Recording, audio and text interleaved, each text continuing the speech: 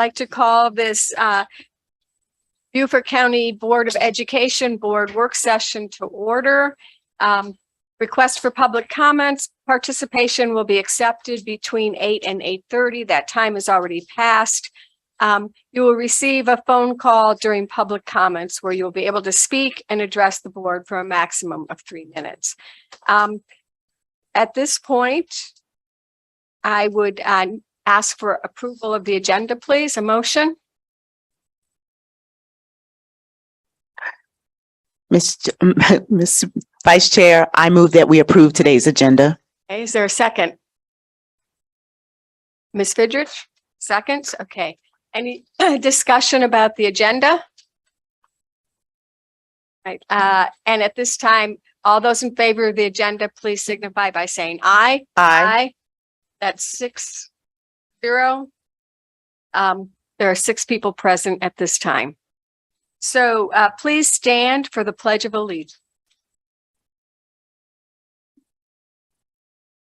Pledge of allegiance to the flag of the United States of America and to the republic for which it stands, one nation. Let's remain standing for a moment of silence in recognition of the upcoming anniversary of 9/11.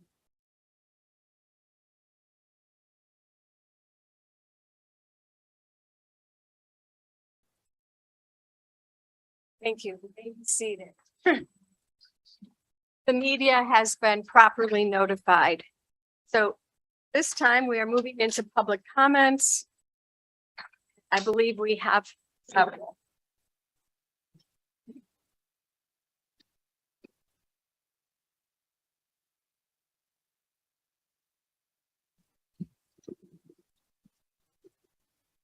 They all on phone? Yes, ma'am.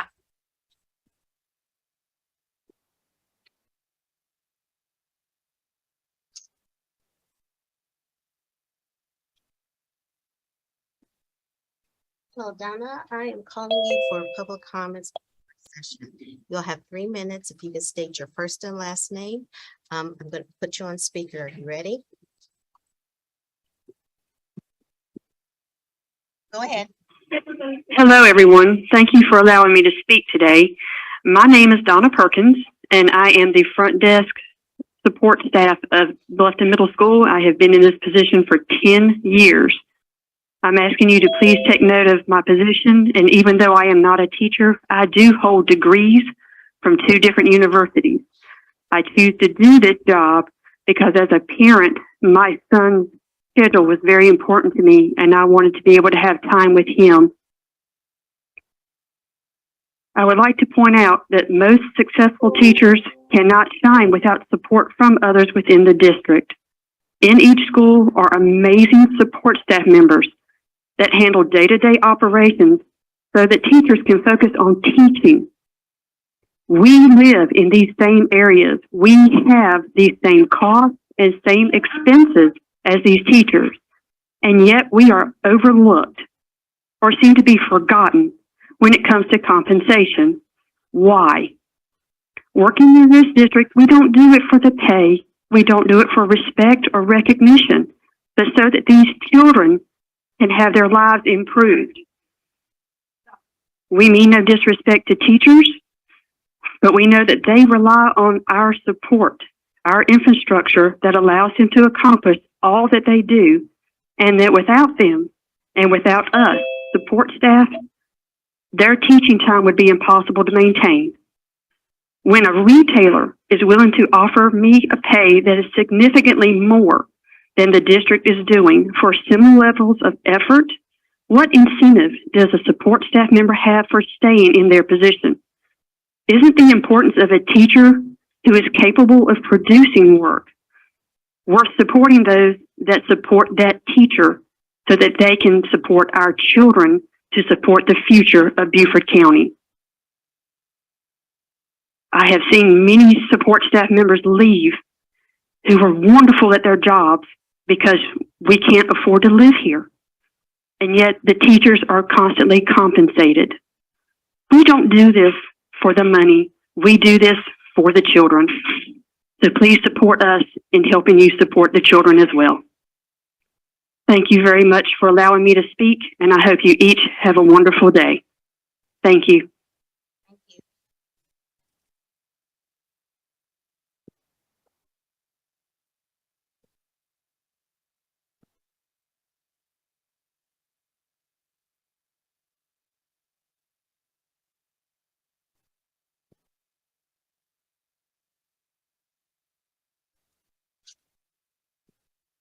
Hello, Nancy. This is Robin. I'm calling you during public comments.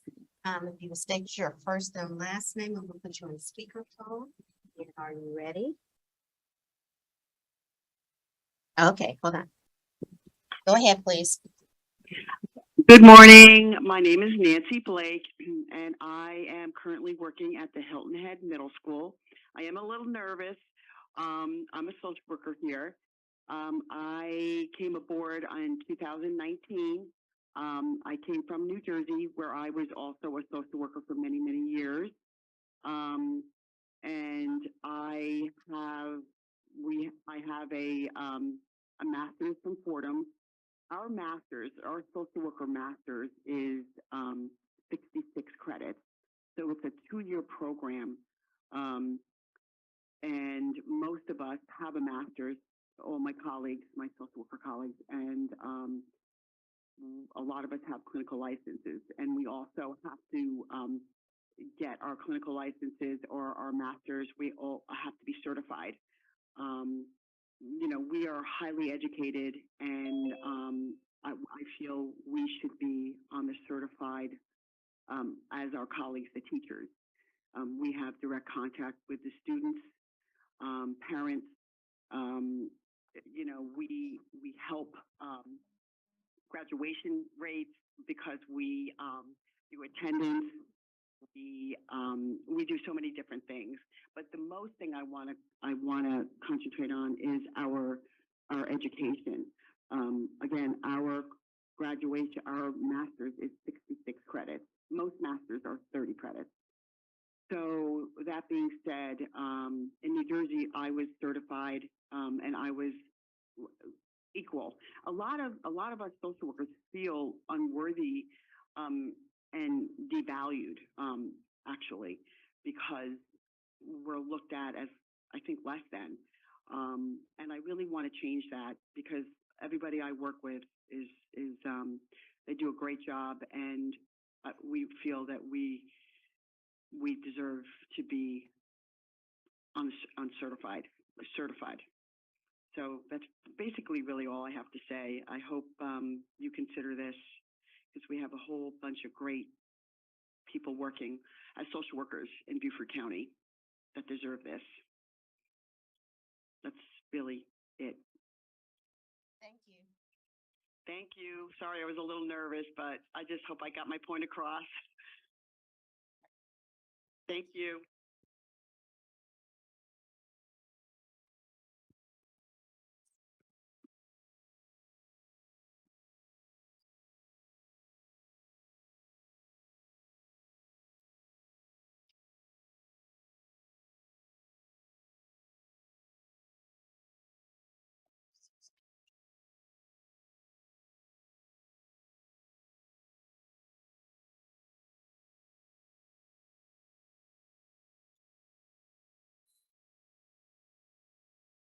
During public comments, are you ready? Okay, if you would state your first and last name, and you'll have 3 minutes. I'm getting ready to put you on speakerphone, okay? Okay. Go ahead. Hello, my name is Kathy Olson. I'm a school social worker at Bluffton High School. I understand my colleague Miss Blake just spoke. I'm looking for this opportunity to address the group on behalf of myself and perhaps other school social workers in the district. I want to reiterate, too, that we have many tasks as school social workers to work with individual students, their families, as well as other support staff members, and, of course, my teaching colleagues. Every day I work with students in crisis. Many have mental health diagnoses, and all are stressed. My job is to listen, provide short-term solution-based counseling, and help that student get back to class as soon as possible so they can focus on their academic progress.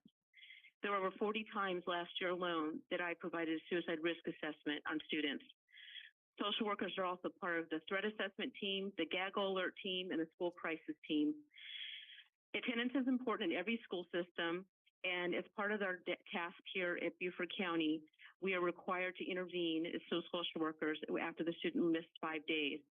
All the tasks above require connecting with students, parents, and providing support and resources to keep students in school so teachers can teach. My work may not show up directly in academic assessments, but school social workers are the ones to keep students in school every day, one by one, and to keep our schools safe and respond when crises happen. Myself and my colleagues are professionally trained, skilled to address mental health issues, and work diligently to help our students access their education. As Ms. Blake said, we are required to have the same education as our teaching colleagues, bachelor's degrees.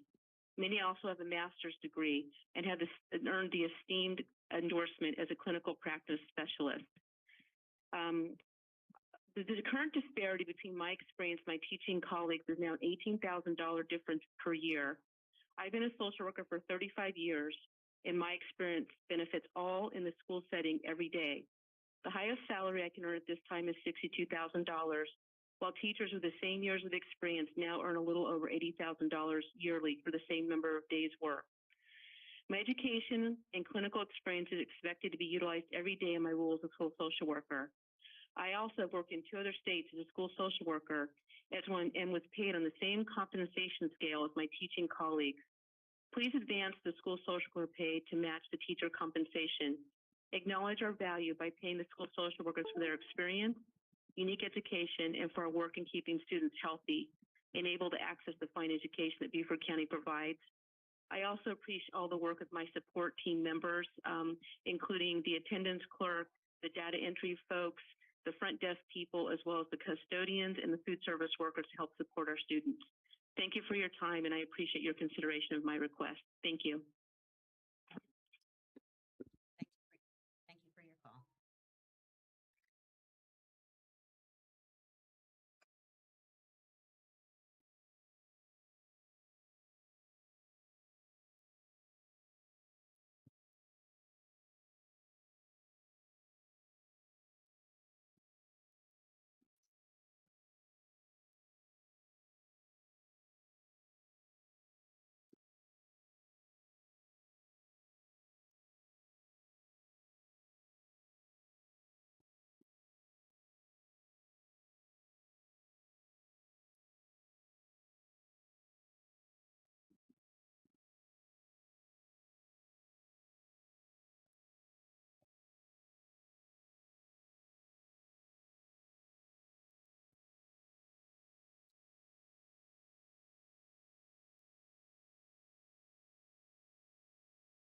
Hello, this is Kathleen.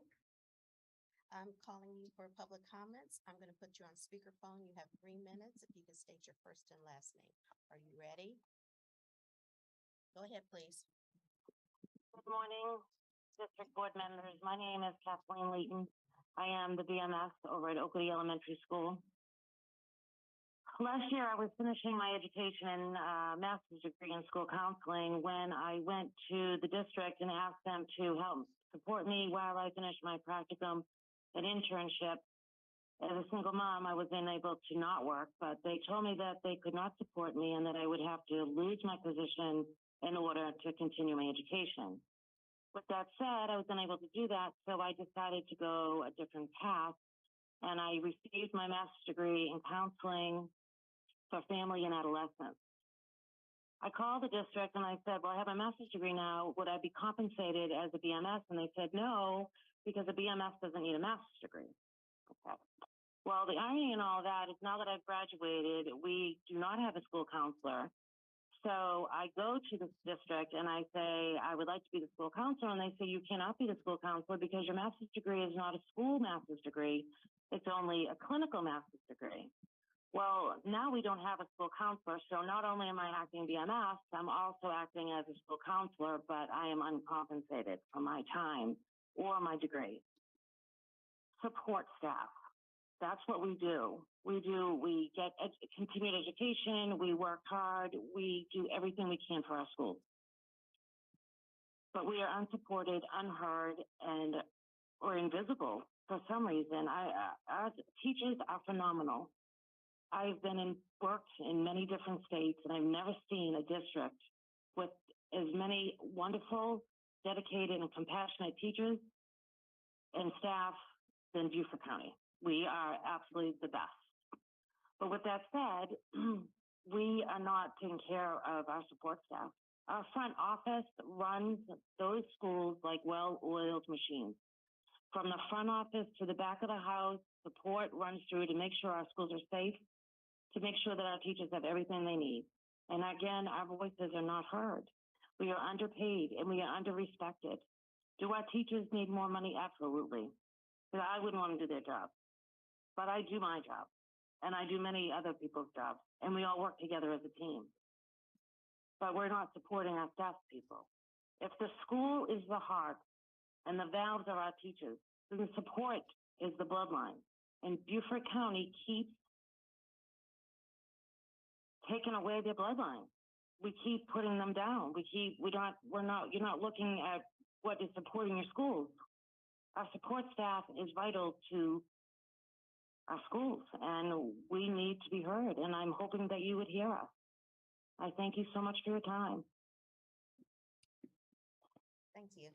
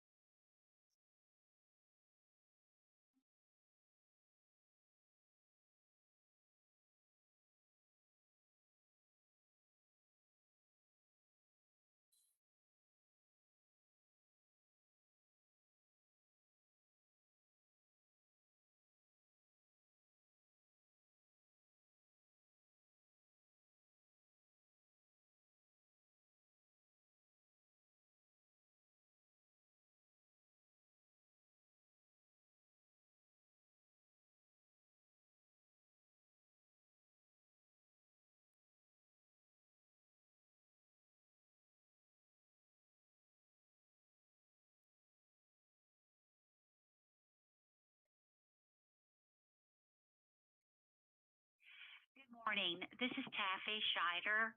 I work at Bluffton Middle School, and I just wanted to make a statement. It takes both teachers and support staff to run and have a successful school.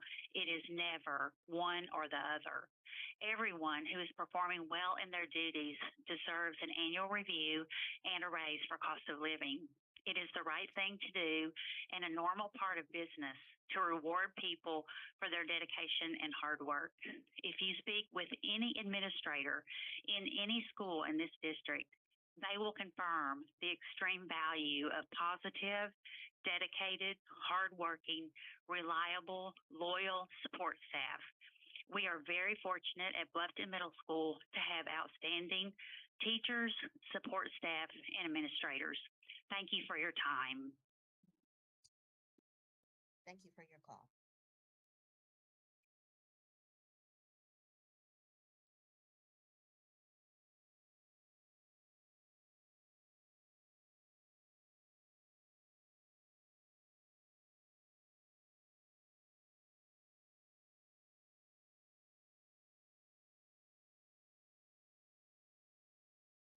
This is Lakeisha. Hi, this is Robin. I'm calling you during public comments. If you would state your first and last name, you'll have 3 minutes. I'm going to put you on speakerphone. Are you ready? Okay. Go ahead, please. Good morning. My name is Lakeisha Lofton. I'm the office manager for Bluffton Middle School. And I just wanted to take a moment to just say that I appreciate you guys coming together to meet concerning this matter. I have to say that the support staff I have here at Bluffton Middle School is one of the hardest working teams that I've worked with in the district. They are the first to arrive, and a lot of times they are the last to leave without grumbling or complaining. Compensation for all they do has not been adequate. I do appreciate you giving us a moment to voice our feelings concerning the matter, but we do have an exceptional administrative staff here and teaching staff The ladies in this front office go above and beyond, and they are worth far more than anything that they've ever been given, to include their comp time privileges as well. I ask that you please take into consideration inflation, you take into consideration single mothers, you take into consideration grandparents that are caring for grandchildren when you come together to decide on this raise for us. We do appreciate your time. Thank you for your call. That's it.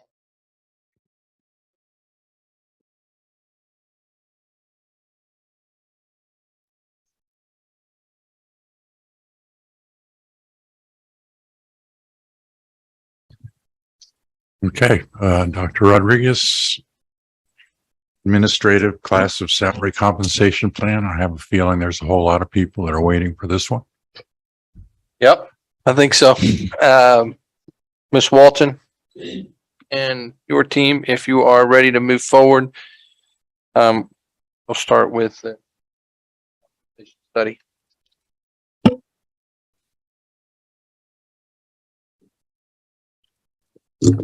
Good morning, board members. Mr. Trevinger, I think you are correct. Everyone's been waiting for this. We're going to try to make this as succinct as possible for you. It's a lot to digest, but what you do have before you is, or in board docs, we have included the final report for the salary study, as well as the presentation that MGT presented at the Operations Committee meeting on August 17th. So we're going to do this for you this morning in an order to from the beginning to the end as to where we are now. And what we will ask for you at the end is your support and your directive for us to move forward. So just a brief summary.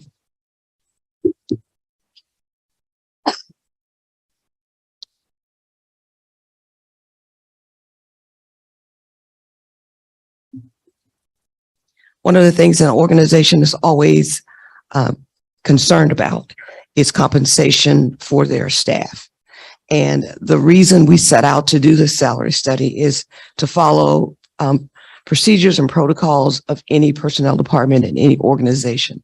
And that is to take a periodical look at where your employees are paid, where they fall on your salary schedule. How does your salary schedule compete with other organizations like you, other organizations that are outside of your organization, but also hire people within their realm that we hire from them as well. So that's what we've done. This has been a process. I think it has been a very thorough process. We've been pleased with MGT and what they've done for us. We went out with the RFP. We told them what we were looking for, and they brought back those results. So this morning, I'm going to ask Dale and Tanya to join me in this presentation. Dale was our internal project manager of the salary study. As you know, Dale has 42 years of HR experience. He comes to us from the military, and he is an expert at what he does. He's managed this process from the beginning to the end, and I'm going to let him come and tell you just a brief takeaways of what we gathered from this study, how it ended up, what we requested, what we got, how we use that information. And then I'm going to ask Tanya to talk to you a bit about how we propose to implement this. After we've gotten the results, what are we asking you for at the end of this presentation? So I'm going to ask Dale to come forward first.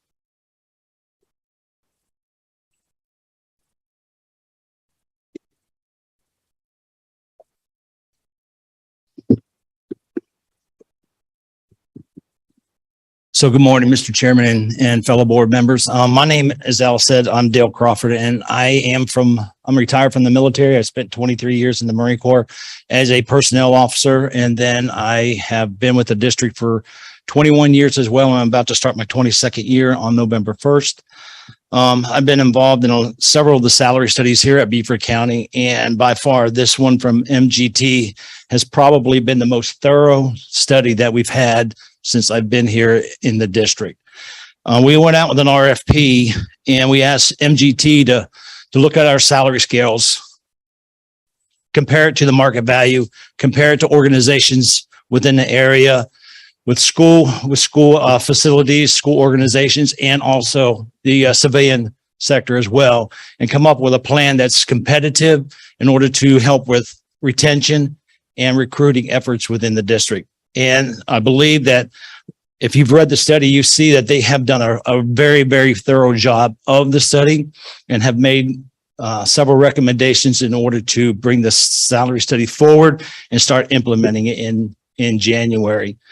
We looked at their recommendation and we believe that the implementation plans that they recommended were good. And the one that we are choosing to go with is more of a balanced implementation plan, which means half this year and half next year. That way we're sure to capture the cost of that plan. So I believe with their recommendation and with salaries and benefits as well, it's going to come up to about $5.6 million to implement this over a period of 2 years. And we've worked very close with finance to come up with the plan and to choose the right plan that's going to work for our employees and within the district and within the budget restraints as well. And I believe Ms. Crosby is going to talk about the cost.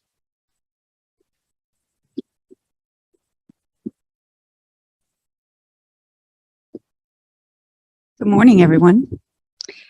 Dale and I have worked together we were hired about the same time. So we're both beginning our 22nd year. We've worked together that entire time. Many implementations, including a software Munis implementation and many other big projects. So this is definitely not an exception to the area of big projects. This is a massive undertaking, and we know that it's crucial that that it be implemented correctly and thoroughly, and we do appreciate that. So today, as Dale alluded, the cost of the salary study is estimated at $5.6 million. In the current year's budget is an amount of $2.8 million. So that is the reasoning behind the recommendation for implementation a full implementation beginning on January 1. So MGT, during their presentation in the operations committee, recommended that we had a balanced plan. Most salary studies are implemented over a phase-in process, sometimes 2, sometimes I have seen them in the district as many as 3-year implementation. This plan we are recommending over a 2-year period, which would begin fully implemented as of January 1 of this coming year. That would provide a balance in the budget. It would maximize the budget of $2.8 million. And it would allow us to move forward with raise the salary schedules and continue those into the new year. It will require an increase in our budget for next year, next budget year of about $2.8 million as well. And so that will be a budget item that would be recommended in the budget process that we'll go through in the spring. Just wanted to mention as well that the salary study would also max. We're taking option 1 with modifications. MGT had 3 options. Option 1 would prepare. The modification we were preparing would be to maximize the step increase. The step. So our classified administrators are at 24 steps at this point. We would move them to 26, which would align very well with our teacher salary step as well. So every step in the district would then be at 26. So the salary study that is opposed to the recommendation of the MGT, who recommended 30, but we felt it would be more balanced and more equitable to align with 26. Also, This employees would receive, there is a minimum adjustment and then there's a market adjustment. And so we're able to do a little more of the market adjustment than as recommended by MGT. Our budget allows for a little more in year one. So we wanted to maximize as much as we could in year one in order so that employees would see that benefit.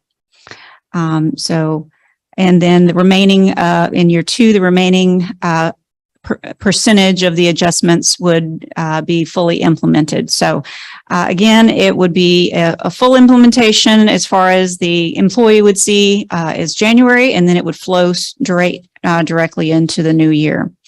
So that's all I have for this evening or this morning, and we'll be happy. I'll turn it back over to Alice at this point. So with those things being said, we are here to answer any questions you might have of us.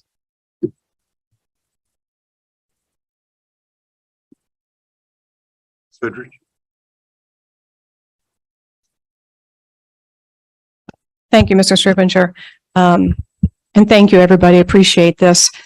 This is the third time that I'm seeing this report. Okay, we saw it in operations the first time. We saw it in operations the second time, and this is the third time. Operations committee asked that this be brought to the full board, not with a recommendation to accept it or to approve it, but with a recommendation to ask questions and analyze it, because we felt that this was of such massive importance that everybody needed to have eyes on it, and also a little more time to digest it. Like Ms. Crosby said, this is a huge undertaking, and Dale said this is the largest in your 21 years here that you've seen. And I still have questions. Okay, I do appreciate all the work. I'm not questioning the validity of the report. I'm questioning whether it does for us what we need it to do. Okay, does it do for us? Have you guys vetted this report enough through the lens of, does this help us with our crises? We know we have a bus driver crisis. Okay, so from what I was looking at our current 22-23 salary schedule, you take a bus driver with 5 years, he or she will make $18,900. If I'm reading this correctly, and that's what this is for, the proposal is to raise that to $19,300. That's $400. Okay, am I reading this correctly? So that's why that gives me pause to say, is this addressing our crises? Now, that might be the market value, that might be what is surrounding us, that this is, the market value, but we have a low supply and we have a high demand, and this doesn't quite seem to catch up with that. I mean, is this going to get us where we need to be? Did this study take into consideration the request to have our social workers and our nurses on a certified schedule? I've heard that for about 2 or 3 years now, that request. Did you guys discuss that as well? And then my third question is, the details are where the important part is. So that's why I compared the 22-23 salary schedule to the proposed salary schedule. And I saw in several places that there are job positions that are jumping 2 levels. Okay. So if we took, for instance, a media assistant, okay, a media assistant was currently in a 104. Now it's going to be in a 106. And I mean, I need some more of those kind of answers, is why some positions move 2 levels plus a pay increase. So if you look at their proposed compensation, I mean, it's a fabulous jump. So I just need some more assurances that all of that went into consideration. So Dale, I know that's a lot, but if you could address some of those. Yeah. We did have conversations with MGT about hard to fill positions as well. And we asked them to look at those because there are some that are extremely hard to fill, especially in our coordinators at ISD. It's hard to get a good qualified individual to stay there because of the amount that they make as a teacher versus coming to the district office and being employed as a coordinator. So we looked at those ones as well. We looked at the front office staff as well, because those were some hard to fill ones as well. And we really didn't understand. There could be two office workers sitting together. One was paid on a 101 and one was paid on a 106. And they were doing the same type of work. And we really didn't know why that was in place. So we asked them to look at that. So that the administrative associates and administrative assistants, they based off recommendation and their research and their market values and everything else that they've conducted here, moved them all to a 106. So they're all going to be a 106 admin assistant instead of two separate ones, one at a 101 and one at a 106. And no one could really determine why they were like that, but yet they're still doing the same kind of work. And they're still working 190 days, 8 hours a day. So we did those kind of things as well. We also looked at some of the more skilled positions like bookkeepers as well. And we made recommendations to change those positions as well. So we had those conversations as well amongst our group and amongst MGT to try to fix those as well. And as far as bus drivers, you know, if we look at bus drivers, and I don't know if you know this, but over the last 2 years, they've been given at least a 13% increase in their salaries. They had a 5% increase last year. Mid-year, they got a 3% increase. This year, they got a 5% increase, along with their step increase as well. So that's probably about a 13 to 15% increase in their salaries. And now that with the salary schedule that they currently have and the one that's recommended, I believe it's going up just a little bit, not that much, but I know it is going to go up just a little bit as well. Right. By my calculations, it's $400. But again, From the current one, yes. right, from the current Mhm. 2022, 2023 to what the proposed Yes. is. Right. So what you all are bringing forward, is it going to help us with our crises? Kindergarten assistants and special ed assistants. Okay. So kindergarten assistants, they're going from 103 to 104. 1318 to 1430, that's an 8.5%. Excuse me. The high end, if you're at the high end of a kindergarten assistant, you'd start at 2188 and go to 3039. I mean, that's a fabulous increase, but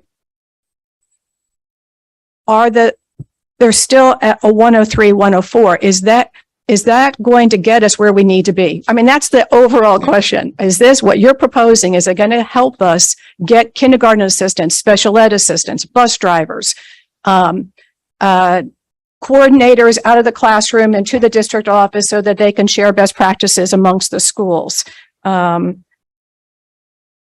Is it going to get us there? Yeah. And I don't know if we can answer that question or not. I mean, you know, we're trying to do those kind of things in order to draw people. I don't know. How much do you pay somebody before they come here? Like, what's that magic number? Is it $18 an hour starting off? Is it, $20 an hour starting off? I know that they've done their research with the market values and the organizations within the area, within the Chatham, Charleston area, Savannah. They've done all of that. So I believe that they're competitive. Now, whether it'll do what we want it to do and fill every position, I don't know. We did that with teachers. We still have teacher vacancies. So I don't know if I can answer that question adequately enough. Okay, Ms. Boatright.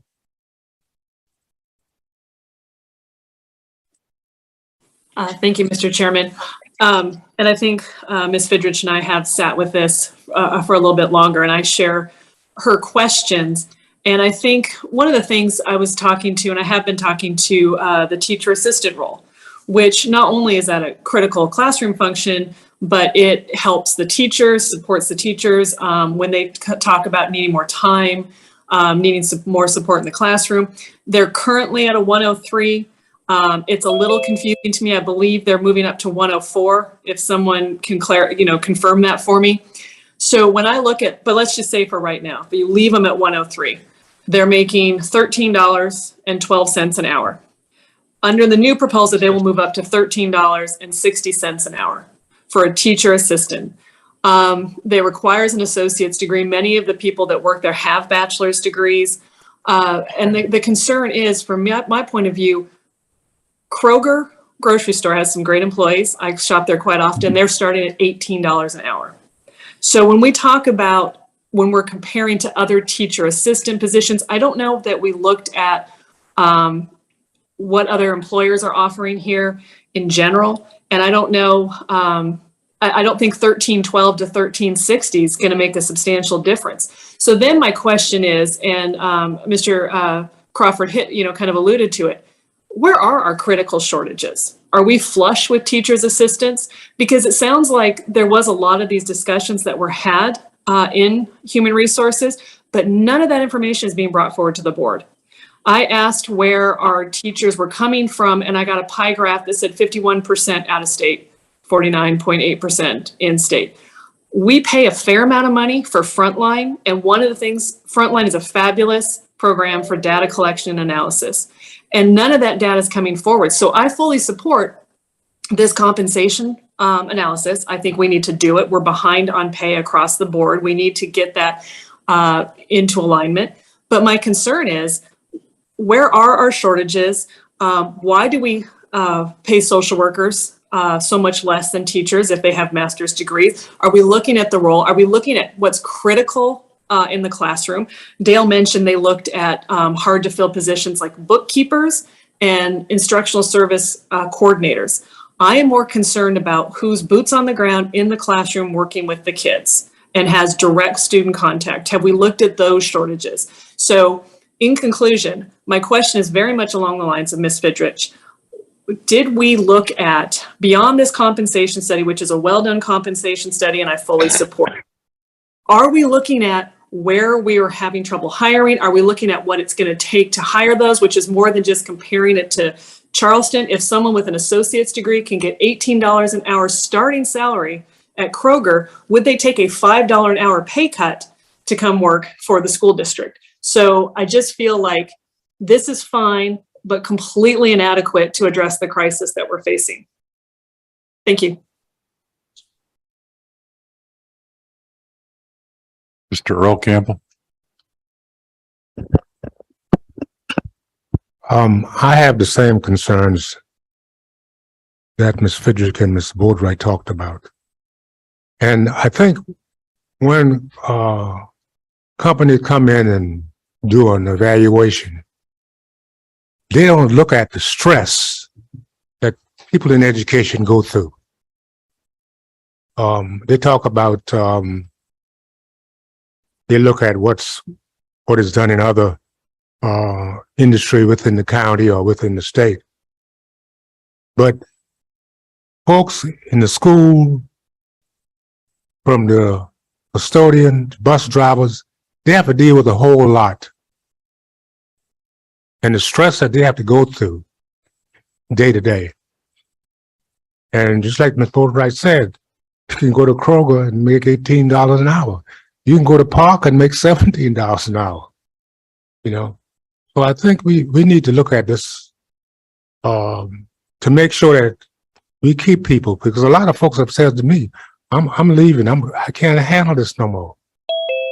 And I think that is something that we need to do. Thank you. Colonel Guyer. Thank you, Mr. Chairman. This is hard business. It's hard business, not just for school districts. It's hard business for commercial businesses. It's hard business for other governmental agencies. And you're absolutely right. You don't know. You can't predict what a percentage increase is going to mean until you actually put it out there and you see what happens. So most places do incrementally. Now, they'll raise salary, they'll evaluate what happens. If that salary increase generated more applications, then you're probably about right. If it's not generating more applications, you got to raise it up more. I don't know of any business that starts high and says, oh boy, we've overpriced that person. It doesn't happen. And unfortunately, when I looked at that study, they really did a very good job of trying to compare like functions. But it's as Earl said, it's really hard to compare the stress. There's not much stress working in a grocery store. But there's a heck of a lot of stress working in our schools. And so how do you find that, what that value is? And I'd say you have to play the market. You have to advance salaries and see what happens and meet the salary to the demand and supply. So it's pure supply and demand. It's also very difficult when you have a teacher, a math teacher, for example, hard to get. A science teacher, hard to get. You get somebody with a history major, what else is a history major going to do? Going to teach. So there's even competition in demand and supply within like job functions. And so this is why if you've been in business doesn't put out their salary schedule. People don't talk about what their salaries are because it's an individual thing. But this is government and we don't do that. So people will compare their salaries and they'll say, I've got a master's degree. She's got a master's degree. I should be getting the same because we both have master's degrees. But there's different demands for that function with a master's degree. And that's why this is hard business.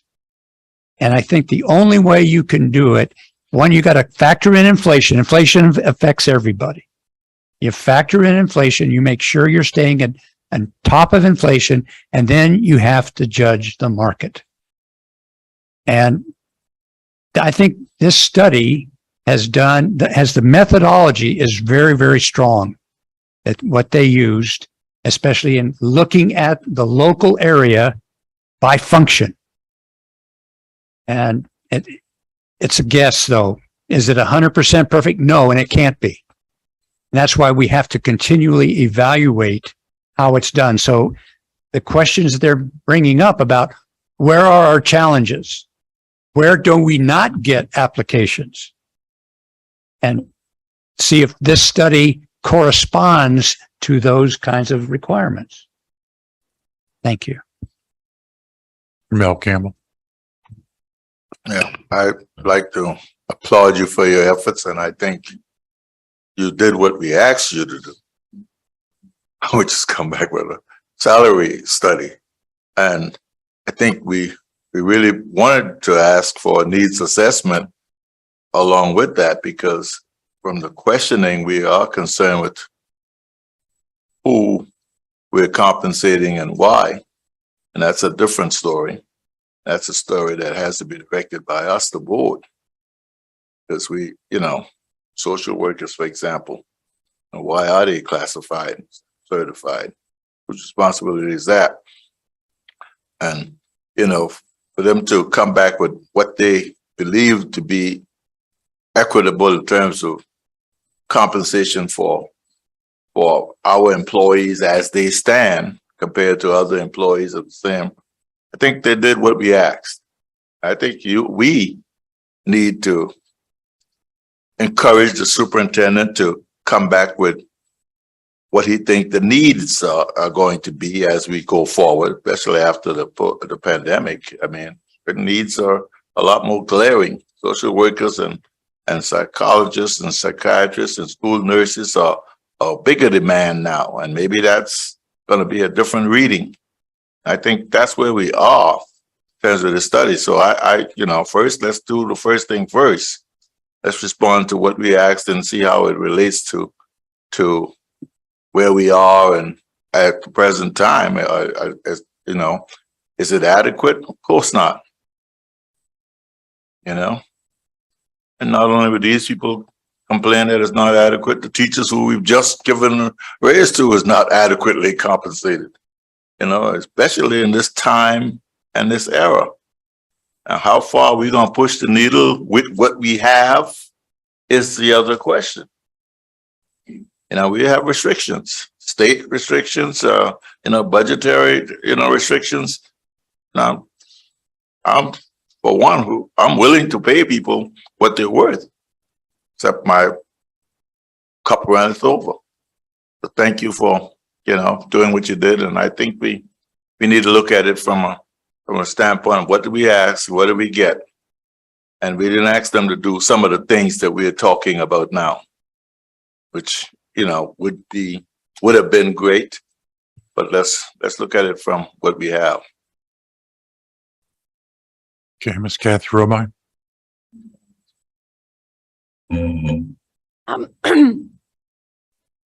Is it possible to move the social workers and nurses to the certified payroll, or is that dictated by the state? I don't know how that works here. That is dictated by the state. If you as a board want to move the social workers and the nurses, and we've done this, we did this 2 years ago, we moved them to a professional level so that they're not paid on the same level as a classified. So we've already moved them to give them 1-for-1 for their yearly experience. You determine if you want to pay them like you're paying teachers. They just cannot be placed on the teacher certified schedule. Thank you. Mr. Smith.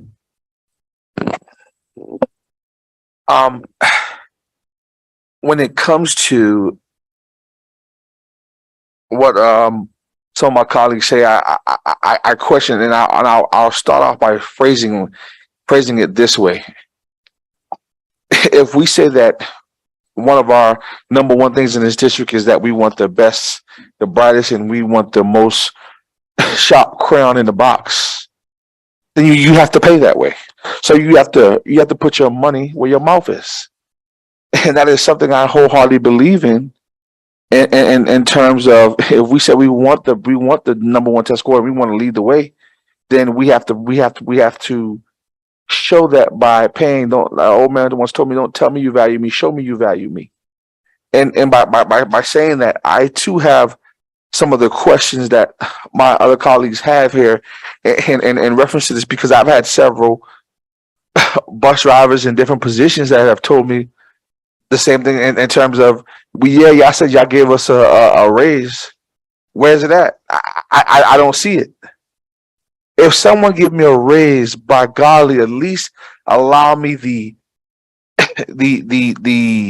understanding to at least be able to see it. At least let me see the fruits of my labor. You know, I've heard someone sit up and say, well, we've given them several raise.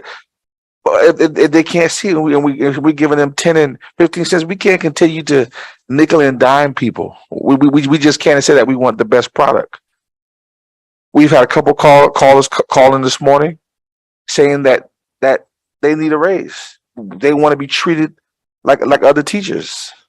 I mean, like how we treated the teachers in this district. But wholeheartedly, I went into Publix. One of the workers here who was working here said they left her. She said, I can't afford to work at the district when I came to Publix, and Publix offer me more than the district. If we want people and we value people, then we have to take a bold stance. No, I'm not going to say I can't support the notion of, well, we're going to put a price out there and we're going to see if they jump on it.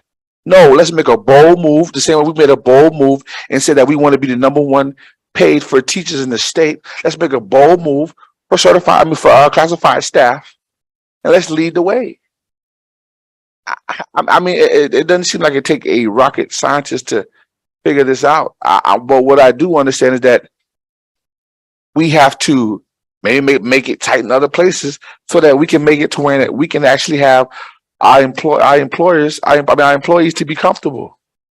No, you might don't know the stress it caused or what, but we can make an educated guess about how much it would cost. How are we competing with Parker's, Publix, Walmart? That shouldn't happen. When we're one of the largest employers in Beaufort County. So how are they on the same playing field as us?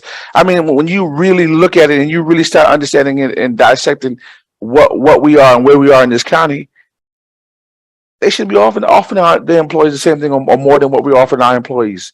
And we should be nickel and dime and say, hey, we're gonna throw the line out and see who grabs the bait.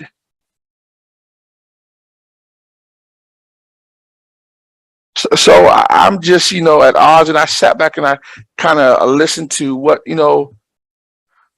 some of my colleagues were saying, and listened to what the staff brought up and looked at the report.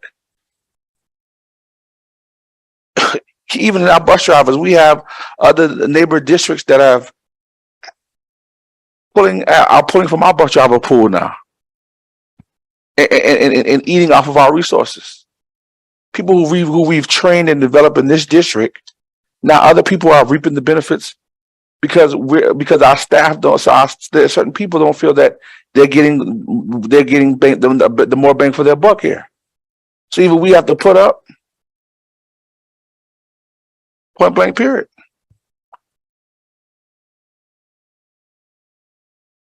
All right, Ingrid, I see your hand is up, but I haven't spoken yet, so I want to get in here before we get to the second round. This study told us what the market value is for these positions, and that's how you fill positions. You don't pay the person for who they are. You pay the person for what they do. So those tasks have a certain value, and comparing us to Kroger and Walmart is missing the fact that our benefit package is incredible. We have a defined benefit plan. What is it, like a 40% load on our salary? So that's not a fair comparison. And we don't know why folks, would rather go to Kroger than to come work for us. But and I'm not sure we can figure that out. I mean, there's a national trend of this quiet quitting. And we can't figure that out. The school district, the school board is just not equipped to handle solutions to social issues. But the market tells you what you need to pay to fill positions. It's not what we feel. It's not what we feel the person is worth. It's not what we feel the degree is worth. It's what the market tells you need to pay to get people. And that's what this did. And as Colonel Geyer pointed out, there's a lot of nuances underneath of all that. But if you pay attention, the market will tell you what you need to do. And then on the other hand, the way we need to sell our positions is to show people that we have this benefit package that's just, unbelievable, which has always been a government advantage. Government has always offered a really good benefit package, but low salaries. I'm not sure we've ever broken that mold, but that's how you sell it. Plus, the value of living in this environment, which is, a quality of life issue. That's the way we sell our positions. And that's all we can do. And as Colonel Geyer pointed out, you do that and you see if it works. And if it doesn't work, then you say, Stribinger was full of crap. That's not working. We need to do something different. So those are just my comments, but I really want us to focus on the fact that this was a market study telling us what we had to do, and you have to listen to the market. It's not what we feel it's worth. It's what the market's telling you. And it's a mistake to drift away from that. Ingrid? Thank you, Mr. Scheider, for allowing me the opportunity to respond. I agree with Colonel Geyer, and I agree with you that this compensation study absolutely did what we asked it to do, or what HR actually asked it to do, which was do a market analysis and align our salaries with other school districts that we may be competing with. My point is, and to Mr. Campbell's point, that they brought us what we asked for. The idea that we have not asked for a more comprehensive look at HR and our staffing crisis, that this is something that we just hasn't occurred to us yet, is, in my opinion, completely inaccurate. I understand that this is one sliver of a larger plan. I am happy to approve this and have the discussion about how we implement it. I think it's important that we do it. And you're right, it is market-based, and we'll see what happens. But again, there was discussion, there was analysis, there is data out there that we're not seeing. We are not being brought a larger picture of how we are addressing the staffing crisis. To the extent that we have not asked for that data, it is 1/3 of our superintendent evaluation. So I am frustrated because I feel like we have been asking repeatedly for initiatives, for data analysis, for a better understanding of the staffing crisis, where we're at with it, where the crises are, where people are coming from that are applying for the school district. So I think we should, if I need to make a motion, that we direct the superintendent to present a comprehensive staffing plan, which would include things like compensation, then I'm happy to do that. As far as you're correct, it is unfair to compare it to Kroger, except to say that in 2022, $13 an hour is not going to fly for anything. I mean, that is just too low. And I think we need to look, we can approve this compensation plan and continue to push for that conversation, which is what I'm doing now. And then sorry, I lost my train of thought for just a second. I guess there was something else that I wanted to, that was important, but I don't want to speak a third time. So basically, I guess what I'm saying is we need to have a fuller discussion with HR about this. That doesn't stop us from approving this compensation plan. That doesn't stop us from acknowledging that this was a well-done compensation plan and is overdue and we want to push it out. But I think that we've all received the emails, we've all heard public comments. There's much more work that needs to be done. And we have the data, and we just need to hear from HR how we are addressing. Oh, here was my other thing. When Mr. Stripinger talked about market analysis, right? And that the market would dictate how these things were paid. We looked at school districts, Charleston, York, I think, Fort Mill. It is a statewide staffing crisis. It's a nationwide staffing crisis. So if we're comparing ourselves and say, well, we're as good as Charleston, and Charleston is still in a massive staffing crisis, then I'm not sure what the value is there in terms of a market analysis. If the whole market's bad and the whole market's out of alignment and nobody anywhere is applying for these jobs, not in Charleston, not in Fort Mill, not in Greenville, then we need to look at more than just a comparison to those markets if we're actually going to have substantial progress. So thank you for that, for the time, and sorry for losing my train of thought there. Okay, Dr. Wisniewski, you haven't spoken yet. Thank you, Mr. Chair. I do appreciate the work that went into this, and I think that it is very comprehensive. I do also appreciate my peers' comments about some other additional information that they're looking for in order to make some informed decisions. My viewpoint on a few of the things is that, and I know I mentioned it the other day, that I am more of a holistic approach from a budget standpoint when we're talking about something that is going to impact our budget. I would like to see the conversation go towards these things occurring on a work session that's just budget focused completely, with all of these different changes that we've done throughout the year. I know I mentioned it in Finance Committee the other day that we've done a lot of incentive changes, stipends, and increases, and I would like to have the conversation from a more budget impact standpoint. But I do appreciate that as you guys bring this forward, you are bringing it forward from a balanced approach, like Tanya mentioned, looking at it from doing it from a 50% to a 50% over 2 years. I think that that's important, that we get it done, but we do it from a balanced approach. My two questions are in regard to the comments or the considerations that MGT brought forward for strengthening our current benefits package. I know that I might sound like a broken record when it comes to that, because I also mirror what Mr. Strippinger says, and that our benefits package is amazing. It's mentioned in here. It says that it's extremely competitive, but they do offer some considerations for us. Something that we can't change, however, is the retirement requirement that we participate in the state program. I would like to see, and maybe legislative committee would look at, petitioning for us to do something different at the state level for the retirement program and to allow districts to diversify things. I think one of the things that I've heard from some of our younger staff is that they would prefer to make some decisions themselves in regard to their retirement. They would prefer the money be in their pocket than to be going to the retirement system, but I digress on that. So that's a whole nother conversation, but I'm still making the point so that it stays in everybody's minds.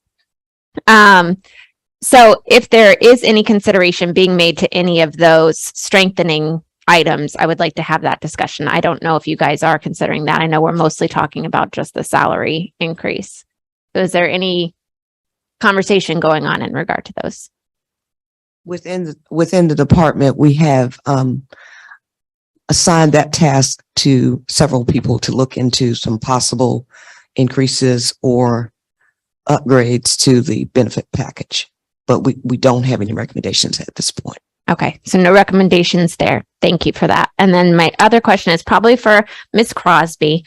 I know in Finance Committee the other day, it was mentioned that we're looking at about $5 million going into our fund balance from the present year's budget, based on what we've received. And my question is, in implementing this at the 50% this year, is that 5 million that we kind of have that's perhaps going to fund balance going to cover this? What is the thought process there? I know you mentioned that it was covered basically this year. The first year or second year or First year.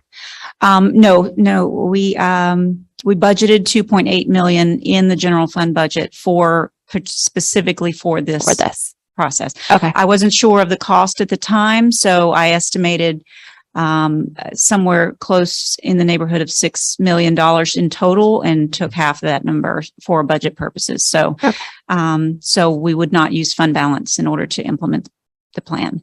Okay. And then my other question is then for the second year and fully implementing it, is it your belief that this would not require an increase to the millage? I know it's going to increase the budget, but is this going to require a millage increase? Just based on what we know with the I'm 5 not million. sure that I know the answer to that at this time, but our revenues were greater. Our local revenues were greater than we anticipated by about $4 million. So that should be able to cover this.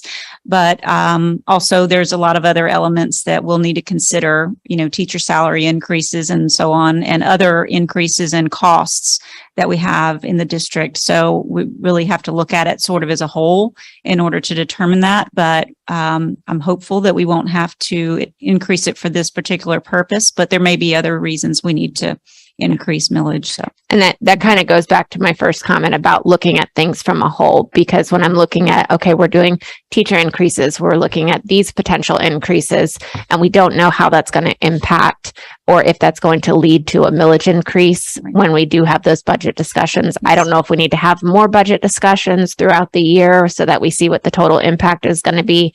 But I just think that a more holistic approach is necessary in the future. And we almost don't know what the value of the mill is going to generate until we get probably into the spring, because we really don't receive any tax collections until December, January. Mm-hmm. And then we begin to have a look at it, but it's really, we don't know if we're going to have any sort of excess until probably late March. But we definitely can do more with what we have based on the current mill value.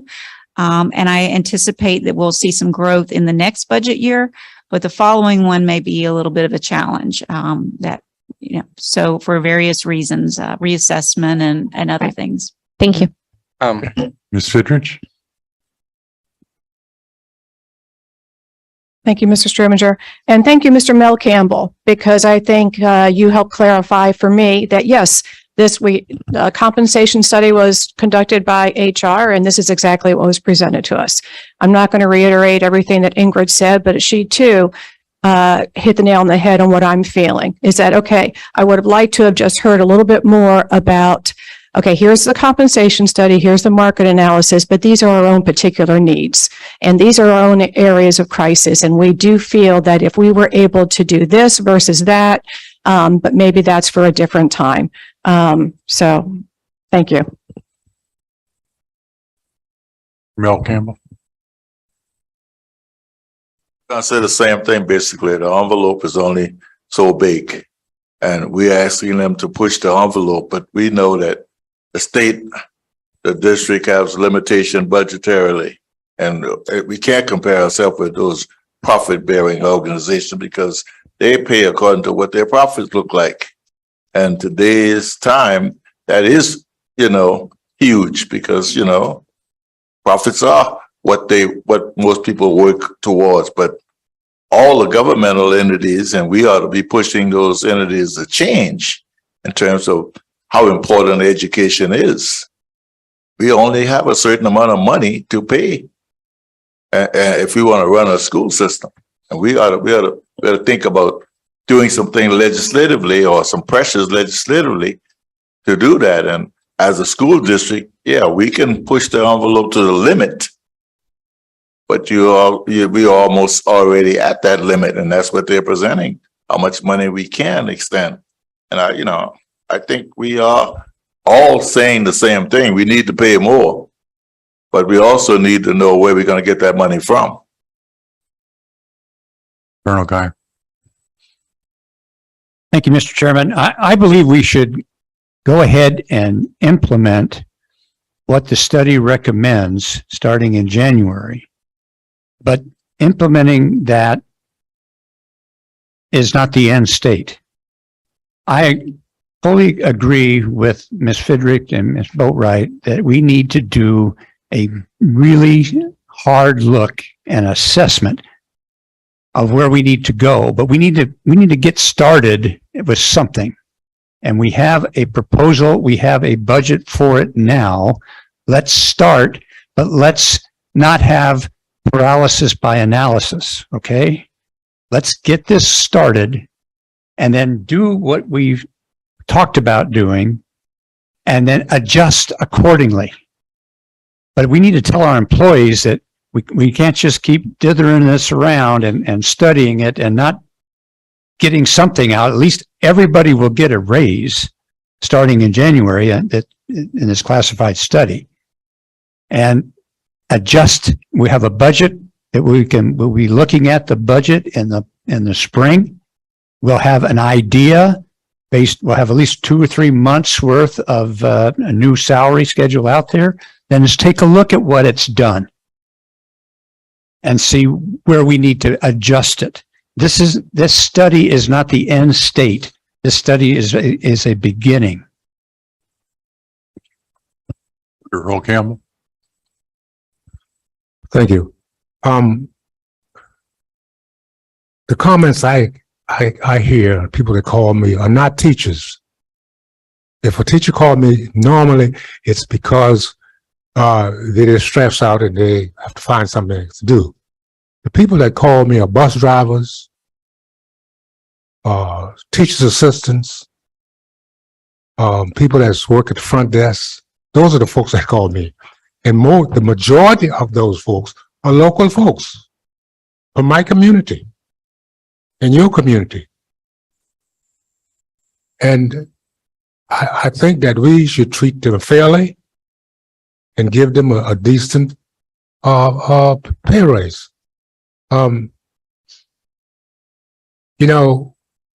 We talk about we don't have to compete with Publix and all the rest of them. That is true. But a lot of folks, like I said before, they get just stressed out, not only from students, from parents. So that's my take. Thank you. Mr. Smith. In terms of we approve it and continue going on, But yeah, let me back that up. In terms of this question, I've been asking this question before even the study came out about these questions that Ms. Fidrich first stated. I mean, let me just make that clearly for the record. I've been advocating for these people in those positions ever since came on this board. So these questions are not new. Today may be a new day in America, but those questions are not new. I have been asking for these answers, and I have been advocating for these groups of pockets of different jobs in this district, and those people have been contacting me. So this is not nothing new, and I cannot sit here and act like it's new because it's not. These questions I have been asking days in, days out. In fact, board members have told me that they were tired of hearing about me asking those questions, and also. We have rewarded teachers for their hard work, and we should reward the other staff for their hard work. My mom told me she treats all her kids equal. So it's not really about feeling and in terms of the Kroger's a public thing. Publics have a great insurance program. Heck, Waffle House has a great insurance program that they give out to their workers, managerial program. So let's not sit here and act like to the fact of, oh, we can't do it because, and we can't compare. Yes, that's our job. Yeah, that's what we're supposed to compare ourselves, because what I'm understanding is that the people who created this analysis, those were some of the things that they based it on. Then why not? And Ms. Boatwright made a great point where she said, well, if everyone else in different places are having the same issues, then our staff could pretty much kind of tell us what this analysis told us. This is not new to the staff, to Mrs. Walton and her staff. This was information that they told us before this analysis came out. If we want to be technical about it, some of it. So my thing is, at the end of the day, we prepare all year long. We do budget this, budget that, budget this. We move money around. We need to find a way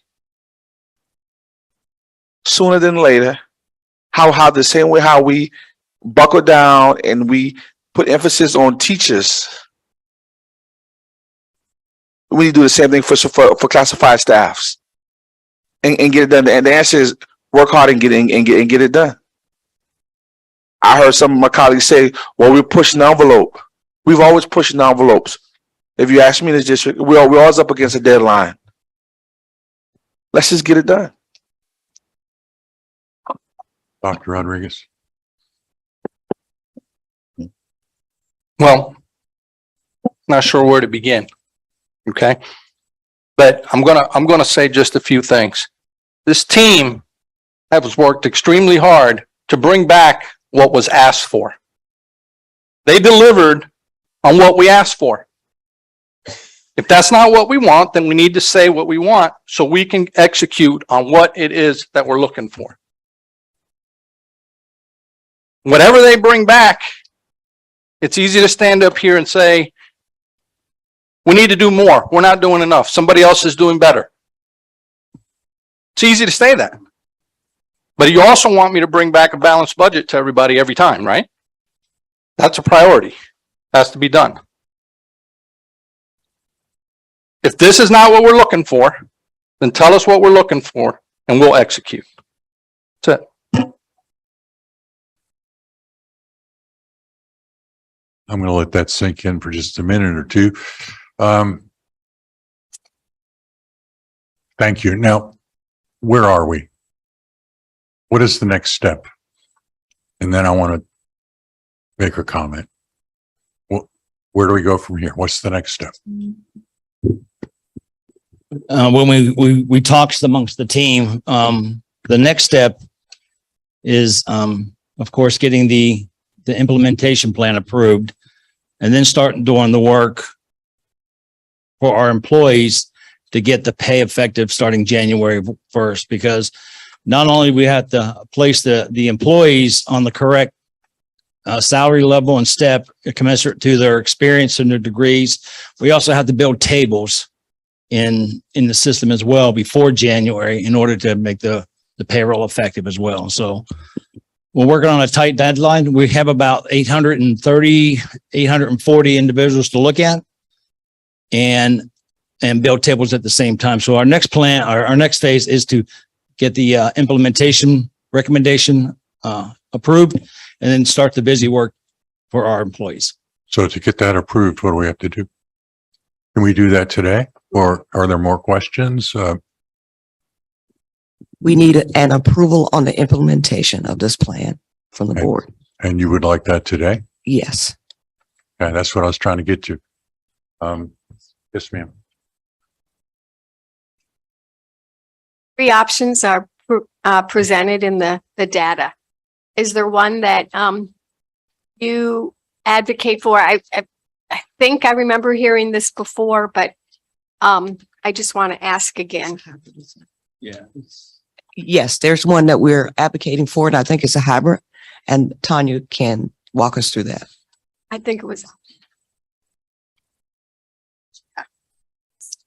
So the recommended motion in the committee documents were that the board would authorize the superintendent to begin a 2-year implementation of the recommendations from the Beaufort County School District Administrative and Classified Salary Study effective January 1, 2023.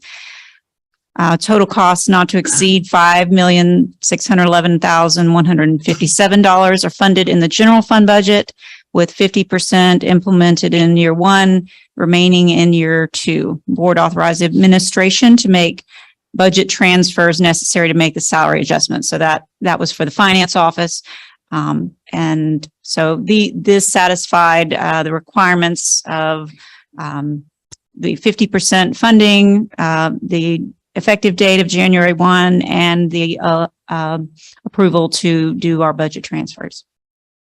We have a motion.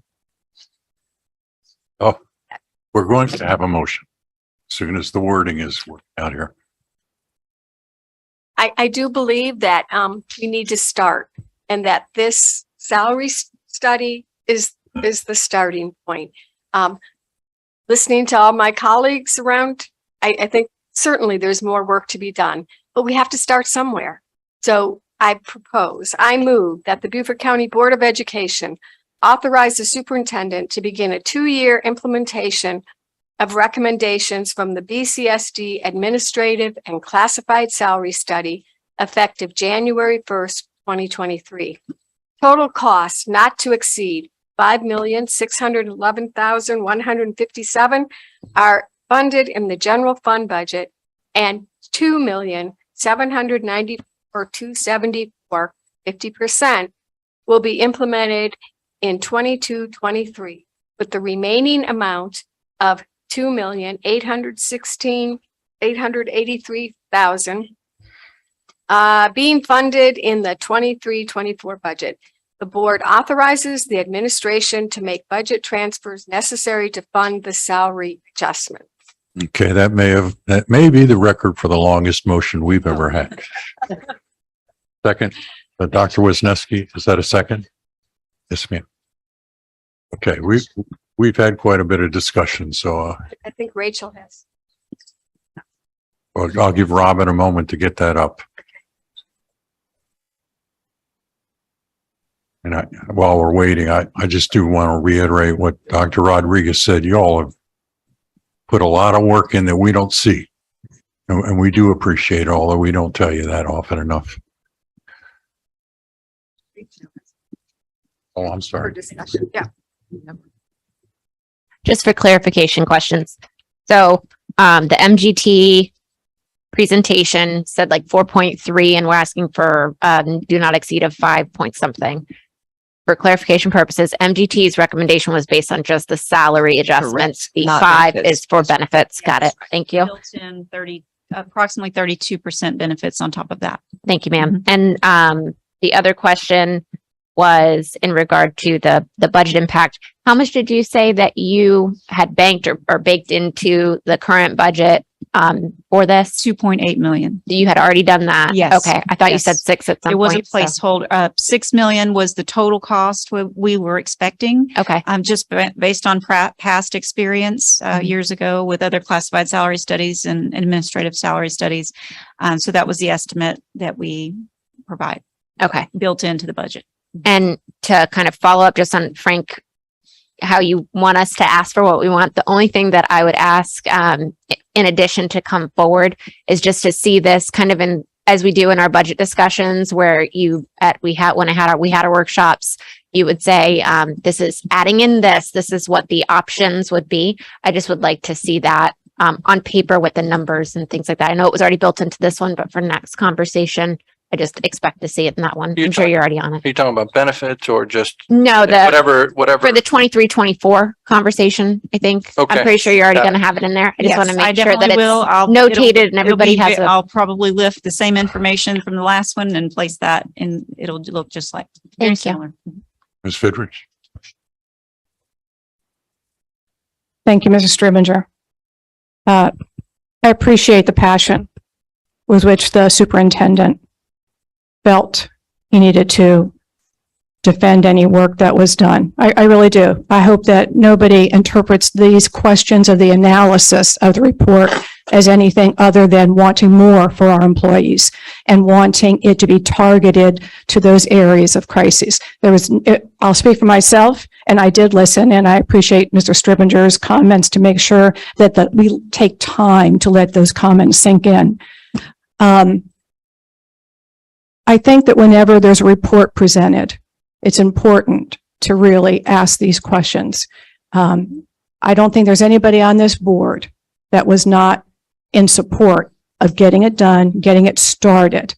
And although I will not be on the board when the budget is determined next year, I sincerely hope that this is just a beginning. And all those questions that we asked and all the targeted areas that we were concerned about will be analyzed once again. So thank you. Okay, I'll just make the comment. It is our job to ask questions. They just have to be good questions. I'm not disparaging what we did. I'm just saying that just asking questions is not the point. We ask good surgical questions. That's what we need to do. That's our job. We don't need to get hung up in trying to change social movements and stuff because that's a waste of our time. I think we've done a good job. I'm very proud of this board. Okay.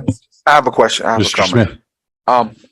I would definitely like to just piggyback and I just say everything that Mrs. Everything that Mrs. Fidrich said.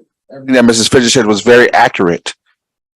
And also just to answer his question unemotionally is now that they have these questions, I'm looking forward to the superintendent and his staff to bring back these answers, and hopefully within the next couple of months or so, or at a time before we have to discuss a budget within a great ramification. I mean, within a great time to digest it and understand it. So just to answer his question, because he did ask a question, and I wanted to just put it on the record clear, is that I'm still looking for these answers, and I will support this today because, as Ms. Fidrich says, I don't think that none of us didn't want to support it. I know that none of us didn't not want to support this. We all want to support it, but it is our job to ask tough questions and sometimes uncomfortable questions, because that's why we were elected to represent our constituents. So that's that. On that note, I'm just looking forward to these questions that was asked today to be brought, the answers to be brought to us, and for us to come to middle ground and find a way how we can mitigate these circumstances so that we can get the best and the brightest people in our district, and that we can show everyone that why we believe in everyone, that being fair and sensitive and objective to everyone's needs and not just one target or group of market of people. Thank you. Ms. Middleton.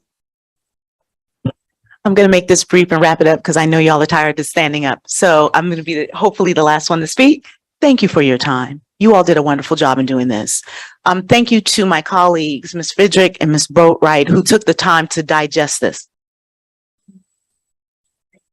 Also, thank you to my colleagues who are very passionate about taking care of all of the individuals in our district. Superintendent Rodriguez, your passion is amazing. Thank you so much. And I think that we'll wrap this up, won't it? I can't imagine a more perfect wrap up than that.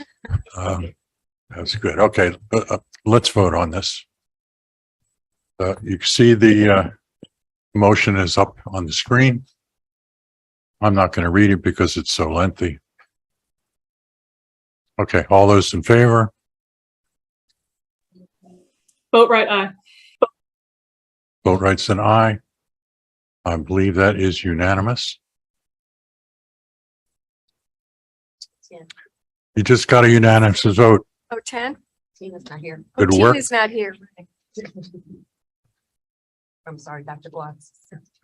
I'm going to mention something. I'm not sure if it's off the agenda or not, but there is a theme where the board consistently requests a comprehensive plan. And when things like this come before us, to see what part of that comprehensive plan we're looking at instead of doing things piecemeal. Somehow we're going to have to deal with that. It's just a theme that keeps coming up and keeps coming up and keeps coming up.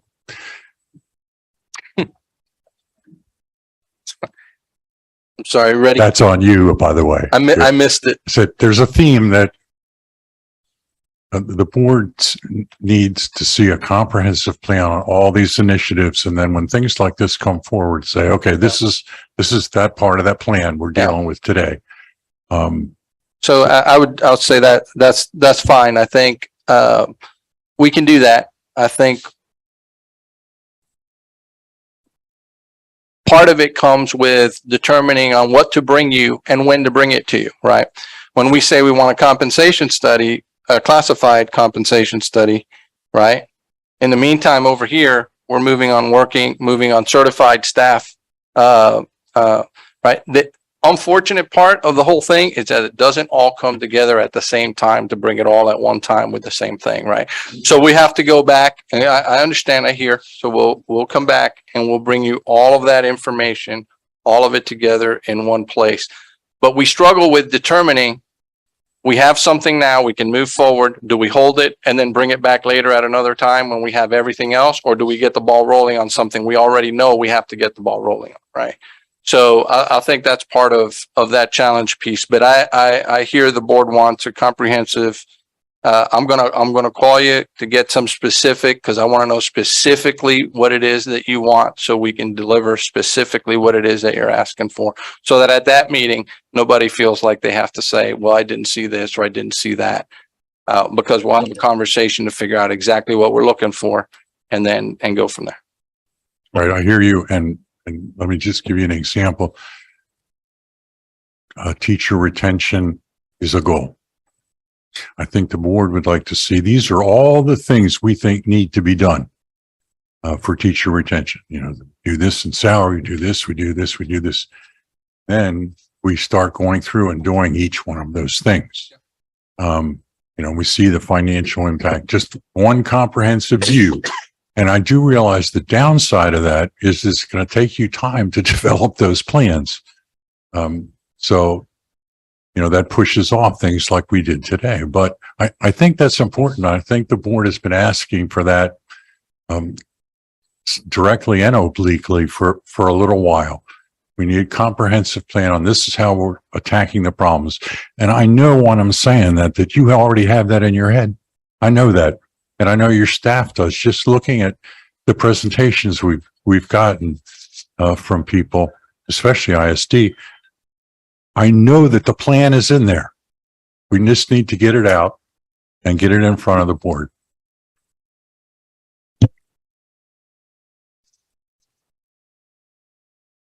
If I'm misspeaking, now would be the time for anybody to speak up. Okay.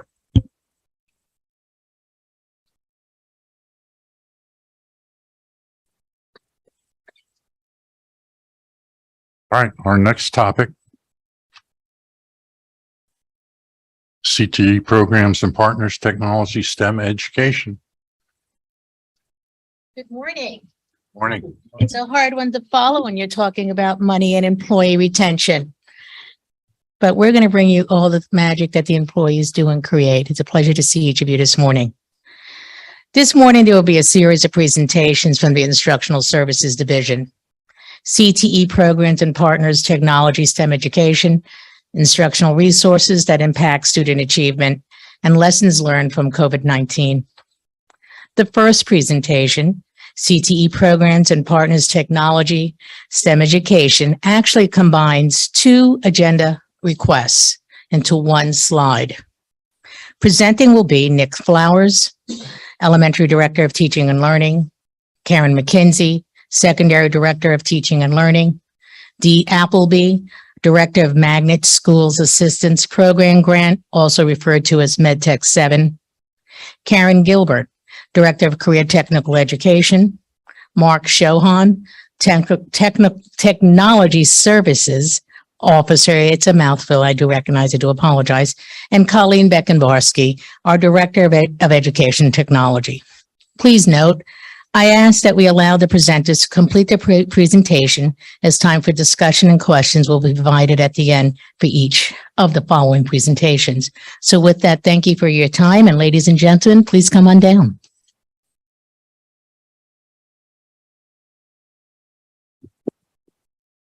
Good morning. So I will be going off of the graphic that we have for the STEM that has the globe on it.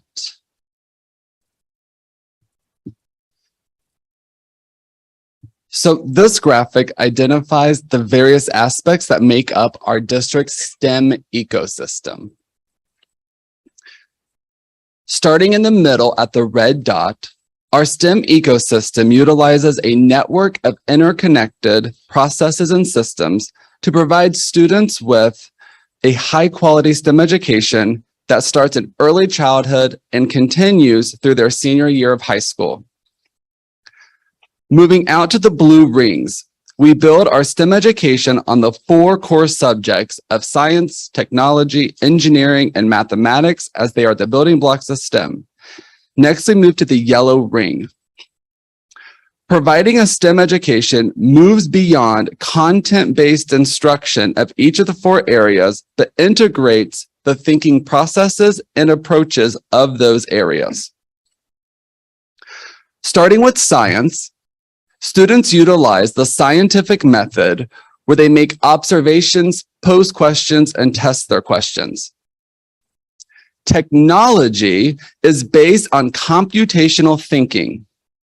This has students using thinking skills for applying fundamental concepts and reasoning based on computing and computer science areas to solve problems in all areas they come across. Problems and solutions move through an approach that a computer could also execute. Mathematics is grounded in the process standards. Students develop conceptual understanding that build procedural skills and fluency. An example is that the first process standard is applied to all math lessons that students receive, but it's also foundational to STEM education, which is where students make sense of problems and persevere in solving them.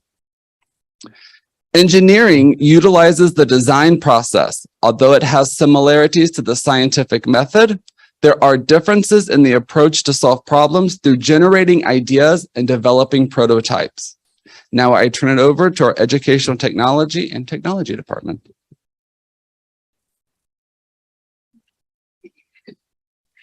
Good morning. I'm shorter than Nick. Good morning. As you can see, the educational technology and technology services are supporting factors for each of these STEM initiatives and programs facilitated through ISD. EdTech and IT work collaboratively with ISD to ensure the appropriate hardware, and software is accessible and functioning to fulfill the overarching goals. When possible, we implement industry standards and develop real-world connections and prepare students accordingly. The Educational Technology Department ensures that students and staff software is accessible through our single sign-on, that we work with our outside vendors to ensure web-based software licensing allocations are associating and correct, work with data sharing and security purposes with those vendors, and then, of course, supporting the teachers and the students to navigate those various technology portions of their programs, both the hardware and the software. Our EdTech coaches are really the feet on the ground. They're the ones that go and see and feel what's going on in the classroom and bring that support factor so they can build capacity of understanding to those technical aspects that they need in order to reach those goals. Sometimes that's through direct training or co-teaching, and sometimes that's just as a liaison back to ISD or IT to ensure that everything is working as needed. In IT, network security and functionality is always at the forefront of the work, and Mr. Chauhan will speak more in details of how IT supports those facets in the STEM programs that you're about to hear more about. Thanks. Good morning. Our instructional services department is designing holistic approaches to integrating technology into the classroom. So what does that mean? Well, anybody can want to go out and get the coolest new tech gadget or the new software application that just came out, but that does not address the needs of all of our learning across grade levels. ISD is aligning that tech with state standards to create a progression that adapts and grows with our students. Technology services and educational technology help support all the programs you'll be hearing about in this presentation. We have a focus on hardware and software compatibility, network security, and staff training. Technology Services has built out a robust and secure network infrastructure while maintaining industry standards for wireless access points, network switching, devices, servers, and data storage that are refreshed on a 5-year life cycle. One of the initiatives is 3D printers to standardize the 3D printer model and specific software used by grade level to foster the growth of makerspaces. Bi-yearly meetings with the CATE department on Project Lead the Way initiatives to coordinate projects.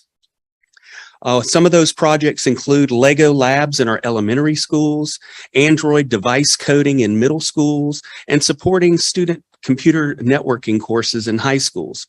We even piloted a program in 2019 where we were using student techs from this course at Beaufort High School to help out with tech support for other students before the pandemic. This helped link coursework with real-world experience. Software licensing allocation, prepping software and resources, and then mapping it to the student and the devices helps reduce overall software costs.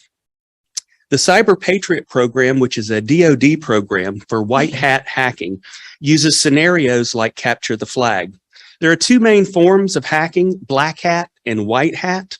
Black hats do it for malicious purposes, and white hats work with industries to help identify hardware and software flaws. We support this program at Well Branch High and starting this year at Hilton Head High. For these programs, the tech department ensures a safe virtual environment for students to work on that is completely isolated from Beaufort County's internal network.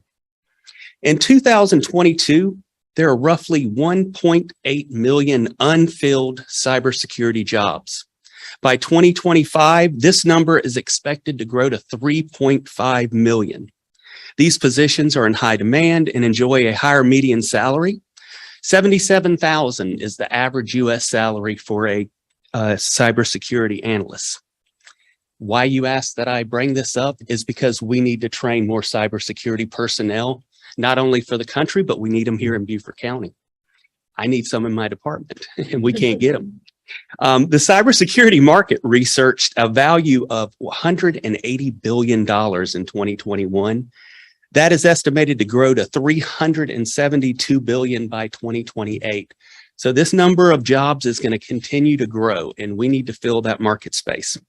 Another initiative we are doing is the Gaming Club at May River High School, Bluffton Middle School, and starting this year at Hilton Head High School. These are esport initiatives that allow students to practice and compete in team-based gaming and intramural competitions. The program at May River High School has helped 2 students so far receive scholarships to college. This is also readying our schools for when the South Carolina High School League officially recognizes esports as a sport. The standard pay right now for a mid to high tier gaming professional is $50,000 to $70,000. And out of the top 1,000 highest earning gamers in the world, the number one highest made $7.2 million. And the 1,000th made $143,000. So these are not small salaries we're talking about. And this is another area that with the high school league's help, I hope we can promote more growth in. Currently, the global esports market is at $1.4 billion and is expected to grow to $2 billion by 2026. So these are all areas that this initiative and our other STEM initiatives are helping to foster and create better educational opportunities for our students. Thank you. So now we're moving out to the green band. Starting in early childhood. Our early childhood office provides students with an inquiry-based approach that fosters children's curiosity and creativity by exploring the concepts that they are learning through developmentally appropriate project-based learning experiences. As we move into the elementary band, students receive STEM instruction that is founded in the 4 core areas. Our schools utilize a range of approaches that include project-based learning, engineering is elementary, to Lego labs, maker spaces, and Project Lead the Way launch.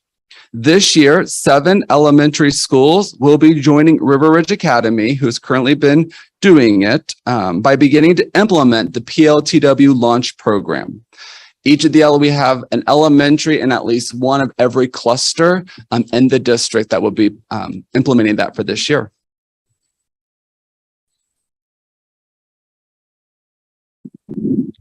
Good morning, board members, and thank you, Dr. Wisniewski, for allowing us to combine the CTE programs with the support of our STEM ecosystem. As Mr. Chauhan mentioned, we couldn't do our jobs in CTE without the technology support.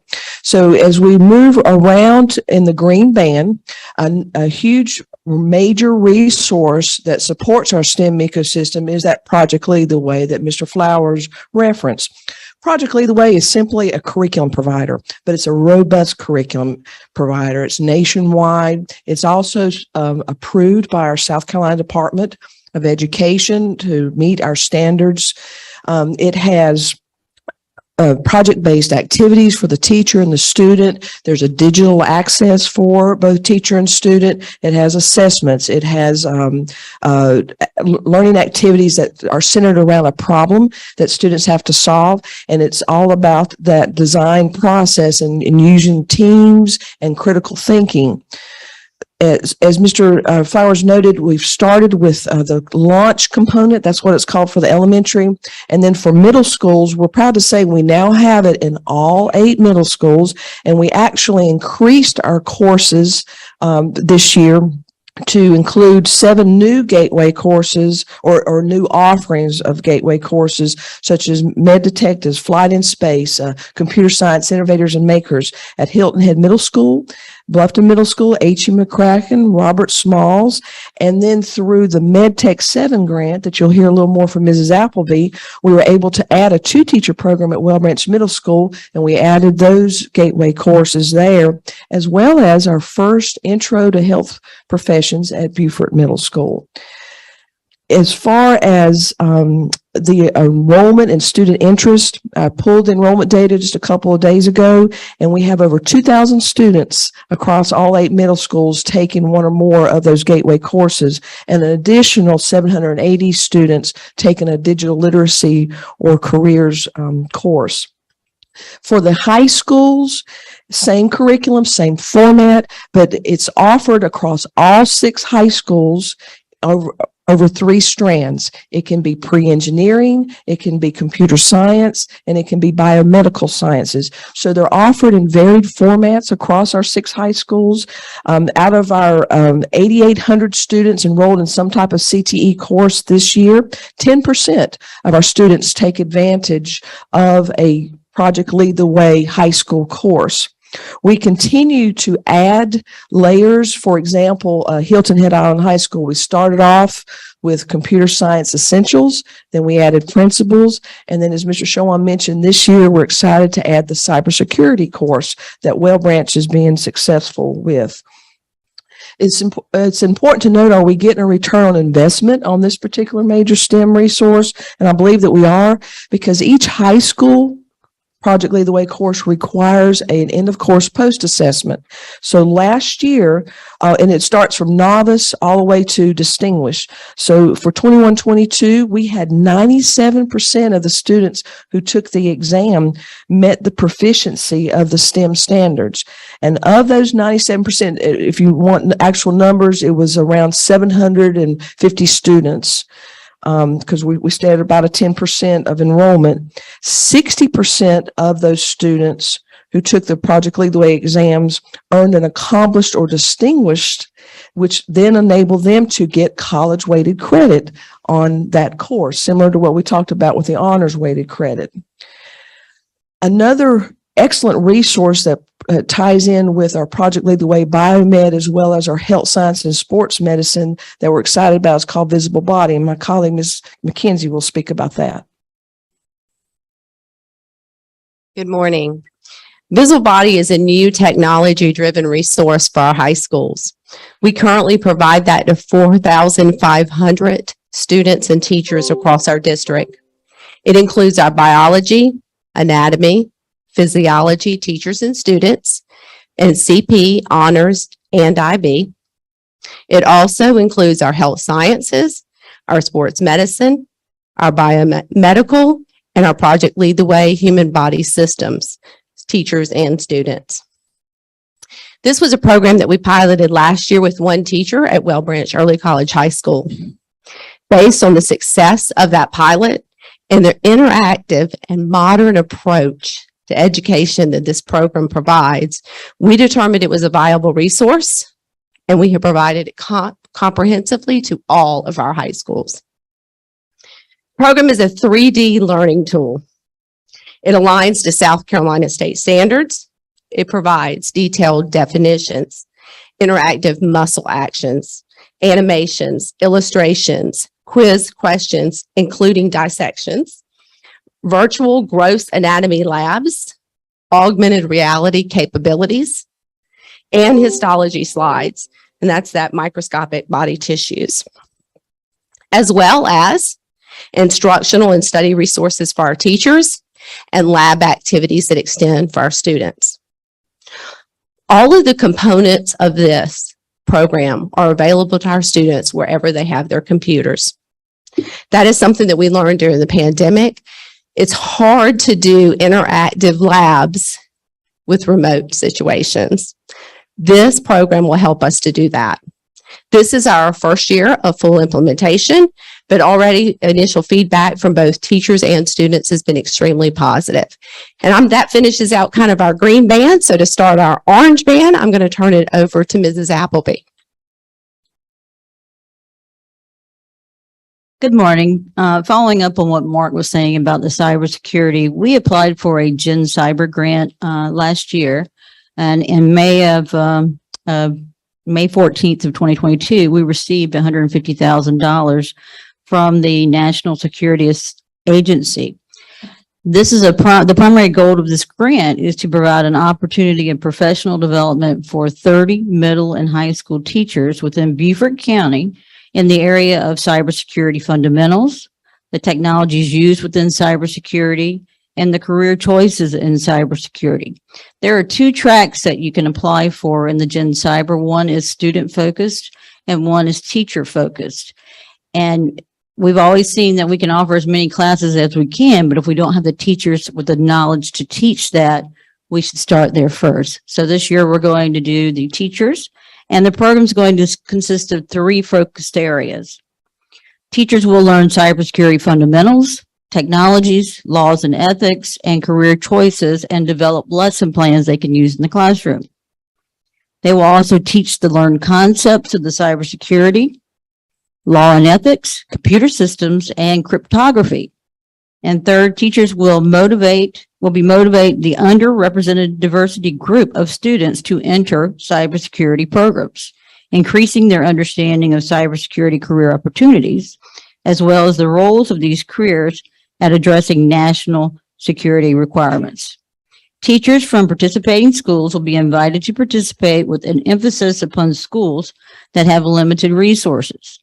During the summer of 2023, the program will be conducted over a 10-day period, 4 hours per day, and include a pre-program and post-program outreach, development of instructional assignments, content application discussions, and they will all experience the sharing that they've learned through the 10-day period. This program includes hand-on daily experiments, and effectiveness will be independently evaluated using a rigorous formative and summative evaluation. The grant is absolutely no cost to the participants, and the University of South Carolina Beaufort and the Technical College of the Lowcountry will be providing instructors to assist with the instruction, as well as helping us develop curriculum for the classroom. So any 30 teachers can take this course. They'll apply for it, and then we'll focus on who we think will, from middle and high school, will be able to participate. Medtech 7 is my big project, and that's the $12.8 million grant that everybody's aware of. This offers a learning opportunity in medical and technology fields for students from kindergarten to grade 12. You've heard the others talk about the project launch. That's part of the Medtech, as well as the visual bodies.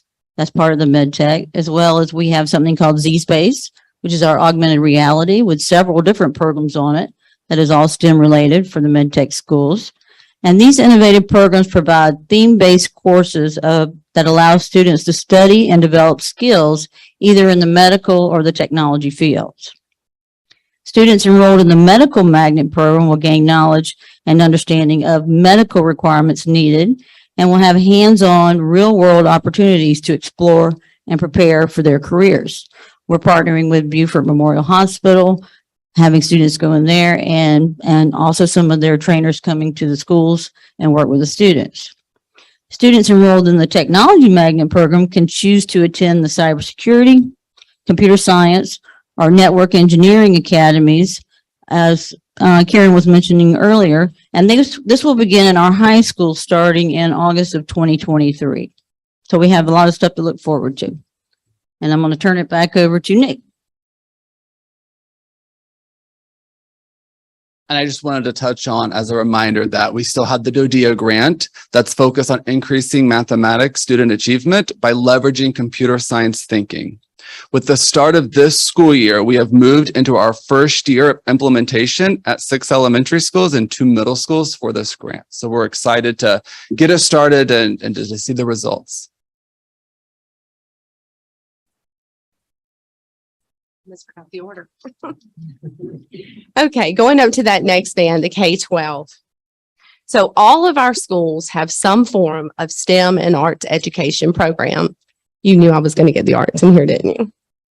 We currently have 9 STEM certified schools and 6 accredited schools in arts and basic education.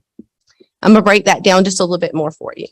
We have 5 elementary schools that are ABC or arts integration. And we have 7 elementary schools that are either project-based learning or Project Lead the Way schools. We have 4 middle schools that are arts and basic curriculum or arts integration. And we have all of our middle schools that have some form of Project Lead the Way. We have 2 high schools that are visual and performing arts schools. And we have 2 that are culinary arts schools. And again, as Ms. Gilbert noted, all of our high schools have some form of Project Lead the Way or STEM focus. As Ms. Appleby just stated, our MSAP schools have a rich STEM focus, but those schools also have a focus in arts, world languages, and technology. An example of that partnership is Accelerator Program. This is a research-based digital arts program that was initially started through MSAP, but we've carried that over to our other schools. Currently, 10 schools have access to Accelerator, and we are currently training all teachers. We are at 82.9% as of yesterday and having our teachers trained in that online program. We've also been able to extend the state program, Quaver. Quaver is provided by the state for students in K through 5. We provide that pre-K through 5. Studies have indicated that appropriate use of technology can enhance that cognitive and social learning in our youngest children. And Quaver helps do that through a play-based model. We are fortunate that we've been able to extend that to the youngest students in our district. Arts and STEM are different. So we deliberately decided not to make it STEAM and add that A. However, that A may be silent, but it's always there. STEM and arts are integrative programs that work together to complement what we provide the students in Beaufort County.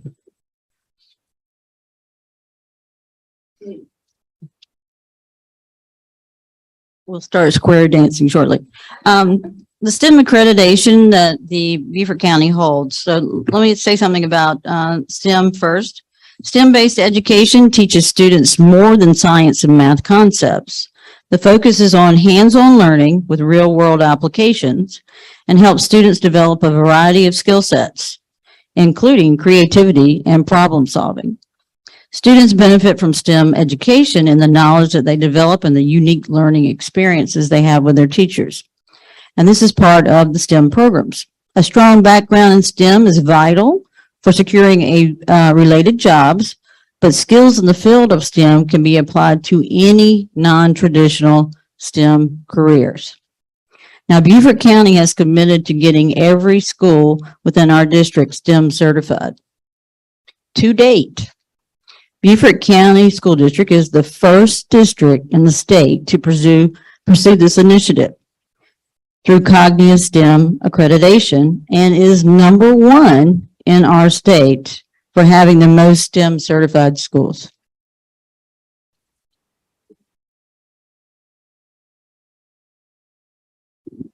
And just to wrap everything up before we turn it back over to Dr. Stratus, in that bottom quadrant in orange, as you can see, this has been actually a great exercise because we all work together collaboratively and our areas overlap, but we're hoping we're moving to one voice, one vision. So in the career and tech ed, as far as STEM and then the pathways, we're still a very viable option. It can be for all students, from special needs to the college bound, military bound, to your good average kid who wants to find a career niche. As I said, we're right at, as a couple of days ago, at 11,700 enrollment strong. We have 96 teachers this year that across our middle and high schools instructing 106 CTE courses.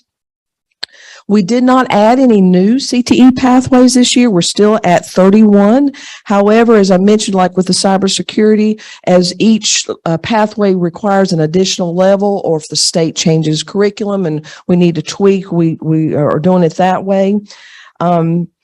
In addition to our Project Lead the Way STEM courses, we also have an increase in our percentage of other STEM related as well. For example, we're staying strong with student interest with our health sciences courses and pathways, as well as our IT related. We have strong interest in digital multimedia, desktop publishing, and those are software applications that students can use for fundamentals of web page design as they work along with building businesses or learning how to. Our hospitality and trades also continue to be of strong, and this is all aligned to a local labor market assessment that we will share with Dr. Rodriguez and Dr. Stratus to then hope forward on to you.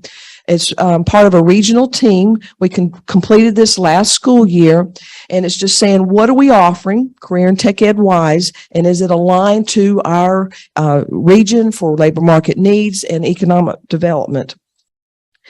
And then as we bring this in for community and parent outreach, what are we doing? we need that buy-in from our parents and community if we are going to carry forth not only career and tech ed, but these STEM initiatives.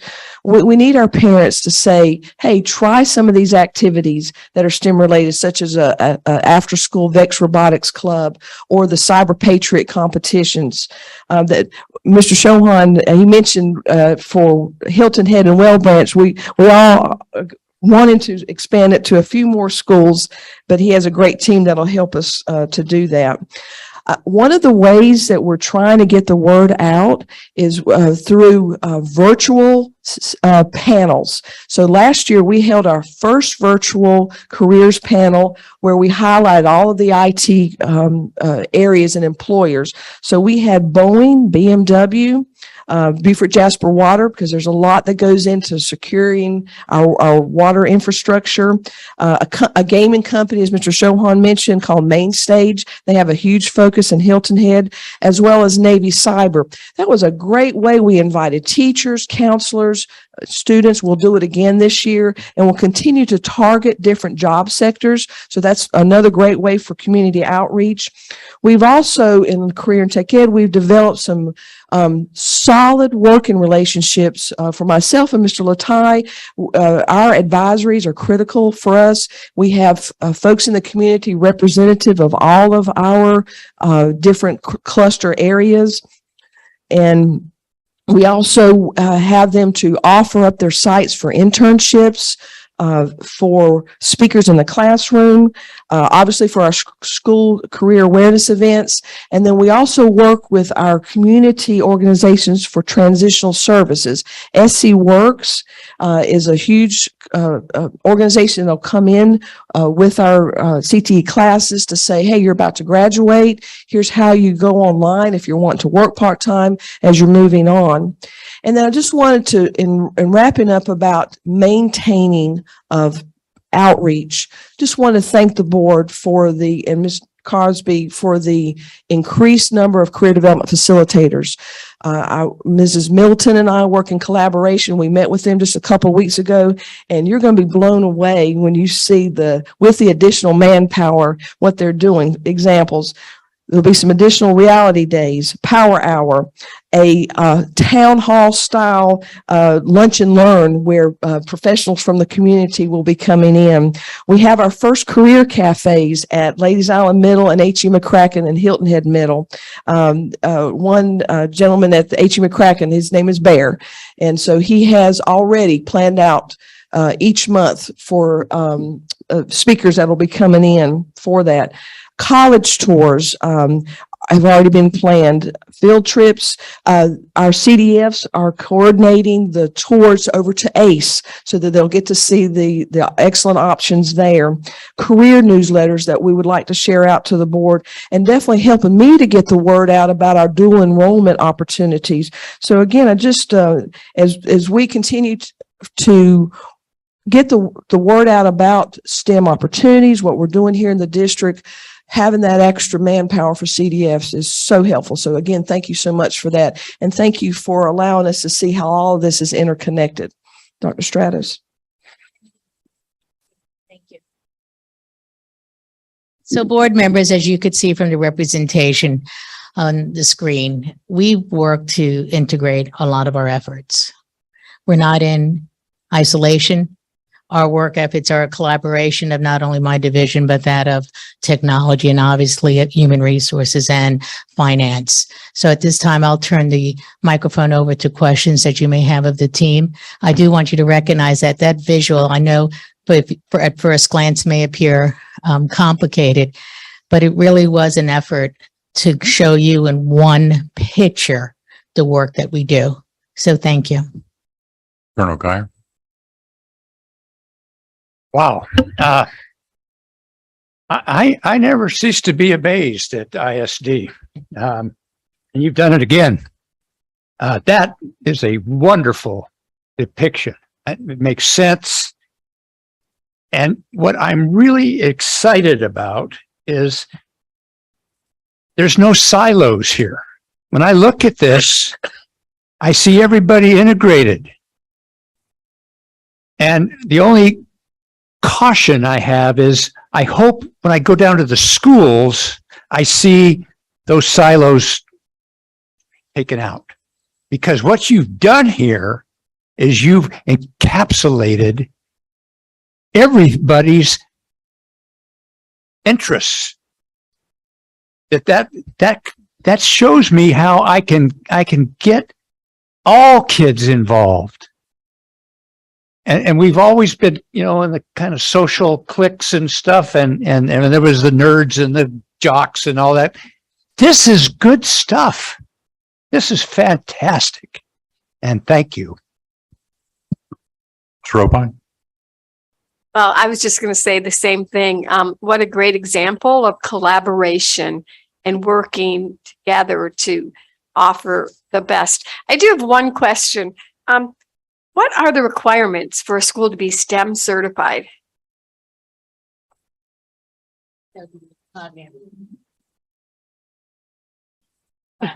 Sorry. Didn't know if Karen wanted to talk or me. Cognia comes down. It's a time period. There's no, they can take 1 year to 5 years to get STEM certified. Now it's about the terminologies that are used in the classroom. It's about problem solving techniques or engineering techniques that are on the walls that students see every day. It's in each lesson, how they problem solve without giving the answer away. So there are certain things that Cognia will look for. They'll come down, they'll do an initial walkthrough, and then they'll make a recommendation to the schools on things that need to be improved in order to be able to obtain certification. We also work with the STEM 2 Center in Columbia, and they come down and do training for all the teachers and for the administration to understand what STEM really is and what should be in each of the classrooms. A lot of them are already doing it. They just don't realize how well they're doing it already, and what needs to happen is just to bring it all together. So it's about taking pictures of the garden outside that the students are working at. That shows different types of science and technology being used. So it's just documenting the things that our schools are doing, proving that the teachers are understanding what STEM means, and they then get their required certification for it.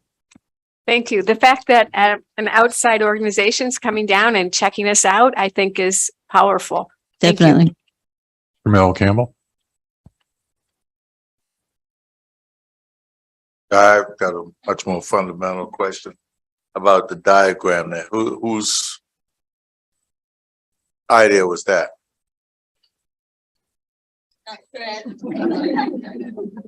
Okay, well, my fundamental question is scientific method and computational thinking. I'm going back to my childhood and thinking the butterfly's landing versus counting to 3. And why is scientific method early childhood and competition thinking? I mean, later. I just wondered about that. That's the only thing I wondered about this whole scheme of things. Got so much stuff there. It's too much to think about this little moment. But I just saw that as I'm glad it was thought provoking, and I'll ask Mr. Flowers to come down. But prior to that, something I've always wanted to share with each of you at the board when we speak about scientific method. I want us to recognize that's also the essence of a good essay. The thesis, the procedural, or your hypothesis is your thesis. The procedural practice is the meat of the essay. Your conclusion is the last paragraph of an essay. That relationship is something that we are having those conversations and are starting at early age, so that our students recognize what you're doing in that science class or that process of observation that you go through in science. That is actually what you do also when you're able to communicate it and write. But with that, Mr. Flowers. So if I understand it correctly, basically the graphic, you would not correlate the science aspect to early childhood specifically. You would have all 4 components happening within early childhood, all 4 happening within elementary. So it would just really shift the graphic slightly to show it more of that blended approach, but it wouldn't be a complete vertical alignment of the 4 areas into the grade bands. Yeah.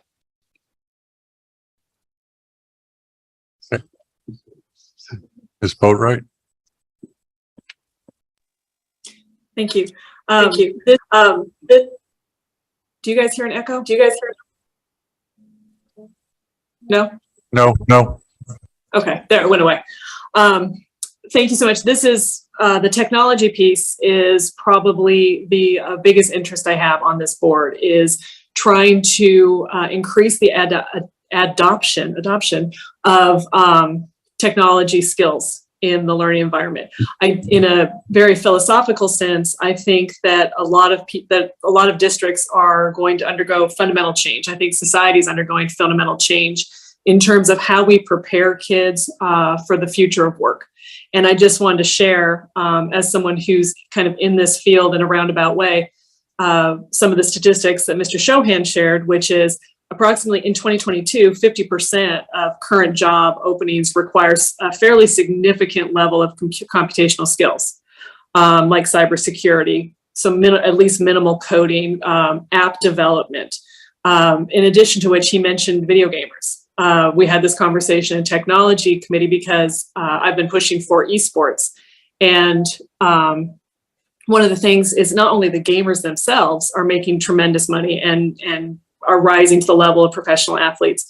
The people writing these games, I have a family member who's a CEO of a fairly large video game company, and video game developers that can code will start at around $200,000. And you don't need a college degree, it's just whether or not you can do the coding.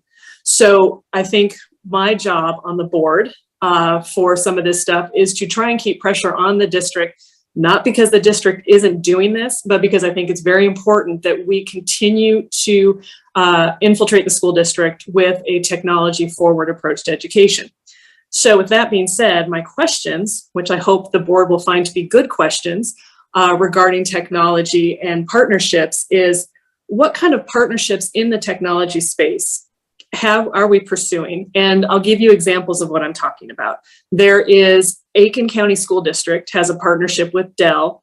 I sent this to Mr. Shohan as something I think we should look into, where they have the tech crew, which basically has students doing tech support and actually like repairing computers that are brought in, doing that kind of work under the supervision, and it's real world hands-on skills. And Dell provides all the services for that. There's also Cisco is building computer labs in school districts, and they're reaching out to school districts in South Carolina and looking to add that functionality. There are cybersecurity academies that are offering curriculum and programming that are coming out that we could get basically for free.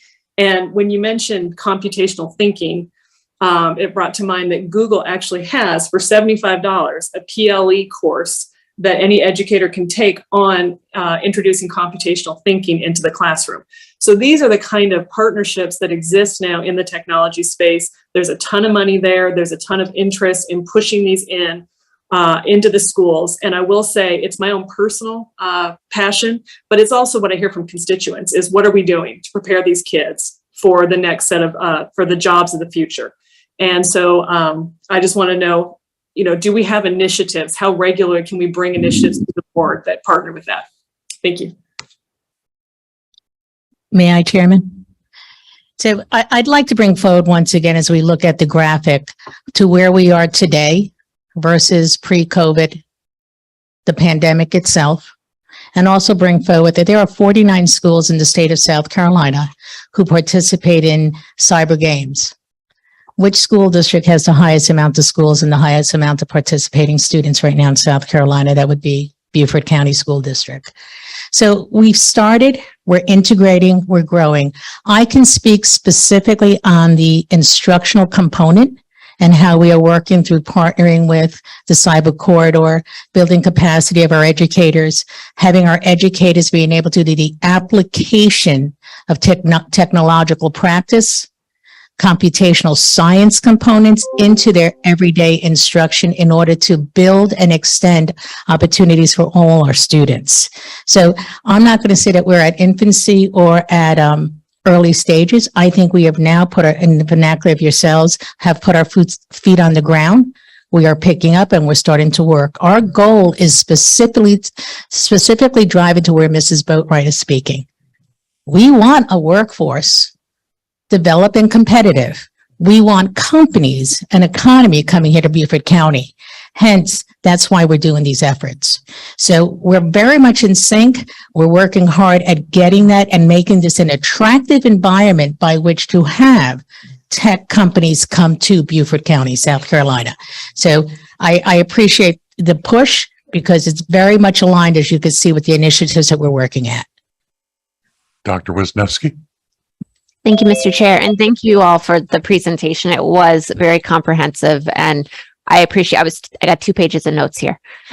So I really appreciate it. I'm just a couple different things. The Visible Body program, that excites me so much because that's hands-on learning. And even though there's a virtual component, I think that's going to be a game changer for a lot of our students. So thank you for touching on that. In regard to the grants and the different CTE pathways and things that we have, and the comments that we would like our parents and the community partners to be more engaged and to know about it and to get the information out there. This could just be a current right now issue. I went to our website and the CTE pathways information is not there. But it does have a really good video on there. It has a YouTube video, which I think is a lot of people, they'll click the video, watch that and not even care about what the different pathways are. But for our parents, the course catalog link is also giving me a 404. So we need to get that fixed so that parents do know what the options are for their students and we can get the engagement early on and ramped up. One of the things that I think would be helpful too, and I know you guys are just now getting your feet and running, would be a 1-pager basically for our different grant programs and for our CTE pathways that's in a PDF or something like that that can be at the front office of those schools that explains, you know, here's the history of this grant program here. Here's how we've implemented it. Here are our community partners to highlight them and give them a shout out. How many schools do it? How many students are in it? Because you were giving all that information during this presentation and I was trying to write it down, but it would be great if we had just a 1-pager and even more of those videos too, similar to the CTE one, to just push that out there. Marketing. We have a great communications department. I'm sure that they're up for that. So those are my only comments and suggestions, but thank you very much. I think you guys are doing a wonderful job and I'm really excited about the future. I have an 11-year-old who wants to be a gaming programmer. So I'm stoked for her future and the other students. Thank you. Thank you. Appreciate it. Mr. Thank Smith. you. Oh, sorry.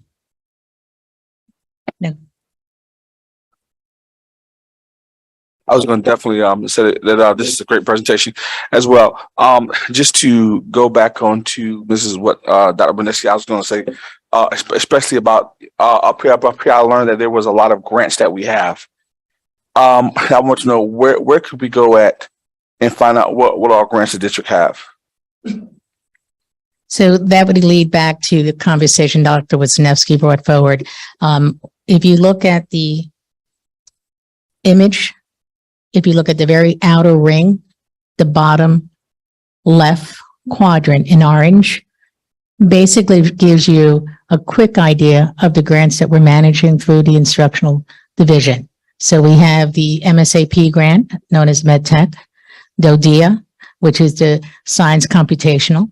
And the third one is the Gen Cyber, which is the camp that Ms. Appleby brought forward for discussion. So those are the 3 large ones that we have. I try to regulate how much we do because everything I do impacts other divisions significantly. So, and schools. So right now we're at a point that there's only so much saturation that we can do with initiatives. I'm looking and been watching very closely for 2 additional grants. One would be for extended learning, and that is Gear Up. I'm hoping for that RFP to come out, keeping a close eye. That's a state grant. And then trying to look for, and I keep watching the release from the federal government on an arts integrated grant for other schools here in the county. Well, I just definitely hopefully that in the future that we will definitely can have a like she said, one place where we can also not just find these grants, but all grants that the district have received. So we can be able to just educate the the community as well. And also, I'm very excited about this. I've in fact, I've attended a conference, I believe, with Mr. Shuham and his some of his staff. I know they work hard. I see it. They were very engaged. And in fact, I remember a while back, I believe Mr. Kelmo started this conversation in term and this going to that conference and really seeing things that wasn't really a serious eye opening. And I'm excited enough to say I'm looking forward in the near future for us to have someplace in the middle of this district, a technology school, because I think that it is needed within the growth and the development of everything that what we have going on in this community and in this town. I think that a technology school will not just serve just the district well, but I think that it will serve this community a lot of justice. So I too am looking forward to even hearing more about that, and possibly us as we talk about different things in involving things and bringing up things. I'm looking for us to have that conversation about actually bringing up a technology school, so Mr. Shohan office can be possibly he can have an office at that school one day too. And we talk about and if we do it the right way, it will fund itself. If we do it the right way, we're talking about looking for money now for these other employees. How do we know that we were talking about professional football players come back and they donate money to districts? How do we know when these gamers won't come back and donate money to this district that we can just pay employees one day? So we have to invest, and in investing, it probably will take a technology school, and I'm willing to put that conversation on the table. I'm looking forward to that, having that. I just want to bring it up to my colleagues as well. Keep it going. Thank you. Mr. Melkamp, well, this is an awkward time for me to call on you, isn't it? but I thought your hand was up. No. Okay, I feel really bad that you've had 6 people standing at ease behind you for an hour. I admire that. They're a phenomenal group, sir. They really are. Thank you. Amazing presentation as always. I know I've said this to you before, but it's just a delight when you bring your team up here and show us what can be done. Appreciate it, sir. Thank you.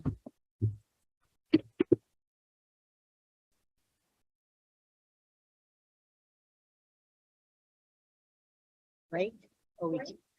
Break? 5 minutes? Did we beg for a break? I was going to ask, but I didn't have to. A 5-minute break, which usually means 10.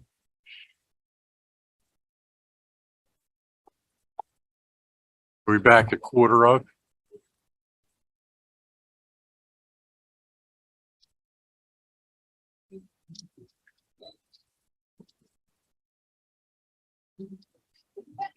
Thank you.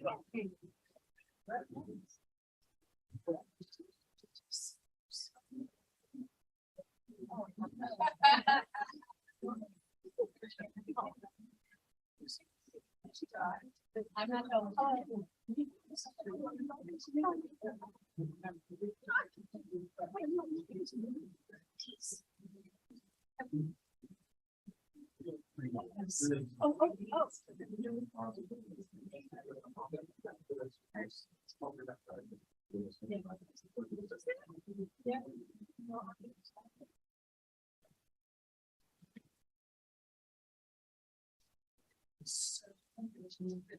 So cool. You know, it's very impressive.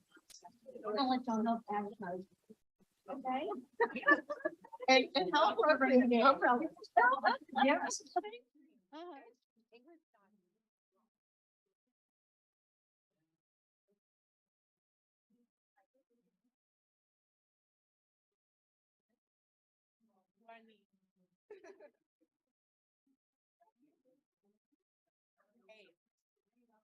Not all the time. Thank you.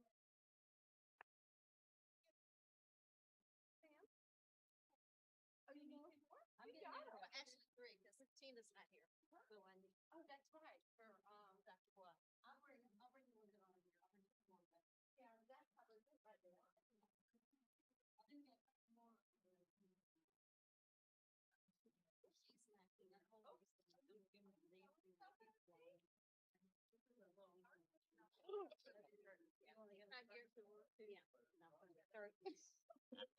Those are those stress ball things. They never stop. There you go. Okay.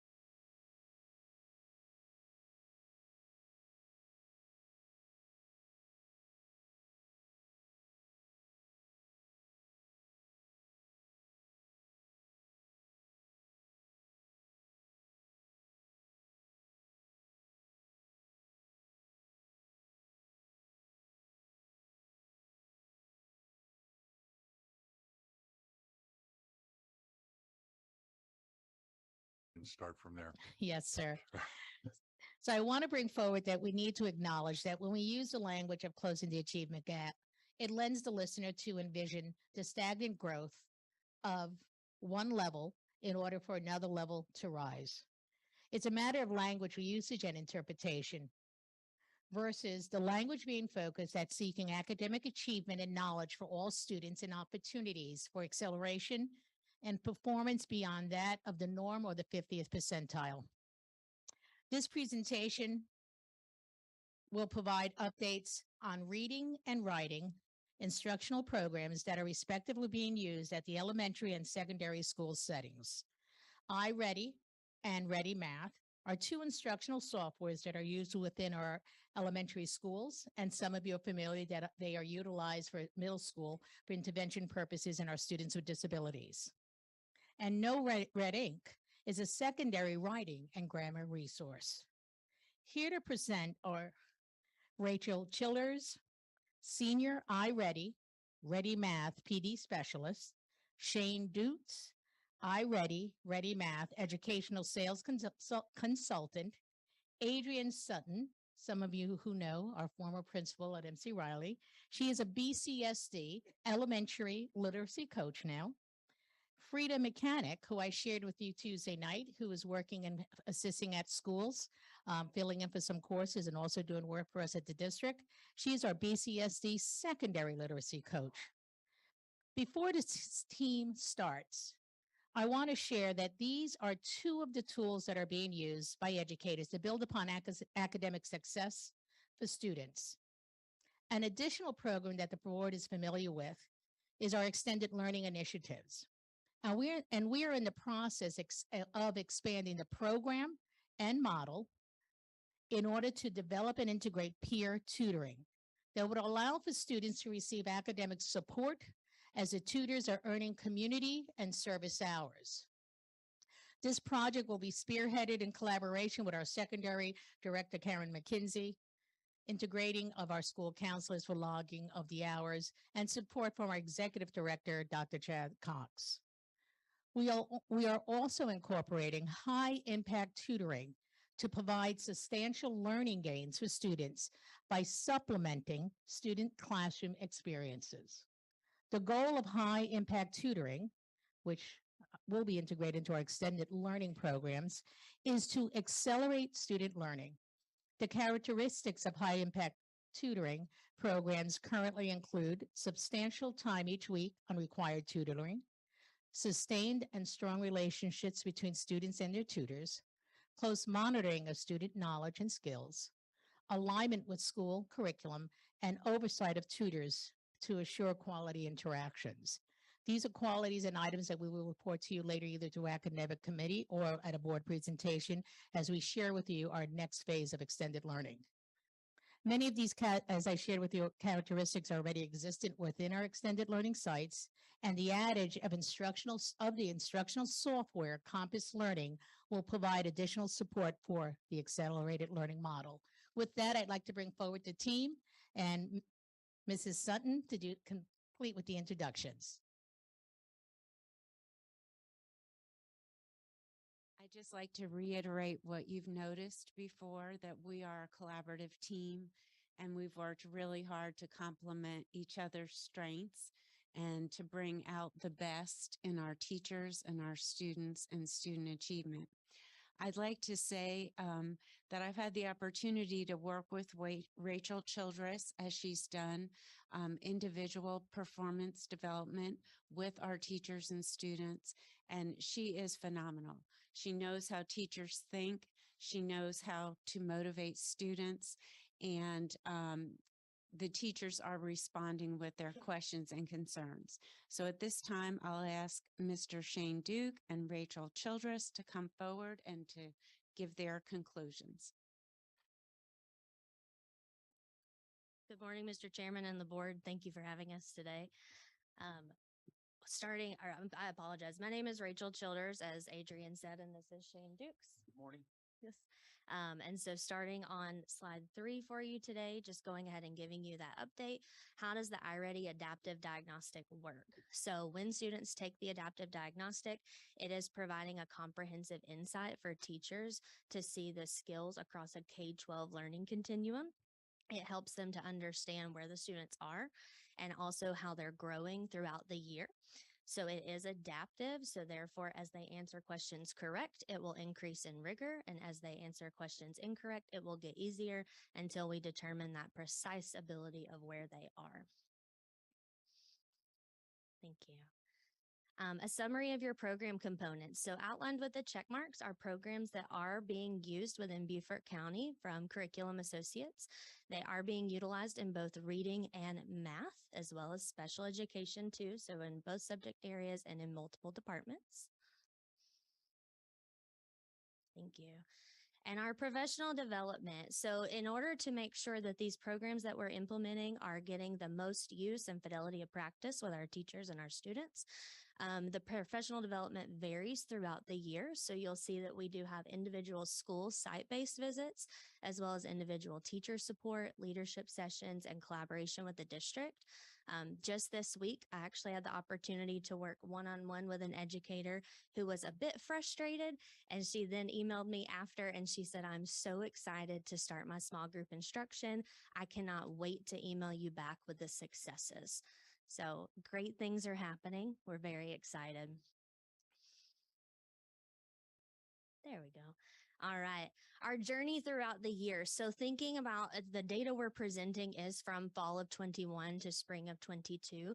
So this professional development schedule is essentially what took place last year, ensuring that our teachers understood how to analyze their data, what the data was telling them, how to make those small group decisions. And then throughout analyzing that growth, making sure we're delivering that differentiated instruction, and leaders got their own pathway as well to make sure they were able to do the same, but with the data from a whole school approach. All the while, those 3 sessions are not everything that took place. I support Beaufort County. And so when a teacher calls, when a school calls, I am on site, ready to help, supporting whatever need they have at the time to specifically tailor it to their school and their students. Thank you. Starting with our reading performance review. So again, this is our fall data from fall of 21 to spring of 22. And looking at it, we did have in the fall 8,649 students complete the diagnostic. And in the spring, we did have more students complete. So just keeping in mind that students move into the district, they leave the district. So that is accounting for those differences in numbers. We did have more complete in the spring. And then for personalized instruction, that is the pathway that students have prescribed to them following the diagnostic based on the individual needs that they have. So they're getting a prescriptive lesson pathway, I apologize. And we had 8,769 students completing their pathway last year. Excellent. As we begin to look at the data in an even more deeper dive, as we sometimes call it, you'll notice 5 colors or different shades in the data that we're going to be looking at. So just keeping in mind that those are how we identify our relative placement levels based on criterion reference norms. And so green and above is representing on grade level. And then we have yellow, and we also have red and darker red too. Going into how they're performing from fall to spring, recognizing that this 8,189 is a different number than sorry, I'm trying to read the text from away. 89, I was correct. Thank you so much for zooming in. I appreciate you. So we do have a difference in that number based on what we previously saw and how many students assessed in the fall and the spring. And that's because in order for us to do a fair comparison, this is a longitudinal analysis of the same students. And there's a few criterions that we want to make sure we meet. So the first being that they did take the first diagnostic within that testing window, because that's when we pull our report. That they had 12 weeks of instruction between each diagnostic, keeping in mind, we may have a student join us in November. We wanted them to take the diagnostic so they could start their pathway, but then our next diagnostic assessment was in January. So that is not allowing that 12 weeks. So that accounts for this data too. And then also keeping in mind that this is comparing our students that were here from the fall to the spring and taking both assessments. Overall, great growth. Very excited to see our percentages growing in our green on grade level and above, and our students, especially in our red, decreasing. So we are moving students, and that is great to see.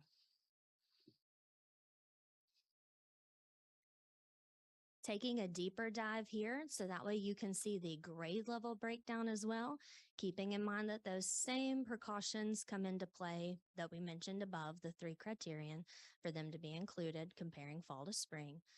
Here are our numbers for kindergarten through 5th grade for reading.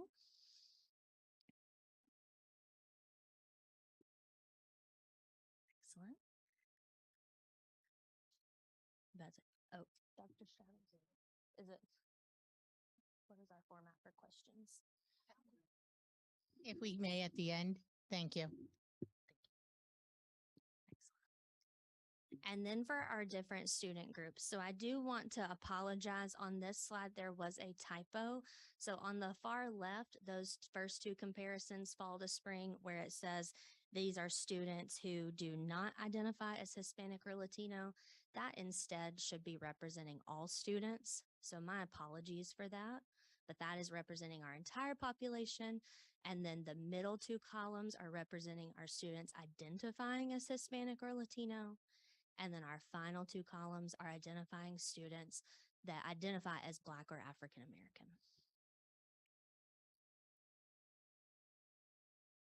So our breakdown for reading, and then moving into personalized instruction. So all of the colors you've seen so far are representing how they're performing on the diagnostic, but it's important that we also look at the component of how are they then using personalized instruction, that individualized pathway following the diagnostic. And that is part of the work that Beaufort County and myself are continuing to work on to build the fidelity of practice with using iReady for 30 to 45 minutes a week with every student.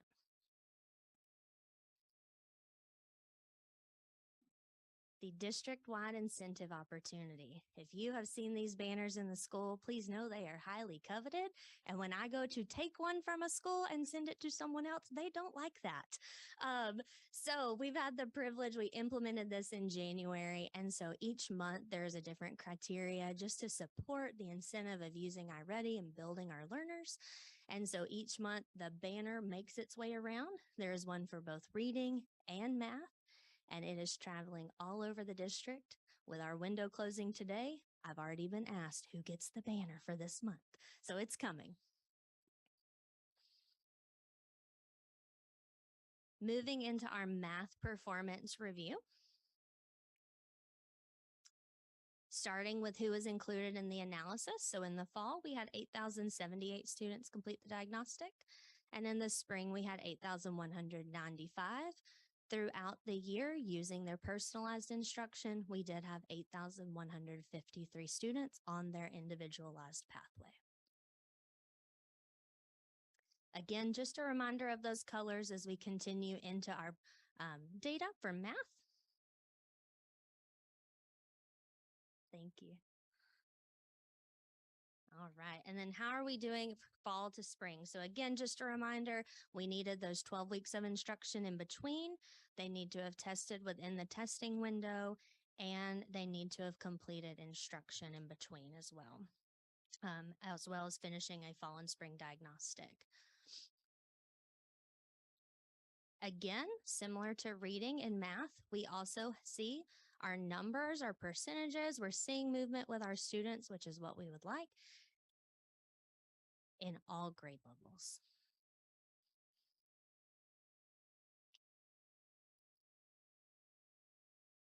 And my sincerest apologies again, when we go to look at different student groups, please know those first 2 are showing the entire population that was included. And then the middle is still for students identifying as Hispanic or Latino. and the last two for students identifying as Black or African American. So my apologies for that typo at the bottom of the first.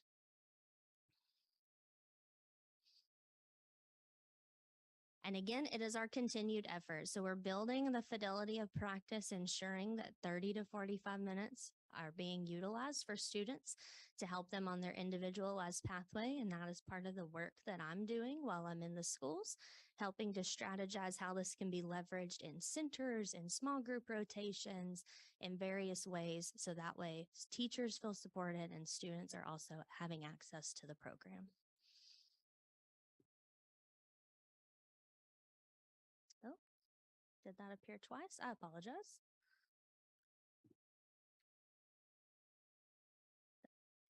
Oh, the ending's not there. Oh, never mind. There was a slide that also said, thank you. We value your partnership, and we do. So my apologies for being thrown off on that. Thank you. Yes. So with that, board members, if you have questions specifically for this software and achievement, and then if Chairman Strivenger will allow, we'll do the no red ink after you've had your break, if you agree, sir.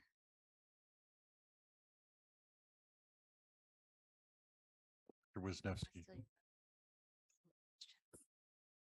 Okay, Kathy might have more pointed questions, but I think we're along the same lines. We're looking at, I think, slide 11. And that's in regard to the reading or literacy. And what I'm noting on the graphs is that we start off more relatively strong, but it seems like we're not able to make up or recover, I think, that learning loss during the summer period between grades 3 and 4 and 5. It looks like it continues to deepen and we're not able to make that up. So I'm just wondering, is there going to be any changes or program changes to the summer programs for reading or literacy? You two are off the hook. So we recognize that our summer programs ended at the end of June. We also recognize that our teachers and our district personnel, I will say directly, needed the month of July. We needed to get ready for the upcoming academic school year. We needed to prepare for Summer Institute. So our extended learning programs, there were a few who continued through the summer. That same initiative would happen as we brought in to be located at additional sites.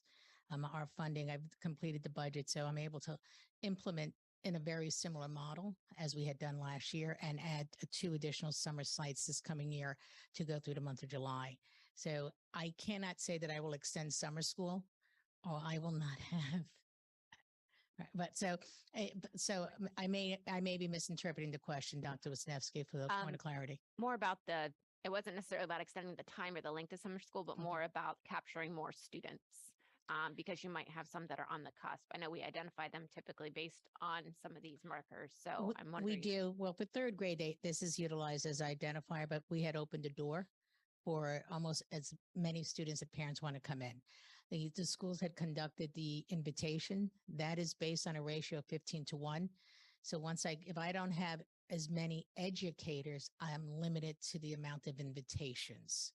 So I'm in a catch-22. Ms. Fidrich? I really don't have a question as much as a comment. I used iReady when I was teaching it in Beaufort County School District. And Rachel, I can see where you make all the difference in the world because we didn't have that support then. We didn't have someone that we could say, okay, I see the value in this, but I can't incorporate it. I don't have the skills to do it. And I don't have time to learn those skills right now because I'm busy, other things. So I can see your value added. So I appreciate it. May I just add to that, Mrs. Friedrich? I have worked to keep this as a funded item for at least for the next, because it is, and this year, a heavy amount of work is being placed with our students with disabilities, as well as supporting our elementary teachers in the area of math. So predominant amount of Rachel's work is landing in that. And of course, building the capacity of onboarding of new educators. Colonel Guy? Thank you, Mr. Chairman. I was struck by the professional development support, and I think that's going to be a real key because obviously the results are impressive, but I think the professional development not only is for the teacher to be able to use the tools and use that assessment, not only helps the student result, but also this is the kind of thing that keeps teachers in the profession. When they have tools like this that they learn to use and see results. So this professional development support, we went through the budget line by line the other day, and we were looking at all the money we're spending on professional development. And this is a big payoff. And we lost a lot of that during COVID because we didn't do that. And now I can see where we're spending the money. So we're sending people out to get that kind of professional development now and for our teachers. And Leader in Me does this, some of the other programs that we have, but I really like the data showed here. This is very informative. Mrs. Scrivener, if I could just build, I have to give kudos to the vendor because although we provide payment for one PD specialist, they are providing us support of two. And I am not the easiest person to deal with when negotiating, and I'm be very upfront. I'm not even going to look at. I'm not. Right. I'm not, and I admit that. They have gone way and beyond. So I feel that I have to say that publicly because what they have provided our teachers, we pay for X and we're getting X, Y, and Z. I have to share that. Ms. Robot? Don't we, do we need to get more super posters for, I mean, seems to me that more than, one or two schools, if they're all meeting the criteria set, should be able to hang those banners. I know as an ex-principal, we were always happy when we had those banners hanging in our schools. Shane, can you buy us more banners? I will get as many as you would like. Yes, yes. Well, as many as we need to the deserving schools. I don't think that school A should lose theirs if they're still at that same level or exceeding their growth level or whatever. I think that's the mindset. Everyone, you set the target, and if you make the target to keep that banner and school Y makes the target, I shouldn't lose it to give it to school. I don't want to share my banner. So then they're working against themselves, their own performance, instead of comparing them to other schools. Right. And that might better motivate them. Right. I like that too. So we can work on that. Yeah, I just point out that's the basis of TQM. You compete against yourself. Yes. Dr. Wisniewski? Thank you, Mr. Chair. Just a follow up to my previous question. Because I'm sitting here trying to think, how can we touch more kids during the summer if we're limited based on, staff that can participate? I understand teachers want their summers. So is there a way that we could perhaps think outside the box? And I think I've made the suggestion before, and I don't know the complexities that would be involved with instituting something like this, but I know the technology, the one-to-one technology goes back to the district at the end of the school year. Is there a way to distribute a tablet or something for a month period to where those kids could then be engaged in virtual summer school and at least getting something? I don't know. I'm just thinking, I'm spitballing here. You guys are the experts, but I'm just trying to capture as many kids as we can during the summer.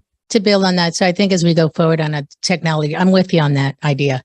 Technology adoptions, if we could figure out a way to lend for, because between MAP being aligned to Khan Academy, if teachers upload the rosters, I could provide math tutoring. And through IXL, which is newly back at the secondary level at the middle schools, we could have a similar prescriptive model. If we do your spring MAP results, upload you into IXL, you could have a summer prescriptive learning in math. But again, it's going to be an issue of having the tools and be able to refresh what I need for 180 days. Let me massage that. Yes, ma'am. Yes, ma'am. Yes, ma'am. Yep, I'm with you. My question is, with this program is basically a computer operate program, correct? The iReady component is, however, teacher toolbox. We also have offline resources as well as Ready Classroom. So we have the data and students have their online personalized pathway, but then teachers also have offline resources to help guide instruction as well. And particularly these scores are from them taking tests on the computer, is that correct? Yes, sir. And are they just taking these tests in school, or can they take tests at home, or is just in schools? These are administered. Yes. Yeah. We learn through closure of inflated MAP scores with the opportunity of taking them at home. And I don't mean that if I had a young child, I wouldn't like to boast on the outcome of my child in comparison to your child. So we do have these assessments completed at the school site. Okay, great. And then also, so where do we see these test scores? I mean, where do we see the results in terms of our test scores that we just got back in terms of these scores? How do they correlate? How do that work itself out? What does that look like? So I haven't backdoored the relationship of performance individual on schools to what the data that just was released Tuesday night. I have to ask to have some opportunity for that in order to, but I will say that we have seen overall a district significant increase, hence the ELA scores. I'll share with you. Those scores were a combination of reading and writing initiatives that we started quietly, the 6-year growth that you've seen. So I have not had that opportunity, Mr. Smith, to do some type of crosswalk to that degree. I haven't. Okay. And then also, how does this program targets a SPED student or a student with the 504, or how does this program, what does that look like for those students? I'm going to let Rachel step forward, but just to share how Mrs. Friedrichs identified that she utilized iReady. iReady initially was utilized for our special education population here in Beaufort County. We continue that usage through the middle school for intervention purposes. So iReady at the elementary is open to all students, special education, gen ed, and students with an iLap. When we get into 6th, 7th, and 8th grade, the utilization is put in place as an intervention, a little more goal setting, progress monitoring, and that progress monitoring for our students with an IEP also happens significantly at the elementary. So all modifications and needs for a student with an IEP are met. That is the role of the primary role of the educator in the classroom. All right. And as you go forward or progress in grade level, the software for reading and math is provided to our students with an IEP. And to support them specifically. So when each student takes the diagnostic, following that, they get an individual student report that helps teachers see exactly what they showed mastery of. We call them can-dos. And then it supports them in letting them know their next steps. And so the resources are included in that report as well. So teachers can pull that instruction to be taking place in the resource classroom or in the push-in model, whatever model it may be. And then students have access to the accessibility features as they work on their iReady pathway as well, which is complementing what they're seeing from their teacher in that small or whole group instruction. In other words, this right here is what will drive the teacher on how to educate the students based upon he or she's learning disability from what the program sees. Is that correct to say? Yes, sir. And I'm working closely with the special education department so that we can better understand those reports. Again, the fidelity of practice so that we're using with fidelity and ensuring those needs are being met. Okay, thank you. Because that's just one of my concerns in terms of tier 2 and tier 3 students. Yes, sir. One thing I'd love to add is that iReady is not your traditional just online learning program. We're a platform that gives you online learning paths for just 45 minutes a week, but we do much more by giving strong data that's actionable that teachers can take and use in the classroom with small groups or whole class. So it's not just online learning, it's a whole model of online learning with, a good diagnostic, an online piece, as well as doing a lot of the heavy lifting for the teacher. Thank you. You've been very informative, and it helps me to be able to answer questions in the present when people come and ask me about this program. Because sometimes people do ask me about, do you know about already? A little bit not know. So, in those questions right there, are particularly that I was interested in as well. Thank you. Appreciate you for what you do. Mr. Mel Campbell. The topic, achievement gap update on programs that eliminate the achievement gap, community academy. I'm concerned with, with the outcome there. Though everything is positive in terms of growth, I don't see that's trend there is going to eliminate the achievement gap. And the reason I'm saying that is because categories of growth, in each category, the African-American student, which is, I think, generally the focus of the achievement gap, is not gaining as much as the other components. Which means if they're behind and they're not gaining as fast, then the results of the race is going to be even more detrimental. So I am concerned with what other initiatives or what can we expect this to do in terms of other initiatives so that we can make a dent in that achievement gap. Mr. Campbell, I actually have had this conversation with me, myself, and I. And each one of us, yes, and I sometimes, but each one of us actually has landed on two things. One, this is not the cure-all. It is not the silver bullet for any software, is not. And I will say that directly. And I mean with the greatest respect to anyone who's works in the field of software development. The number one is the educator. And I think with the work that our district is doing and building the capacity, looking at retention, keeping educators on board, giving tools that help me be a little more prescriptive at learning, help me to deliver what Mary may need. That combination will help not close, but again, move or educate our students forward. I don't want one group moving quicker than another, but I also recognize that through the pandemic, I had 78% in one school of students not attending. I had 87% of students not attending. I'm trying to address, not me, I apologize. We are collectively trying to address what was, where we are, and where we want to go. So it is a combination, and it's not just us at the school site. I think we need better work with collaboration in the community. I'll be very direct with that. We need better work at educating our parents. We can't just say it, we need to do it. So those are all phases that we're looking at. We're starting to develop our parent liaisons and educating them more in these areas. So we have more people with the common language and knowing. So I can't put it all on this. I do apologize. And I just want to say those are the things that I would be expecting in this report. I would be expecting more initiatives. We got this data and it's encouraging across the board in terms of iReady, but we're talking about addressing the achievement gap, and this data really indicts it if I want to look at it from a practical standpoint. That is because the gain is not the same, and that means the gap is opening.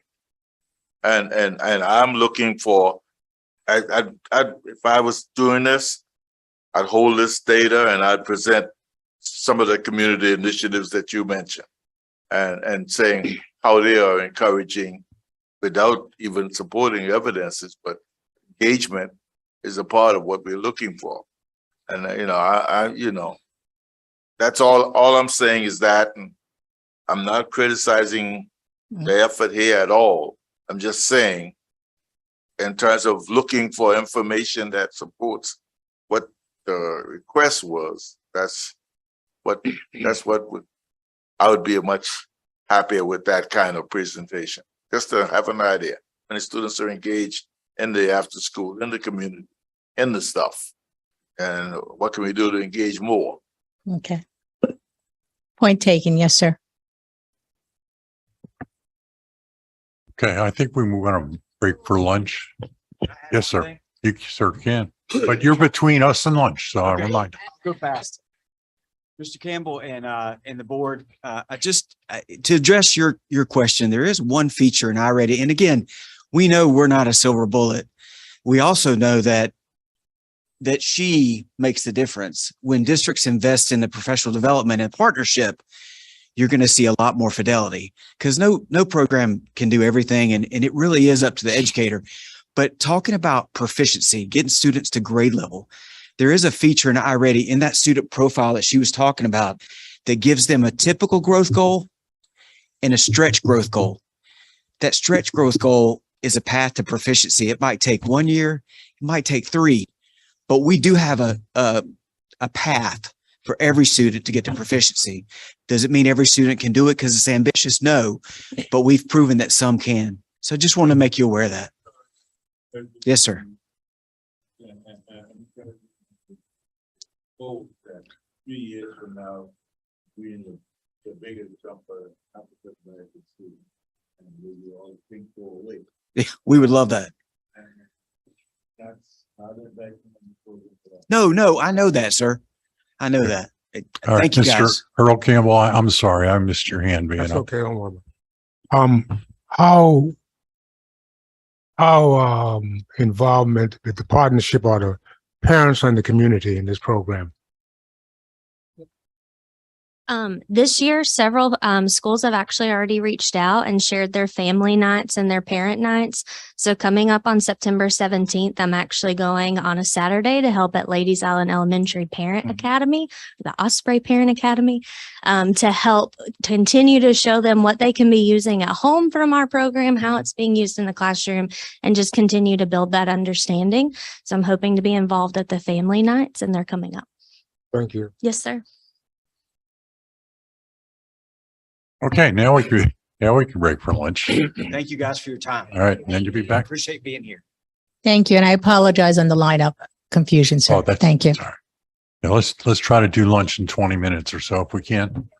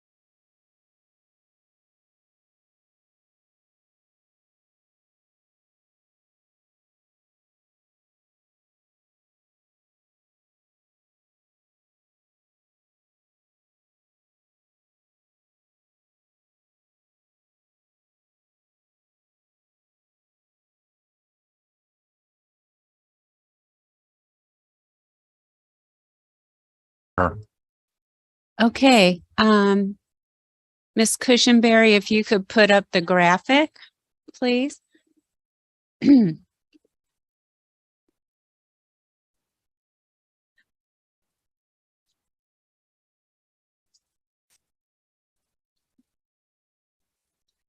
Okay, thank you.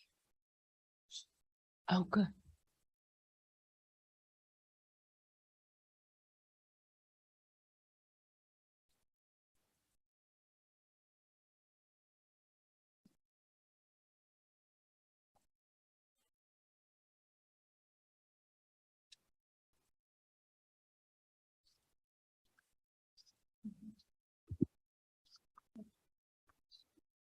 Let's see. Ready? Ms. Adrian? Right. Go ahead. I'm just kind of waiting for Ms. Cushenberry to put up the graphic.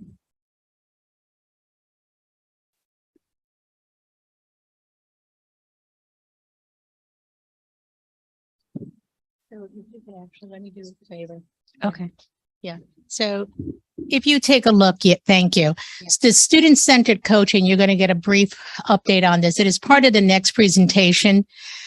The reason it's incorporated is, and Ms. Sutton will share with you, speaking to what Ms. Colonel Geyer spoke to, that capacity building of educators in order to have efficacy of practice, good teaching, and actually student outcomes. So with that, Mrs. Sutton. Thank you. And if you could zoom in on the graphic a little bit so folks could see it, you can clearly see that in student-centered coaching, the focus is on student learning. And I kind of think of this as an analogy to like what Nick Saban does for his football team. We don't put our players out on the field without support. And if we think about our players as being our teachers and the people who are on the school site working with children every day, they need support, and they get support from their administrative team, from the interventionist. But most specifically, the role of a coach is totally support. It is not an evaluative role. It is a supportive role. And I thought it would be important today just to walk through it very briefly. I work directly with Melissa Murray, who is our Director of Literacy. So each school has a literacy coach. Many schools have a numeracy coach. Some schools have what's called instructional coaches, so they're cross-curricular. But the focus of the coach is essentially the same. And the areas that a coach works in is complex, and it also has to all happen at one time. So if you look at the diagram, we can see the roles the coach play in the school.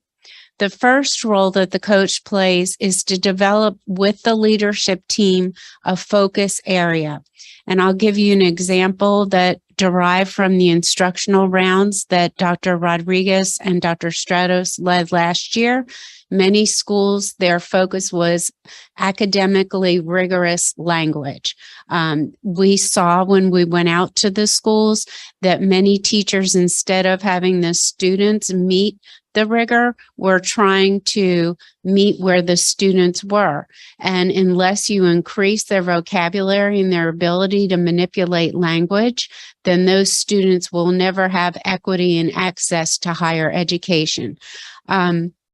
So deciding what is the focus for your coaching team, your leadership team, allows the coach to then develop areas of looking for student evidence.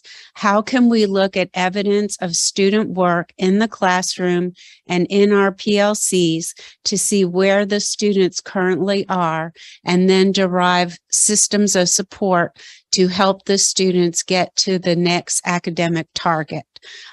So not focusing on what a teacher is or is not doing, focusing on the quality of the work that the student is able to develop based on the rigor of instruction that they are engaging in the classroom.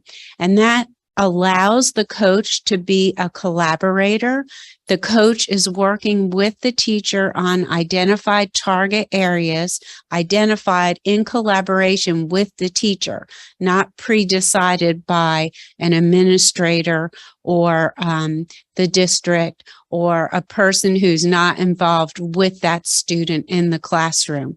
When we decide where we want our learning to go, it has depth and meaning that it cannot have if it's imposed on you.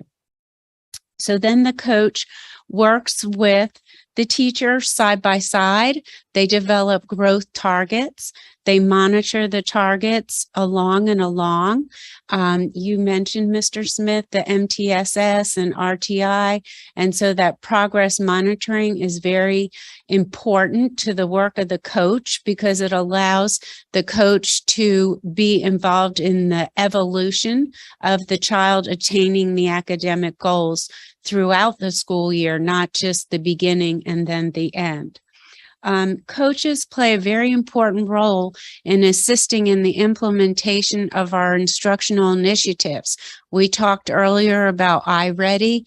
I've attended many of the trainings for math and literacy so that we know what the program is and how it's used. Last year, we implemented scholastic literacy in 14 of our schools, and working with the coaches, how do we support the teachers as they're embarking on new curriculum and helping them to prioritize what to do when is essential. Otherwise, teachers are just bombarded in a good way with resources, but not knowing how to use the resources kind of invalidates them. So the coach really understands the framework of the curriculums that we are trying to focus on and move forward. And then the coach helps support teachers in real time. The next role of a coach is to partner and collaborate to support student learning. And the heart of their work is based on the relationships that they build with the teachers and students. If a teacher knows that they can come to the coach's office and close the door and just say, I don't know how to do small groups. I'm great at whole group instruction, but I don't know how to pace the small groups and I don't know how to choose the students to place them within small groups. They can't admit that to their administrator. They would be hesitant to admit it to the principal, but they need to have a person in the school that they can be vulnerable with. Likewise, the academic leadership team needs to have a person in the school that is the eyes and ears of those vulnerable teachers to help guide the support that they're providing. Coaches are great scaffolders. You know, they see all the pieces and bring them together. So ultimately, our goal is to propel student and teacher learning to meet and exceed academic targets. I think it's a beautiful program. It's a concept. It's not a program. It's a concept. Put people in place, have the teachers there to address the student needs, but also provide the school with that non-judgmental support so that people can be where they are developmentally in their profession and set targets and goals for their professional learning. Okay. Thank you, Mrs. Sutton. You're welcome.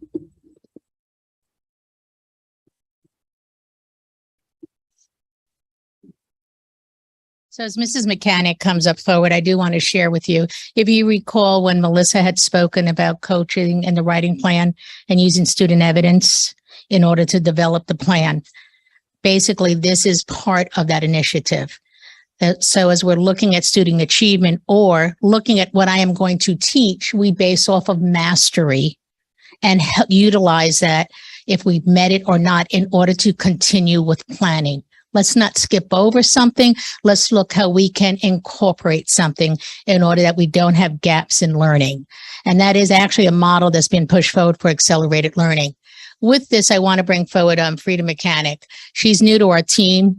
She will actually lend to the conversation that's not a good side. It's back. She'll lend to the conversation that Mel Campbell brought forward on talk to me about something that's closing. This is a young lady who's actually utilized the tool, is now working with us so she could speak specifically to practice. Ms. Mechanic. Thank you. Good afternoon, everybody. My name is Frida Mechanic again, as Dr. Strato said, and I have the pleasure of talking about No Red Ink. I am the newest member of the literacy team here at the district office, along with Adrian Sutton, and I'm really excited. So some of my goals and initiative, I work directly with the secondary schools, middle and high school, and I work with student-centered coaching. I was a part of the writing committee for the district writing plan, No Red Ink, which is one of my favorite programs to talk about, Reading Plus, curriculum writing, and I also do support, instructional support. Well, one of my goals, and the goals of the team, is to support secondary schools with the implementation of district initiatives, to support the coaches, and to support the schools with moving our literacy goals forward. So earlier, you guys talked about the writing plan and the vision for the district writing plan, how writing should be direct and explicit instruction, how learning should be modeled and reflect gradual release, and how students should be expected to write frequently and across all content areas. And No Red Ink does just that. So if you'll go to the next slide, please. So No Red Ink is a software program, an instructional tool that directly aligns with the vision of the district writing plan. It is aligned to the South Carolina College and Career Ready standards. It's aligned to the SC Ready test, the AP Language Arts test. It's aligned to SAT and ACT. And No Red Ink does that through providing practice, through scaffolding writing, through assessments, and through testing and diagnostics. If you go to the next slide, please. So as a teacher, I really value this program. And on this slide, I've placed some comments that teachers and students have made about this program. One teacher says it does everything I need it to do, from implementation to practice to mastery. The students, one of the first things they see when they go into the program is the program gives them an interest inventory where they can pick TV shows, video games, things like that, that really piques their interest, and it incorporates those interests into the questions and things that they get. So when they are working on parallel structure, for example, the program will say, well, SpongeBob SquarePants likes eating, playing with his friends, and catching jellyfish.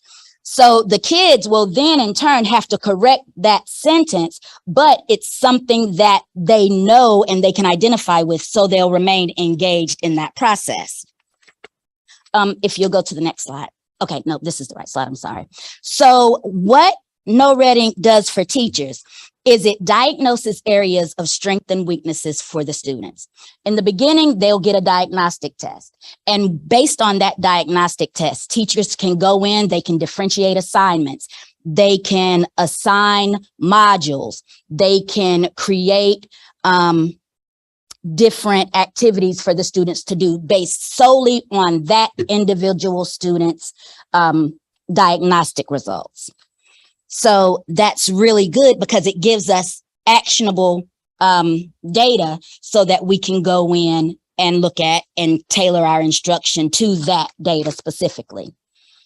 On this next slide, it is a teacher spotlight. So this teacher at Hilton Head Middle School uses the program to build writing rigor with the students based on the students' needs. So you'll see that the teacher has a due date, which is September 2nd. So we can preload all of our assessments for the week and all of our programs for the week. So they have bell ringers, they have quick writes, which are some of the other programs that No Red Ink provides, which directly aligns again with that writing with the writing plan for the district. If you go to the next slide, this is one of my favorites also. So on this slide, we have a teacher rubric, we have a guided writing, and the students the teachers can set it up to where the students only can do a part of an essay at a time. So if the teacher wants to focus on the introductory paragraph, they can just give the student the prompt, have the student only write the introductory paragraph. We can put notes on the side with definitions so the student only focuses on those particular points. For example, in the center where it says topic sentence, thesis, hook, those are the things that we want the student to focus on. Those are the things that the rubric on there is going to grade. And then at the bottom, once you score it, it'll give the students a percentage point. But the thing that I could not fit on the slide was that there is also a space for students, teachers to add comments on the student writing. So the students get back real-time feedback from the students from the teacher as far as the transition sentences and the rubric, and the teacher can give them comments as to what they need to fix, what they need to work on, and how they need to do it. So if you'll go to the next slide, please. The activities overview. The program has quick writes, like I just discussed. It has peer review, so the students can collaborate on the software as well. They can do guided drafts, like I just said. The students have a time to reflect on essays, so they can self-review. As far as grammar goes, because grammar was a big deal to me. I've been using this program since before the district had the pro subscription, and I used it for grammar. So the grammar has practice, and they have to practice to mastery. And sometimes it gets a little difficult if the student misses the same question, but the program will not allow the student to move on until they do the tutorials, which the student has access to. The student has access to hints. There's videos built in. So if a student does not understand the concept, they can go in and they can take ownership of their learning at that point before a teacher steps in and says, okay, well, let me remediate, let me go back and reteach this concept for the student. If you go to the next slide. So then here is another example of guided writing and quick writes, where again, it's scaffolded for the students. So even students that need extra support, we could chunk the program even more so that student can take it one topic at a time. Also, another point on this slide, teachers can go in. We don't have to use the ready-made prompts that are already in the system. We can go in and put our own prompts in there. So if it's text that we are using, for example, with like the TDAs and the writing plan, we can go in, put the prompt in No Red Ink. We can actually link the text to No Red Ink and still have the students do a guided draft or a guided writing with the text that we select to put into the program. And then the rubric can be uploaded. We can go in there and use a ready-made rubric, or we can upload our own rubric, and we can go in and grade it that way. So the next couple of slides are just what some teachers said about the PD that we held at Summer Institute. So there's things like the writing portfolio. They thought it was wonderful. The modules were great. It's really become teacher friendly and student friendly, and it does wonders for writing in the classroom. So on this next slide, I know everyone is interested in data. I'm an English person, so I put data last because I just like the, significance, but the data is important and we do use data to drive our instruction. So this is an example of what a teacher would see on a growth quiz report to track student progress. So in the beginning, they get a diagnostic. They do check quizzes during the module and then at the end. And as you can see, you'll be able to see whether a student is below basic, proficient, advanced, how many points they've grown. So again, it's actionable data that the teacher can use real time to go in, and that will guide our instruction for our students, because at the end of the day, we just want our students to advance. So there's all kinds of data reports. There's data reports on the diagnostic where you can go in and look at the questions and see what questions the students missed the most. Again, all in this, for the sake of moving our instruction forward, right? So you can see there are class performance reports where you can see the percentages of students getting certain questions wrong. So we can determine whether it's a student thing or whether it's that I didn't teach that concept very well and I maybe need to go back and reteach it to make sure that my students really grasp the concept. So there's multiple types of reports and multiple types of data in this program that we can use. And again, our teachers love that No Red Ink lets them track the data and refer to the students' writing skills, and they can see their growth and development in real time. So not only is it great for the data, but No Red Ink also builds in supports for our subgroups, for our multi-language learners, for our students that need accommodations. They have things like text to speech. They have state testing resources. They have graphic organizers. So everything that a teacher would use to help advance our students' achievement, No Red Ink has it built in. And so thank you for your time. That's all I have. So Ms. Mechanic's being rather humble as she went forward with this presentation because of the fact that she's utilizes first, as she shared, the free version, and then utilize as we onboard the licensing district-wide at a secondary level. When I asked her, the why of doing this part of the presentation, my question was to her, and it was direct, did it change the student achievement in your classroom? What was your answer, ma'am? It really did. I taught 9th grade English at Well Branch Early College High School. And my first year using it, our EOC scores were record breaking. And then once the EOC was no longer in English 1, I still continued to use it. Our EOC for English 2 scores were just as astounding. So, and it's directly related to using No Red Ink, especially for the writing. So that's why I get so excited about this program, because I know what it can do, especially with the demographic of students that I taught and how reluctantly they approach writing. This really helped in my class. Thank you, Mrs. Mechanic and Mrs. Sutton. Any questions at this time, board members? Colonel Guyer. Thank you, Mr. Chairman. This is fascinating to me.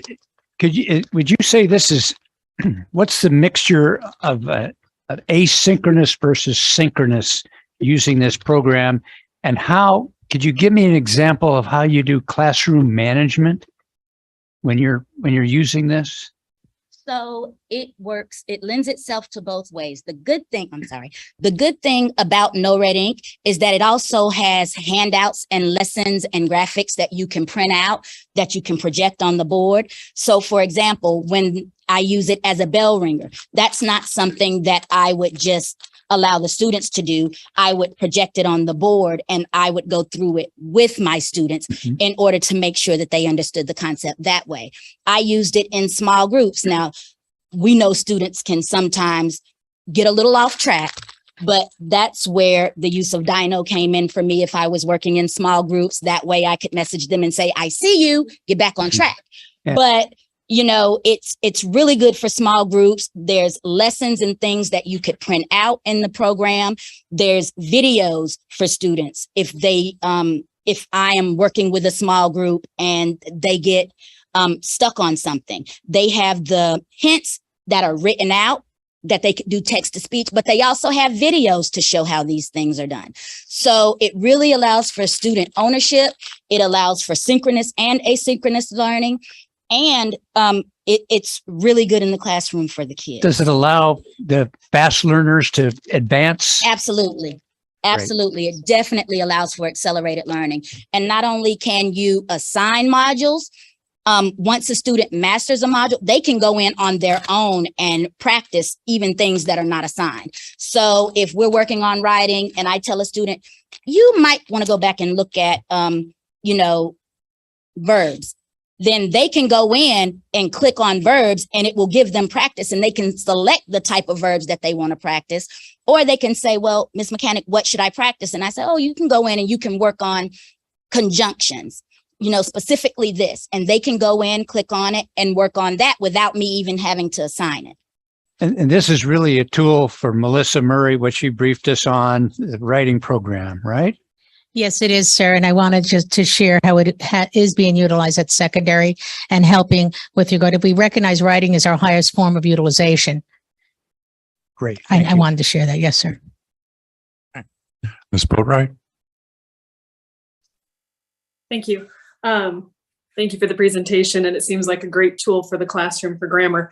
I have kind of two questions. The first one is, so I have a 10th grader now, but some of these, not this one, but some of these programs that get rolled out, their user interface can be really challenging. And I remember there was one where we were both almost in tears because every time he missed one, like on a 20 question assessment, you would have to go back and redo the whole assessment if you missed like one. And it was so time consuming, you had to reload everything. How does that work in terms of usability in the classroom? So the program is really easy to navigate. Yeah. Even though if a student say doesn't finish in the allotted time, they won't have to start over. They can go back in and pick up where they left off. Now, when they're in practice, the program gives them 3 tries. And if they get stuck, then the program will prompt them, use the tutorial, watch the videos. But ultimately, if they really just struggle on a question and they can't get through it, the teacher can then go in and reset it to where they can move on. But that's a point in time when a teacher should say, okay, I need to reteach this concept so that you can make it through this portion you're on your own. And I shouldn't have to go in and reset it so that you can move on. And then I guess as a follow-up to that, you said the teacher can reset it. Is this being used exclusively in the classroom, or can kids do this in an after-school program or on their own pace? Go ahead with the on pace. I'm sorry. Okay, so students can do this on pace. And in fact, I encourage my kids to go in and work on it just because we know that dialect here is really thick and students sometimes struggle with correct grammar. So I encourage them to use it on their own, especially for times when they don't feel as if they have homework. What I tell my parents is, your child always has homework regardless. And this is one of the things that I tell them. If nothing else, go on No Red Ink. Practice some of those grammar. We're working on verbs in class. There's extra practice in there. Go ahead and practice on those verbs so that when it's time for us to write, you can demonstrate what you've learned. Yeah, that's great. And I would say as a follow-up to that, and I know I'm asking more than 2 questions, but they're all related. As we do these community partnerships with like the churches at St. Helena, the Boys and Girls Club over on South of the Broad, hopefully we can provide some training to those people as well on how to use this program. So if they need to help, they can. So part of that as well, Mrs. Boatright, cited earlier, we're looking at incorporating Compass Learning first, which would have a little less of a learning curve for some of the educators, because I will divulge. In my time, I did not have No Red Ink. I had to sit there and give the scripted immediate feedback. I did not have this tool. I would be a predominant amount of those who are actually helping in extended learning opportunities at our sites. So there's a little larger learning curve. So we are taking that into consideration, but the students have that opportunity for independent learning, ma'am. Yeah, because I'm a tech savvy parent. Some of these programs, I haven't experienced No Red Ink, but if you have a student working at home and they get stuck and frustrated and the parent's trying to help, if the parent doesn't have the training or the tech skills, it just makes everyone frustrated. So, and the final follow-up to this all is, I see that it's integrated with PowerSchool Unified Classroom so that it can all be initiated together and not as like a separate program. Are we using it that way? I can't speak to that. I don't have Daniel in the house in the sense for in allowing it for grades to be automatically uploaded. Were you able to provide it that way? No. So the integration has not happened. And again, it is our first year going full district. Last year we had a handful. Miss Mechanic was a lone soldier on a beta test, and I'll leave it at politely. We used her, I'll be very direct, she was. And it was her input that led us to gradually bring it on. The high schools have utilized it the most. Yeah, I just these great programs and they look great. The implementation which sounds like we are, but just making sure that it's user friendly as much as possible. Thank you. Ms. Fidrich? Yeah. Thank you, Chair. This looks fabulous in the whole comprehensive look of the writing plan, because we know, at least those of us that are my age, this looks like the modern day version of diagramming sentences, right? I mean, we all know, and actually, right. And we learned a lot from that. And so, I know through my years, I had seen ELA teachers get away from grammar. So, because of time constraints of all the standards and things and so on, but we know what mechanics can do to an essay. It can destroy an essay. So, I'm very excited about this particular part of Red Ink, even though I know it's much more comprehensive than just this. So really, really good. Thank you. Mr. Mel Campbell? I'm assuming your birthday is March 27th?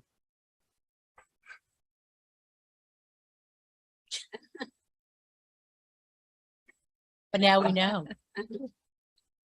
I applaud this program like any of the other programs, instructional tool. They demonstrate what good teaching should be. Diagramming, taught us all parts of speech and their usage. So these are things that are generally accepted, and they come around in periods, another concept, another way of approach. My concern, and I know you don't have the answer to this, it's probably part of the answer that I asked for earlier, however, but my concern is engagement. I think Ms. Boatwright mentioned some things relative to the engagement. In order to get students to utilize it at its max, it's going to require engagement from those who are generally not engaged. And sometimes it's a little bit different culture than per se. I'm not knocking Whale Branch, but Whale Branch might have a culture there that all of the children are basically kind of same leverage. You go to another school like Hilton Head or Bluffton, there might be a different disparity in the group itself. How do you engage that child that's not readily engaged in that program after school or during times that he or she needs to be engaged in order to really improve that element of the instruction to him or her? So if I could share from, and actually we spoke about this in my office. In my prior life as a secondary high school principal, if I did not have this tool, I would have had a significant drop in my scores. I'll be very direct with that. And I probably would have had a mutiny from my ELA teachers. And I'm even referring to my honors teachers, my IB diploma teachers, because it was a standard tool for utilization. My expectation as a principal was its use. Our goal is that we get to that level with our principals. Our coaches are helping us get there. And I think this is the year to see a greater embedding. There is, and I would have had mutiny. I'm being very direct with you, Mel, because it does engage. It does lend for complexity. Students saw the results of the practice and going back and seeing their ACT scores or being ready to sit for the writing components that are associated with AP tests as well as the DP. So, and even with our ACE classes that I had at Cambridge courses, it was a tool significantly used. And I had a very diverse environment that we had to do a lot of tricks to get you engaged. But we saw the results because the students saw it, because of the immediate feedback. There's a time essence tied to that. I'm concerned with the engagement once it's happened, but I'm concerned with the disengaged and how you get them engaged. And despite it's another program that time tested to be, successful. And you don't have to test that. Fisher's fourth grade teacher tests that in terms of diagramming. It's time tested, but there are some students who never could understand the lines or the use of the direct object. And how do you get them engaged was the question. The question is really, how do you get that unmotivated child motivated even with this program? I see how it works. You see how it works. Most of us would see how it works. That child has never seen anything that works. Particularly, you mentioned something about the children, local children. Right. They can't relate to your differences here. Okay. How do you get them engaged, parents engaged, after school processes engaged, so that it becomes an effective tool across the board? So I'd like to address that statement by giving you an anecdote for a student that I had. My first year teaching at Well Branch was actually my first year teaching in high school. And before that, my experience was at the middle school level. I taught all grades in middle school. I had a student my first semester of my first year in high school that was an ESOL student that came in with no language. Absolutely none. They sat him in my classroom and said, Ms. Mechanic, you have to teach him on his level. I couldn't even communicate with him because he had no English language. Now, granted, no red ink is not the end all be all, but by the time that student graduated, he was fluent in English. And a lot of it had to do with his motivation. It had to do with me doing backflips and jumping up and down and, putting on a show for him to get him to understand.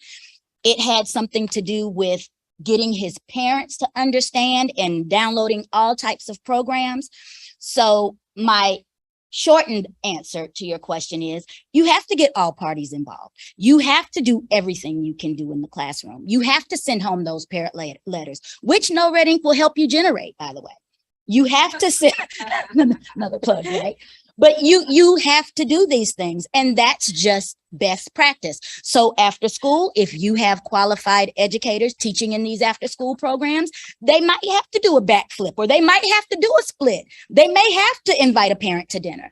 But these are things that we have to do to make sure that our students succeed.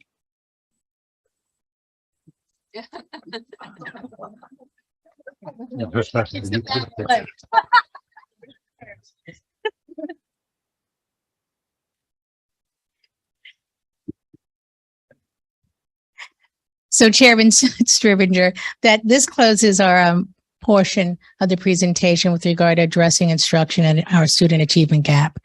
The final presentation from instructional services today. I'm starting to feel like, hi. The final presentation, Lessons Learned from COVID-19, will provide you with 3 global big reflections or lessons that have surfaced from the research. A, support the teachers to continue teaching during school closure.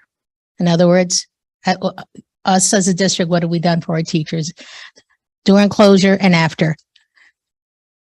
B, approaches to ensure the continuum of learning. And C, approaches to reach the most marginalized learners. These lessons were used to codify input from a local focus group that provided reflection and input on the question, what did we learn from COVID-19? So if you go in your packet, it is a summary with a cover sheet. I will not walk you through the reading. I have held you way beyond my limited amount of time to have you at your seats. Page 1 gives you background of the research. I will share with you, I looked at national and international information. I took those 3 areas that I just cited to you. And if you go to page 3, it is a start of the table. Again, the question was, what did you learn? from COVID-19. Column A basically gives you what the response is. The next three columns basically align with what I just shared with you. Support for teachers, continual learning, support for marginalized learners.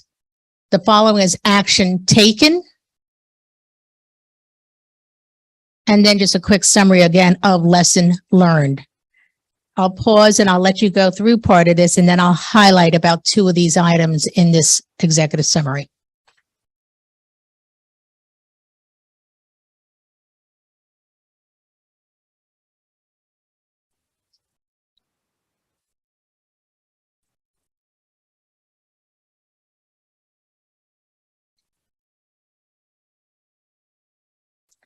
As I see your eyes looking back up, I'll go to page 5, please. If you look at the italicized item in column A, identified a greater need for continuity for childcare, provided our teachers with added childcare options. Those were the exact words. We found that our teachers, because they were home full-time, and as we're transitioning either from closure to hybrid to opening full-time, some of us kept our children home. How do I maintain employment? I chose, and our team chose, the 3 X's. It helped our educators by giving the childcare.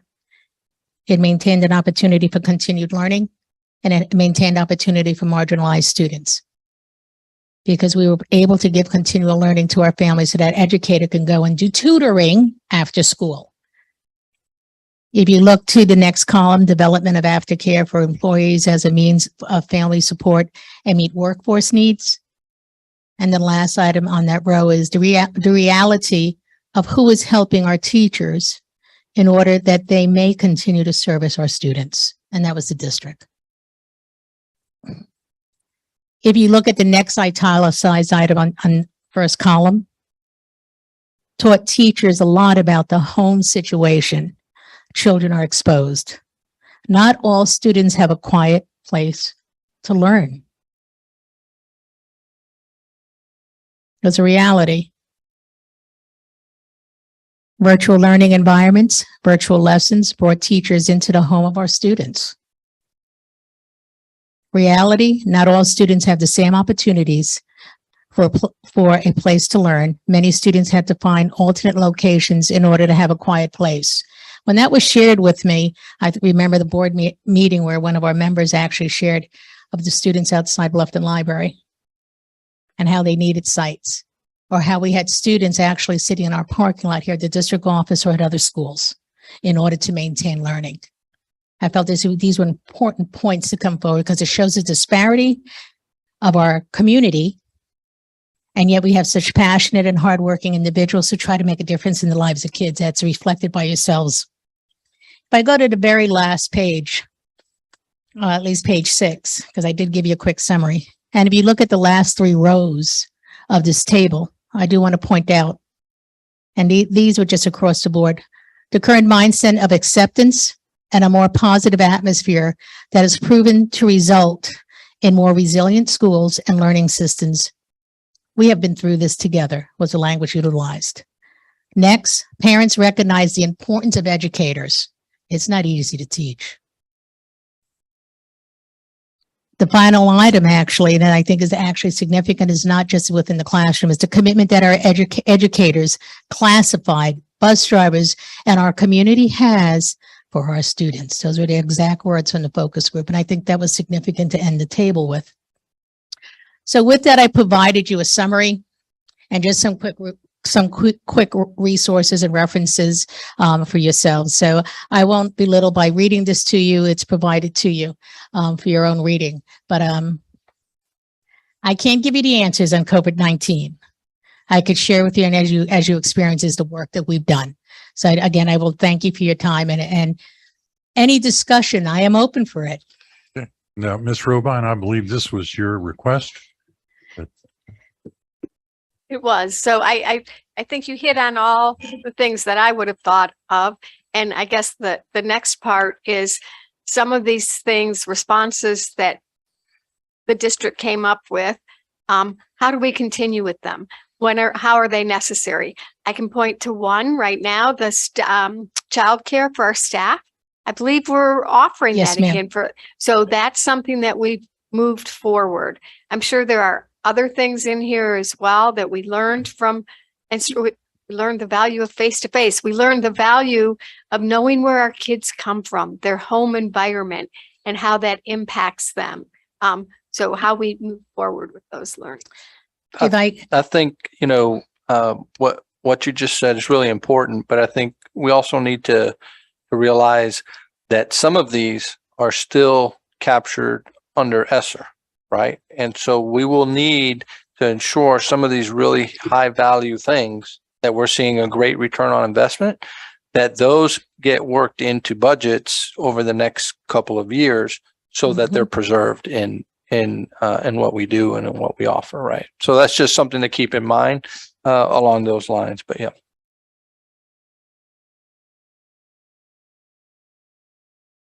Mr. Mel Campbell? Same kind of questioning, except, of all the lessons we learned, does it create a urgency in terms of future planning? Not necessarily from a standpoint of some of the basic programs like childcare or childcare for the educators, but how are our schools going to look in the future? How are we phasing in some of these things so that the next catastrophe or pandemic doesn't have that kind of impact that it had past, that we're prepared? And I'm thinking just simple things like educators understanding where our children come from as a general theme of how we educate, and developing a culture of caring, that doesn't have to be manifested when we have a crisis. May I? So, Mr. Campbell, I think, that's incredibly important and a huge lesson learned that many of our students, right? I don't know if I want to call that necessarily a lesson learned, but it's just an affirmation of what I think we have known, right? I think that might be a better way to say, right? Many of our students come to school and in their own circumstances face incredible either hardships or trauma or other things that they're dealing with that they come to the table with, right? And those of you that are educators know that much of what you hear in your early years in college, when you're preparing to become a teacher, you hear about Maslow and Maslow's hierarchy of needs, right? The other thing you hear a lot about is, well, we used to hear a lot about, dating myself a little bit, but was Bloom's taxonomy, right? Okay, but now we call it Webb's depth of knowledge, right? And how we get kids to think critically at higher levels, right? So there is such a thing as Maslow before Bloom's, right? That in order to get you to function with the standards at the level of which you're required to function and all of those things, your basic needs need to be addressed as well. And if somebody's come to school and hasn't eaten for 3 days, or has had an issue, right? I mean, keeping in mind, we are a system that's 57% students of poverty, right? And that's from one end of Beaufort to the other end of Beaufort. It doesn't discriminate as to where it hits. The reality is that's why you have some things like social emotional learning for kids and supports in place for students. Those are important components for our educators to understand where our kids are coming from in order to better meet their needs and push them further in their academic progress. Ms. Fidrich, you had your hand up, don't, no longer. Appreciate each of you. No, follow up, right? I understand all of that. I'm thinking, you know, things like we talked about earlier in terms of the classified staff. Yeah. How is that now pivot us to hire more social workers and have them in place? Have more hall monitors in place? Just things that we can do, you know, systemically to be ahead of the curve next time. Does that put us in a position where we're going to look differently the next time, 5 years, 10 years from now? We're going to look different. We're not going to be scurrying around. Yep. Because we're going to know everybody's now on the team that we need on the team. That's what I want to encourage from all of the things I see here. That's the lesson I learned, that we need to have a different culture in place next time. So, Mrs. Scriven, just to lend and at closing, we at least have the foundation of a playbook now. We did not have that. Yes. Yes, sir. Thank you. Thank you. Okay. We are back on schedule now. I got us out of turn there. Next item is City of Beaufort annexation of Robert Smalls. Received a letter from Mayor Stephen Murray expressing a desire to annex Robert Smalls into the City of Beaufort. The reasoning being that the land around the school is part of the City of Beaufort, and they are trying to eliminate donut holes.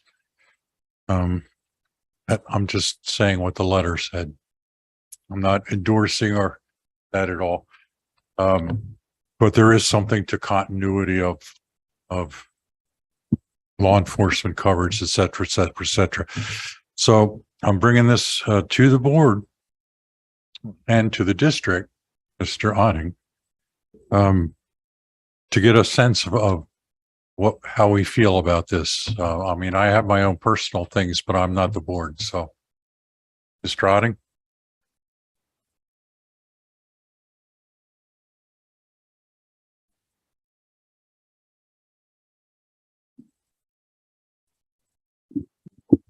What I can tell you is that as far as the zoning change long-term, we would be in support of that. There's no real reason long-term not to go to the City of Beaufort.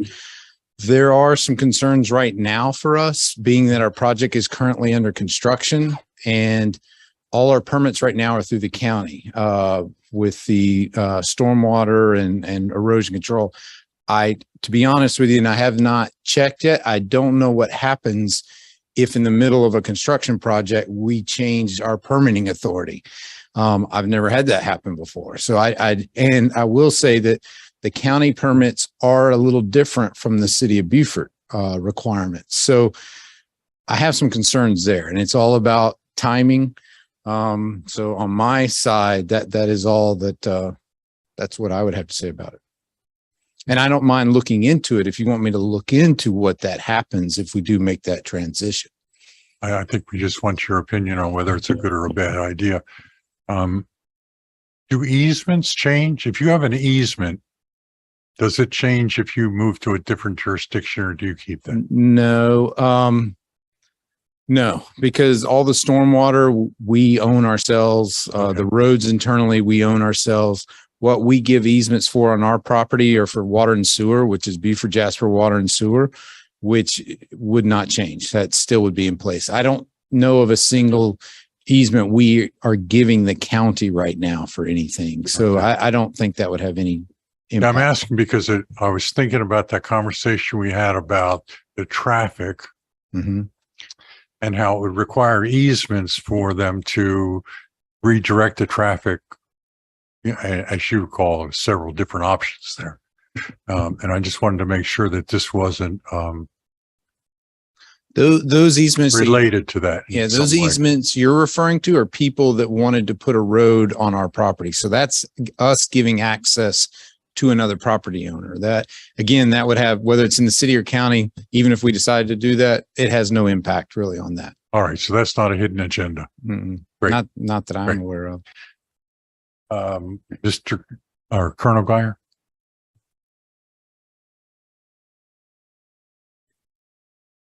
Chairman Robert, Yes, sir. is it possible to start negotiations with the city and bring up that issue? Because frankly, Beaufort, I live in the city of Beaufort, and Beaufort City planning and department and their issues with building permits and so on is problematic. And I'm being kind. So it seems to me we could negotiate with them to say, you know, maybe we can do this, but don't mess with our permits. And if not, we'll wait until we're done, and then we'll talk about it. But I can't see trying to change middle stream. I think that would be a big mistake to do that, or try to do that, because there would be conflicts.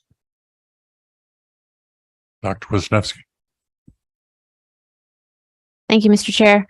I'd just like to thank the mayor for his, being ahead of the game on bringing forward this to us and approaching us in this way. I think that that's very professional.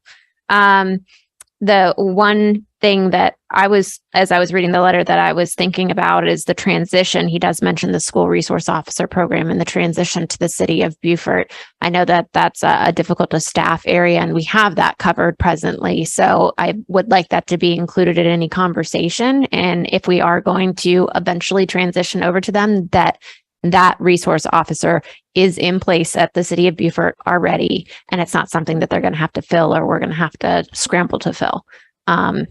That's and I also share your other concerns about the permitting.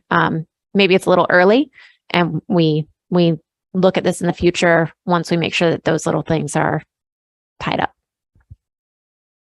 Ms. Boatwright? Hi, thank you.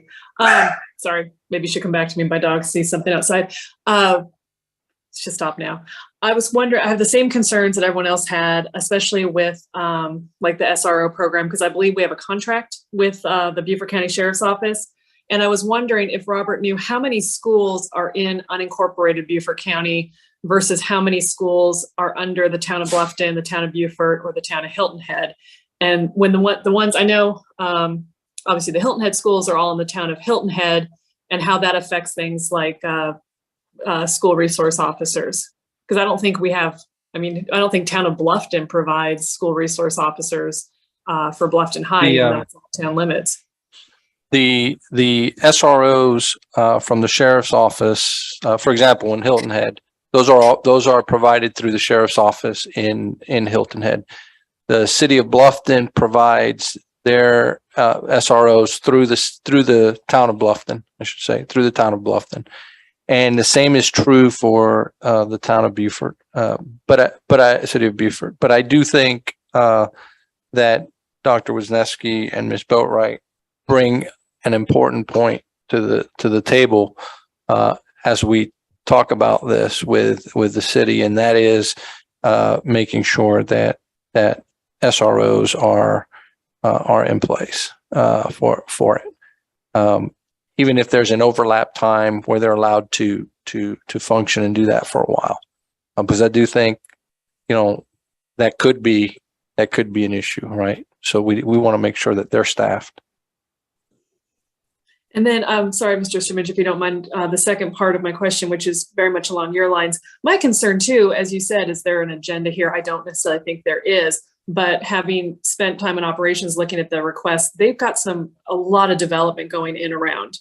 They've got big plans. They've got a shopping center, 3 500-unit apartments, how they're going to run public lines and sewers. I think we need to really make sure we've got our bases covered on that, because that may be, you know, an incentive for Beaufort to bring that area into its jurisdiction to make sure that they can kind of do what they need to do for those other developments. So that's all I have. Thank you. Mr. Melvin Campbell. I'm not being critical of that initiative, but I think we need to look at, Robert mentioned permitting. What if the town of Bluffton do the same thing and you know, use that leverage to permit and not permit? We talk about building new schools, how they start directing where and how we build schools through the permitting process or not permitting process. I think it's a big difference between the county council and these town councils, you know, directing the growth. And as we negotiate with them where they don't affect what we have done, because our infrastructure in terms of schools basically have been put in place.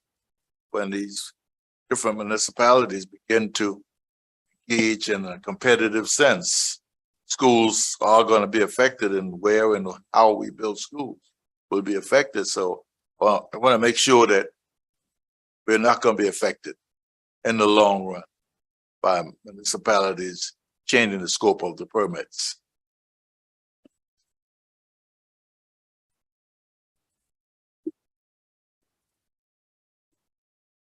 I too have some of the same concerns in terms of my colleagues, in terms of the SRO, and also mainly in terms of the permits. I just don't think that this will be a time right now to the best time to make this move due to permits and other things. I think that maybe this is something that we possibly should revisit, but I definitely will thank the mayor for taking the time out, as Dr. Wineski said, to send us this letter. Definitely appreciate that, as well as that. Also, the not just the cost of the permits.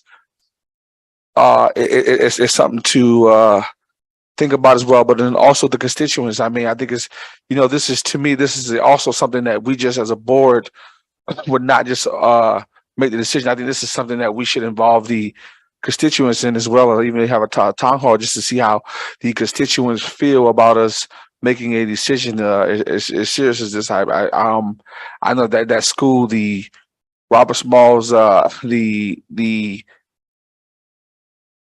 alumni and that community is very pivotal. And you're talking about a community which encompasses Robert Smalls and Battery Creek as well, and those SROs I know as well. They tend to back each other up and tend to visit. They should visit each other's schools and have some type of relationship. So now you're also talking about changing up in terms of office. So you're kind of, I won't say you're impeding on that relationship, but you're also kind of cutting a little something off that you may have going on there.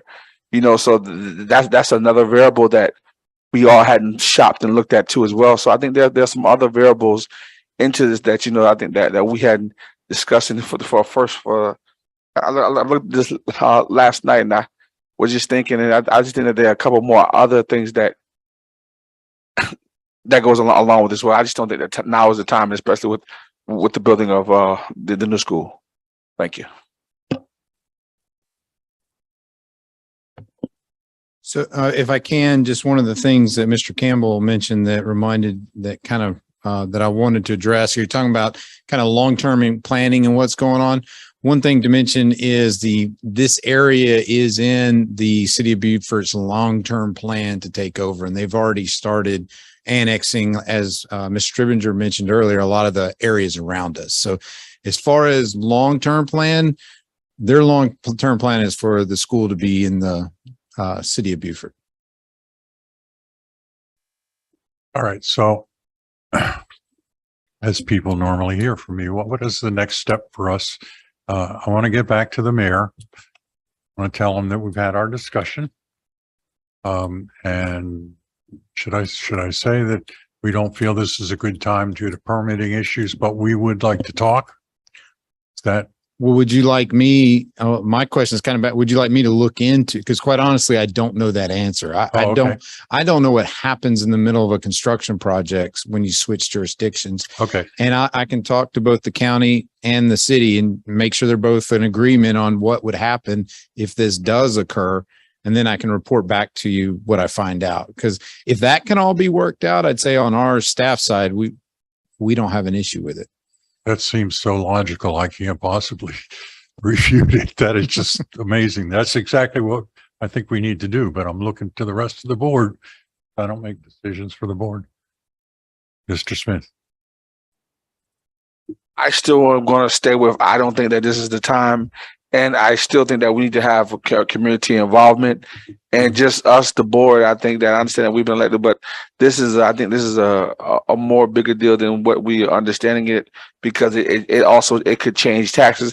It changes a host of different things that we're not discussing today. I mean, so I'm not sure that I believe after the construction of the school and getting with the community and doing some other things, I think that I would be much more comfortable with moving this forward today. I don't really think that that's the answer. And I mean, because once you start getting that information, then sometimes it's that possibility out there and that hope. And I'm not sure that that's the correct notion to send out. I mean, and that's for me. But I mean, I can't speak for the board. Like you said, I'm a vote on this board, and for me, it's definitely not right now. Thank you. Ms. Boatright. I can make a motion to table this issue until the staff has more information. And then when the district administration has some more information, we just pull it back off the table. Would that be helpful as a next step? Seconded. I don't think we need a motion. I think it's pretty clear that Robert's gonna, I mean, I understand what you're saying. Well, you just said you wanted something, so I was just going to put something in the record. Yeah. Well, maybe that is the way, and then have the board vote on it. And yeah, on second thought, I was wrong. So you want me to move to table? A motion would be a really good idea. Annexation. So Robin, I move that the Board of Education table the discussion on the annexation by City of Beaufort on the RSIA annexation. Seconded. Second, Mr. Smith. Further discussion, all those in favor? Aye. Aye. Okay, that's unanimous. That's our next step. Okay. Thank you, Robert.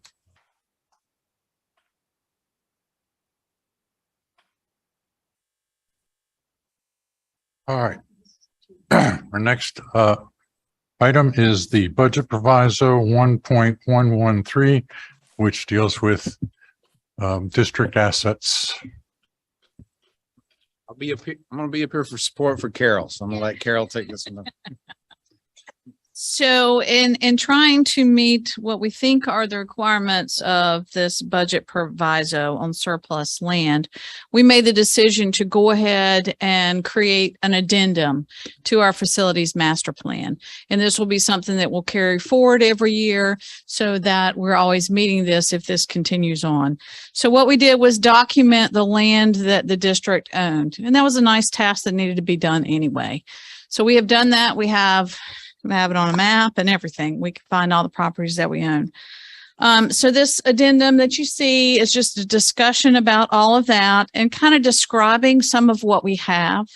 So you'll see a lot of little parcels that make up like Hilton Head High School's athletic fields.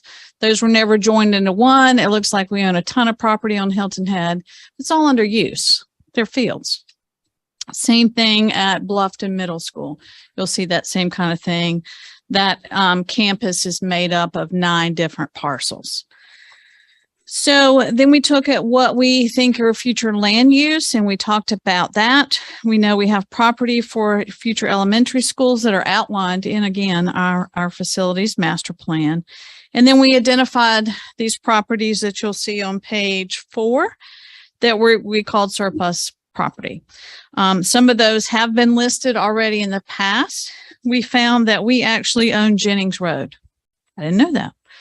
So I don't know why, but that's one I think Robert and I've talked about. There may be a way to, do something with DOT. They manage and maintain the road. So it's just something that needs to be looked at So we listed that. We also listed Rue du Bois. We own that road there by Beaufort High School. So these are the properties. The big one is the 19-acre parcel out at Cherokee Farms. Towards the back, I think I called it Appendix B. You'll see all these parcels that are listed. That's out near Habersham, and that is in the ACUS zone. So that it's, will be difficult to develop, and it certainly is not a location for a school. So it's one we've had listed. We want to continue to list that one. Then on page 5, you'll see what the procedures are that we'll be following to dispose of property. And then that's all we have. And before we go any further, could you just outline the requirements of the proviso for folks that Yeah, I didn't. that don't understand what that proviso is? And I'm included, even though I've heard people talk about it. I'm not sure of the details. So what it requires is for all school districts to make available any unused property. And it does ask that we reach out to government agencies. Now, that was by anything that we had, that was supposed to be done by July. Now they announced this about that same time. But before September 14th, we're supposed to have any properties that are available for sale posted on our website. So, and this piece here does 2 parts. One part is to document the parcels we're using, so that we did not have that dedicated in our facilities master plan before, a specific conversation of land and what we're using. So by doing it here, we feel like we have covered that, and we have said plans of properties we're not using. There was the section on page 4, future land use, where you'll notice we call out, even though it's attached to the May River High School, we do talk about an elementary school needed at May River High School campus, a middle school on that campus. The piece of property we own in front of Okatee could be an early childhood center, and then an elementary school property. And this, if there's an item for discussion, it would probably be the item on Springfield Road that is one that we're calling out for a future elementary school or ECC type. So those properties we have now incorporated into our master plan. So we have set our use. And then before the 14th, which as long as there's no other comments or additions or subtractions made to this, we will post these properties listed on our website as surplus properties to make sure we've covered the proviso as making those available. Now, I will say, it does say that even if you offer to government, that they do have, it has to be a bona fide offer. So for the most part, they can't just take it. We'd have to get it appraised, and they'd have to give fair market value. Yeah, those are the kind of details I hadn't heard, but are important. We don't have to give it away. No, they do have to meet our I think the verbiage is they do have to meet our requirements for purchase for them. Okay. And it's not just the turning point is that you haven't designated that for a use. Correct. That's what makes it surplus. So correct. Okay. Yeah, that's an important point too, I believe. All right, Ms. Fidrich. Thank you, Mr. Stribinger. So I was reading the proviso. It's on our website under general appropriations, and it said a school district must transfer, offer for sale, anything vacant, unused, so on for the previous 4 school years, and is not included in the district capital improvement plan. I think it's an excellent idea to add this to the capital improvement plan. That's spot on, and it gives a much more comprehensive picture. I do just have a couple of questions. I went onto our website. I saw our properties that are for sale that are listed on our website. And one of my concerns is marketing. Okay. So if we decide that some of these properties should be sold, what we have on the website is, I wouldn't say stellar marketing. Okay. Some of it, still has Phyllis White's name on it. So it's several years old. So that'd be great to not only update it on the website, but also maybe to market it with signs on the property or something, because some of this additional revenue could be used to purchase land in Bluffton. I did not see the Prince Street one in this, and I might be wrong because but on our website, it says 2107 Prince Street is for sale on our website. Now, I know that was being used as a staging site for Beaufort Elementary, but it's not in here now. So is it coming off our website or is it? We're going to replace this list with what is currently on our website, and there's still some construction activity on. So as soon as that one's completely cleared out, it could be added to the list right now. But currently, there's still construction activity on it. And to address your other question, if I may, and that's a great suggestion, specifically the Cherokee Farms, we'll make sure this list gets to Mr. Baker, and he could put those and advertise those for us or start marketing those, as you said, for us. Okay. And then just lastly, there has been a big push in the county for affordable housing. Okay. I know that there is a housing trust being developed at the county. I know, Dr. Rodriguez, you might be involved in some of those meetings or whatever. Is there any room? I didn't think so according to this proviso, but is there any room where a piece of land could be donated by the school district to Habitat for the building? Sorry, I thought I heard somebody, or something along those lines. Or even given to the county for a price such that they could, I'm saying, Frank, is there anything that we could do? Well, the language as I read it, doesn't seem that way, right? But I'm not a lawyer, and that's why we would need, I think, an attorney's opinion on that, so that we can make sure we would be in compliance with. But I understand what you're saying, right? Yeah. Right. I'm not sure how we acquired some of these properties. Are kind of interesting when you read the data that you provided us. It's like, it's just been part of our property, whether it was to whatever the district was called long ago. But as I see it, taxpayers paid for this property. Okay. And if the county, if we could provide it to the county for a decent price, a nominal price, and they guaranteed that affordable housing or something could be built, it just seems like a win-win. So, please, yes, please. Well, any of our properties, if they've been registered with the state as a school site, the state does have to approve the sale. And we also do have to offer, that's even prior to this proviso, that any property we put up for sale, we have to notify the state. And we're also supposed to notify all charter schools of its availability first. Now, it doesn't mean that can't be, cannot occur.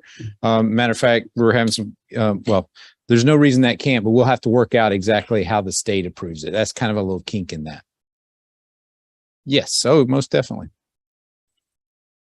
Colonel Guyer. Thank you, Mr. Chairman. I see this property that we don't have any plans for use is a liability.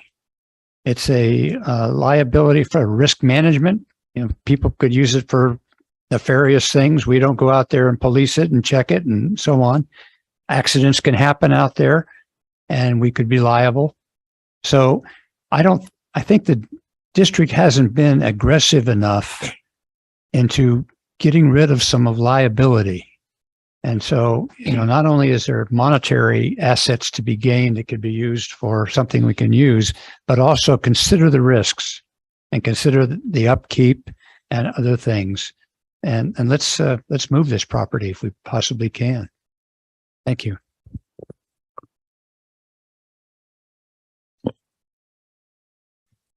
Okay. Have a question. So we're going to post this list. I'm not hearing anybody against what we're planning on posting. So we'll post it on Monday. Mr. Smith? No, Mr. Campbell? I don't have a problem with posting the list, but Mrs. Patriot brought up something about affordable housing. And that sounds good. Soon as that get out to the public, first thing you're going to hear, I don't want it next to me. That's been going on in this county forever. And I don't think there's going to ever be any affordable housing, what you call affordable housing, because the property out across from the school, Whale Branch School, you know what their property selling for?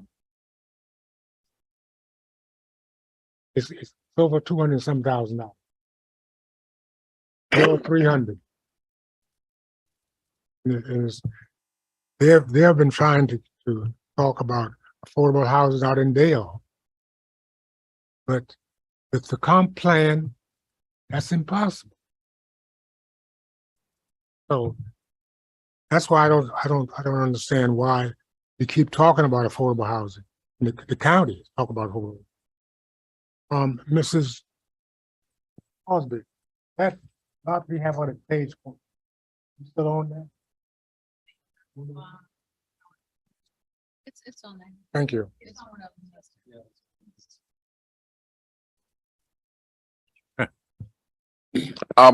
My only question, do we actually go out there and check on these properties? To be honest, no. Okay. And also my second thing is, for these properties that we own, we couldn't use any of them for lumber. We couldn't sell lumber off of any of them to possibly bring in some dollars, keep lights on.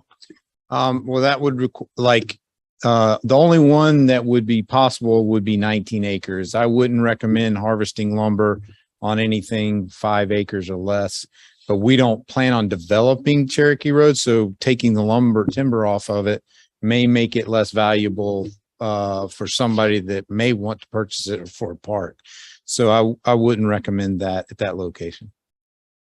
Well, I think if we need money, I think that's something that we should, unfortunately, if it's not so, we should possibly look into selling the lumber. I mean, that's another stream of income versus the grand scheme of things. Is if we're possibly going to even build on it, then that's a head start. And if we're not, then well, to that we can't build on that property because it's in the AQ zone. So the military has a wetland. The AQ zone, that's the fly pattern area for the base. Okay. We bought it for a school, but since that time it's moved into the AQ zone.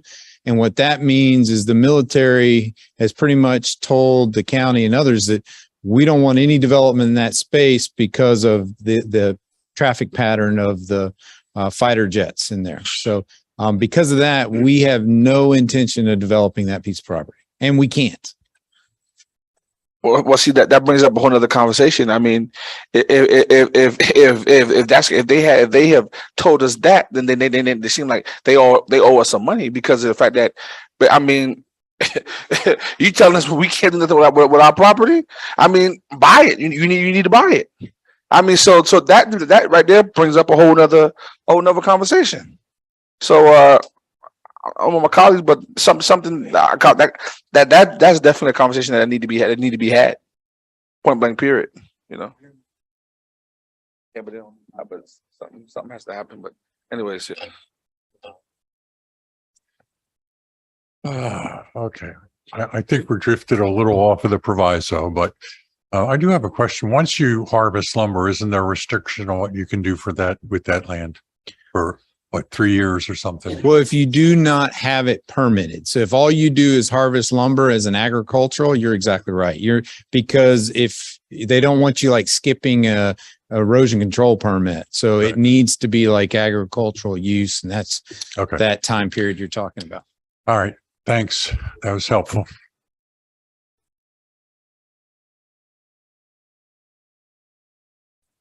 Okay, annual work plan. Okay. In your packet, you have a copy of the annual work plan. The only real revision on the annual work plan is that, remember our FOIA, we're required to report quarterly on the FOIA. And so it shows on here now quarterly FOIA reports for the board. So that's really that's really the difference. So Frank, can I ask a question about this? This work plan is a result of us learning. Remember the previous work plan where we had each decimal? Yeah. How's this working for the staff? Much better. Okay. Much better. Much better.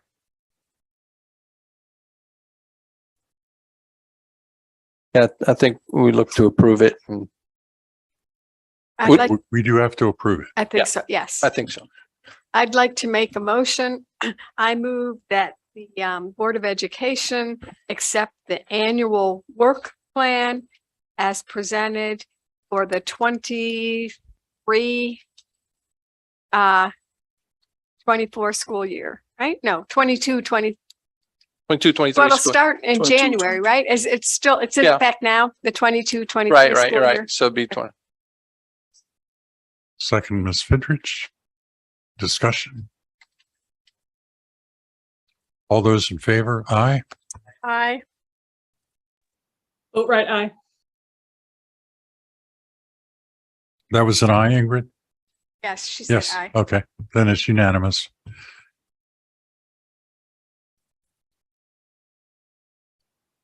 Oh. I'm sorry. 9.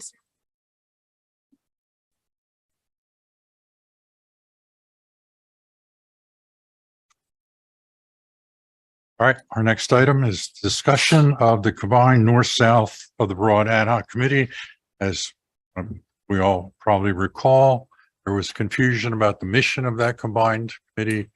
Board needs to make clear what they feel the board's mandate is for that committee. So I'll open it up to discussion. Yes, sir. So I've put a PowerPoint in your packet for you all to review. I know you have to have the conversation about the scope of those committees and that work. The PowerPoint that I put in there, because there was a further discussion regarding the referendum in 23. Okay. And so, so from that, I've essentially laid out some work on how we would lead our work headed towards a potential 23 referendum. So not trying to put a cart before the horse, but those were conversations that we had. And so coming in here to back up whatever discussion was had, there is a presentation there that would describe how we would approach our work.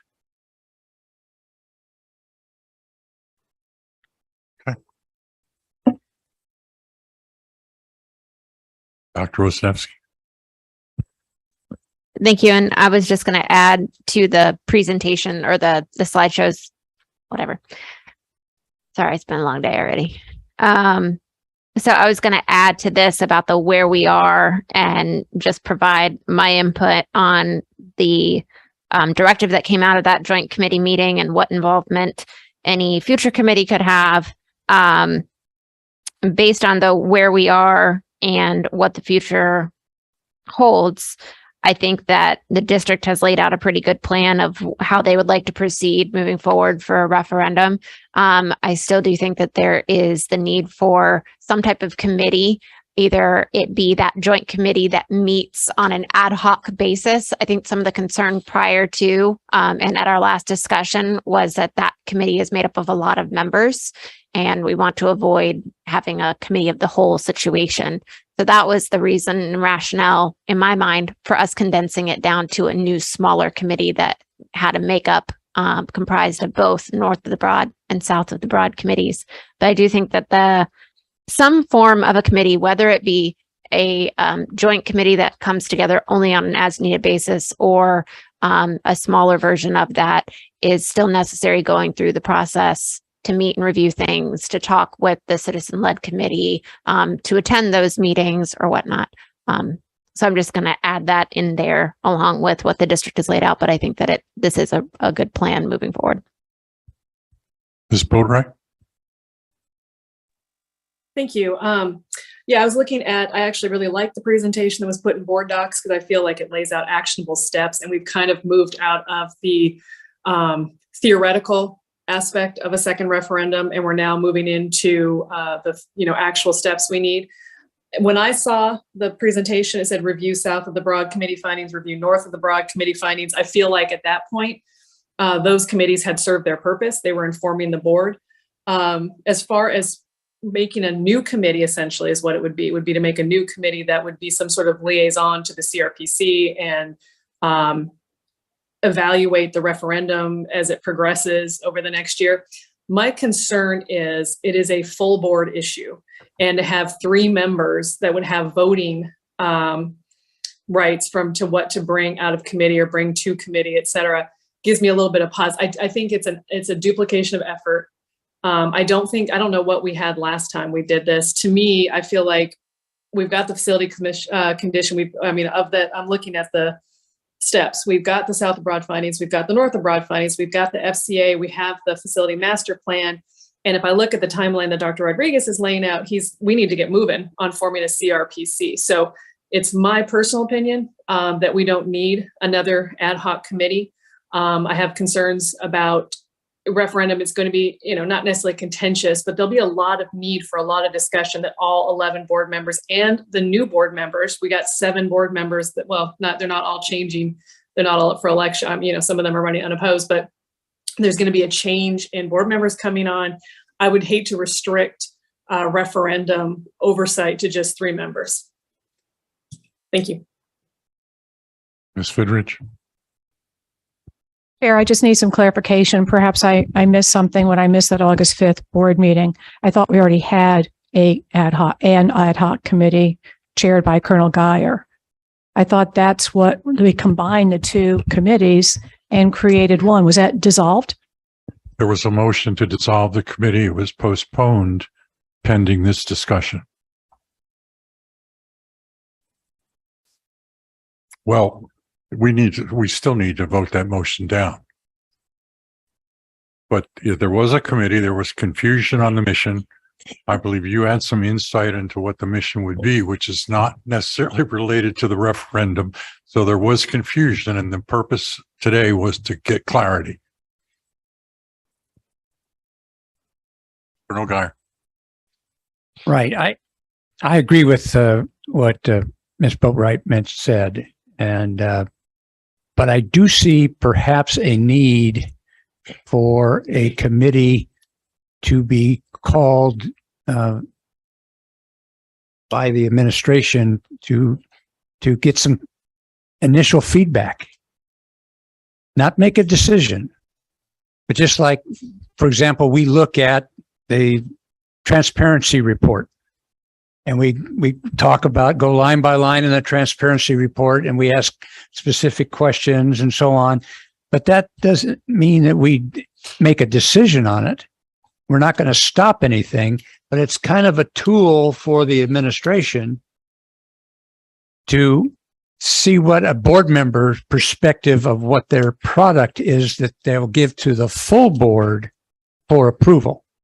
It's not, if that would be of value to the administration to have something on call when we're working this up. What do you think? Are we on the right track? Not a decision, but an opinion.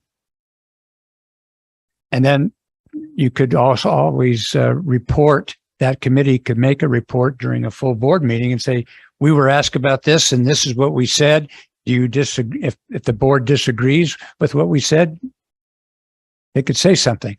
But if that's not of use to the administration, then we shouldn't have it. Ms. Boatwright? Wow, I didn't think you'd get back to me so fast. I was just listening to Colonel Geyer. And my only thing is with something like the referendum, so we have the academics committee, we have operations, we have these committees where I think specific questions could be brought about how to proceed. And you guys can tell me if I'm wrong, but because I don't necessarily feel like I have a full grasp on what the role of committees are in this board. But to my mind, committees are sort of where the business is brought to be discussed and filtered, or, questions are asked, and then it's moved to the full board. Right. And then it's an attempt to kind of have a more fulsome discussion so that we don't have long discussions at every board meeting. Some of that work's done in advance. I don't see why we would do that with a referendum committee, because the full board needs to be involved at all the points. And I think if there was some specific things that could be brought to different committees. So That's just my concern. And I think, again, or, the board is voting on this right now, could potentially be, substantially different than the board that will actually be in this committee. In other words, if we pick 3 members to be on that committee, the new members, if there are any, won't have an opportunity to participate, but they'll be very involved in the process. So to me, I don't think it's necessary, because I do think the full board's going to want to have these discussions that we often have in committee.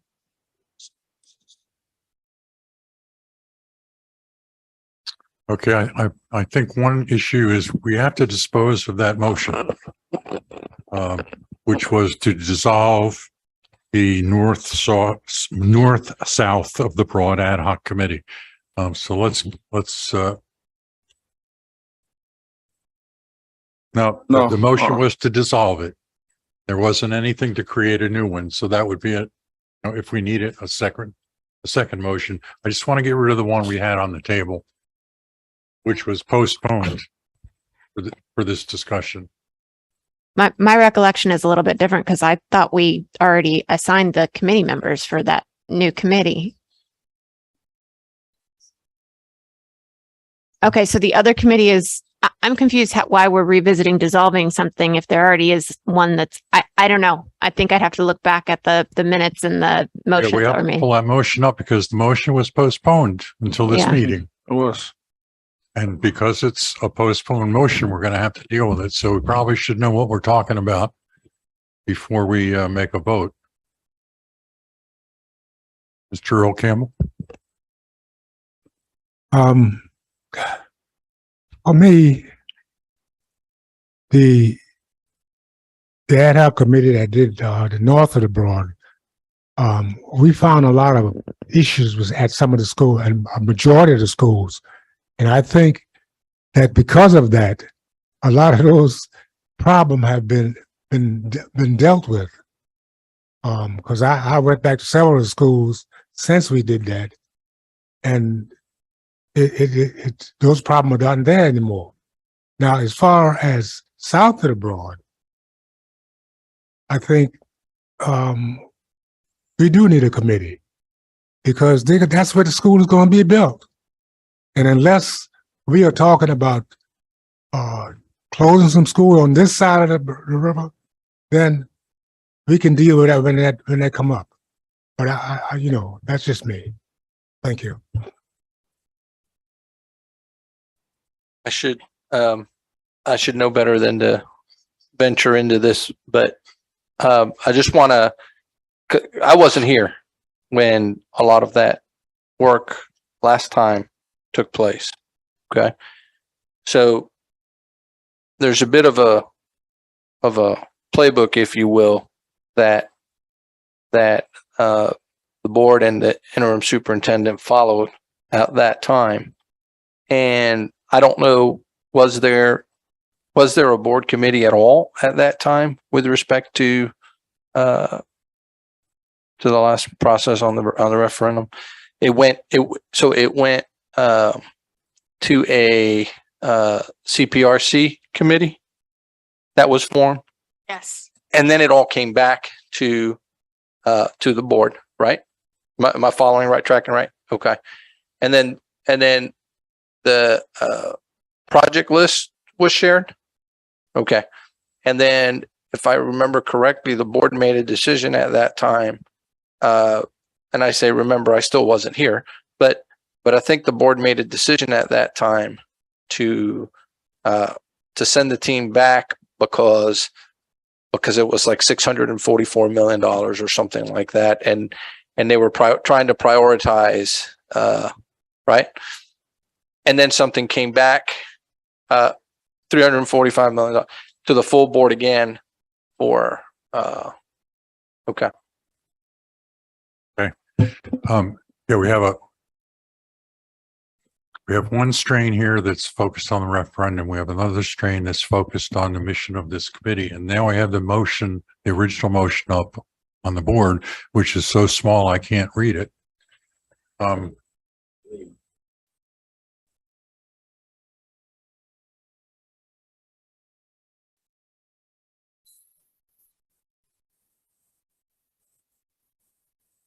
So that's the motion, just to dissolve. There was nothing else to it. I'd like us to just get rid of that because I don't like loose ends. Yes, ma'am. I just wanted to make sure that I was clear on what had been established. So I have a June 29th email establishing the makeup and composition of the new committee that was formed and who is to be on that. And then it says the first order of business for the committee is to establish a name and scope that the board can approve. So my understanding of the process right now is we're voting on the motion to dissolve the committee, even though it really doesn't exist because we have a new committee. And that's going to still stand, correct? So we don't have to even address that. They're going to meet. No. You guys are going to start to meet, come up with a scope. No. They met and they didn't know what their mission was. Was I not there? And so we said, if you don't know what your mission is, we're going to dissolve it. Right. That's how we are Okay, here so today. all right. Colonel Guy. I'm Colonel Geyer had a whole discussion. That's how this motion came up. And he talked about what they discussed in their meeting, and that's why this motion was made. okay. So that's was made at the July. Sorry, I can't see the date on there, but July 12th meeting. Okay. Thank you. I just need a clarification. I was not clear on where we were. Thank you. I'm sure you weren't the only one. Okay, let's vote on the motion that is displayed to dissolve the committee. All those in favor? Aye. Vote right, aye. Vote right is, I'm sorry, what? Aye. Aye. Okay. Opposed?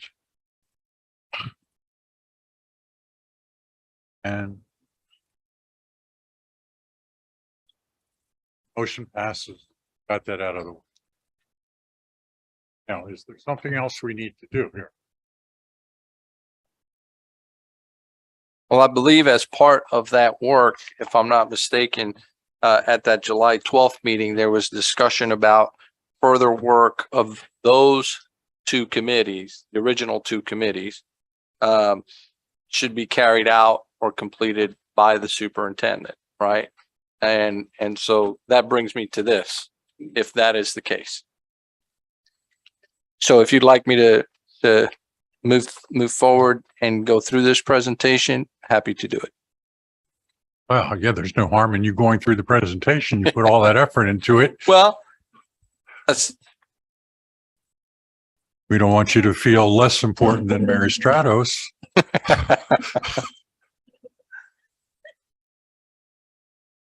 Yes, please. I don't think you need to go through the whole presentation. I think what the question was, what were the next steps? We didn't know what the next steps were going to be. And I think that's outlined clearly on your page 2, Yes. slide 3.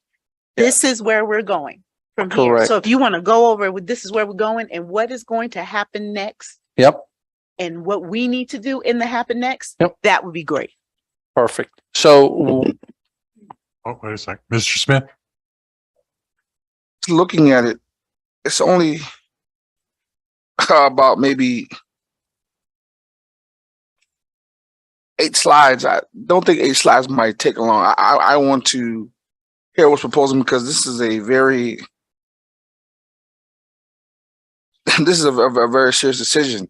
So I would differ to have him to say I would like him to go on to see what we're thinking and get a clear understanding so that there's no room for misinterpretation or a shortcut. So I mean, me personally, I like for him to go through the whole thing because this is a big situation. I mean, this is a big decision moving forward. So that's just my personal opinion. I don't think there's any harm in you doing it. So Okay. the full thing, as long as you're really quick on everything except the slides that Angela pointed out. I will start at slide 3. Slide 2 is just sort of a recap. So I'll start at slide 3. And in slide 3, it essentially moves through some of the very next steps and immediate next steps. And that is both the South of the Broad Committee and the North of the Broad Committee had done extensive work. And so we want to review any recommendations or committee findings coming out of the work from both of those groups.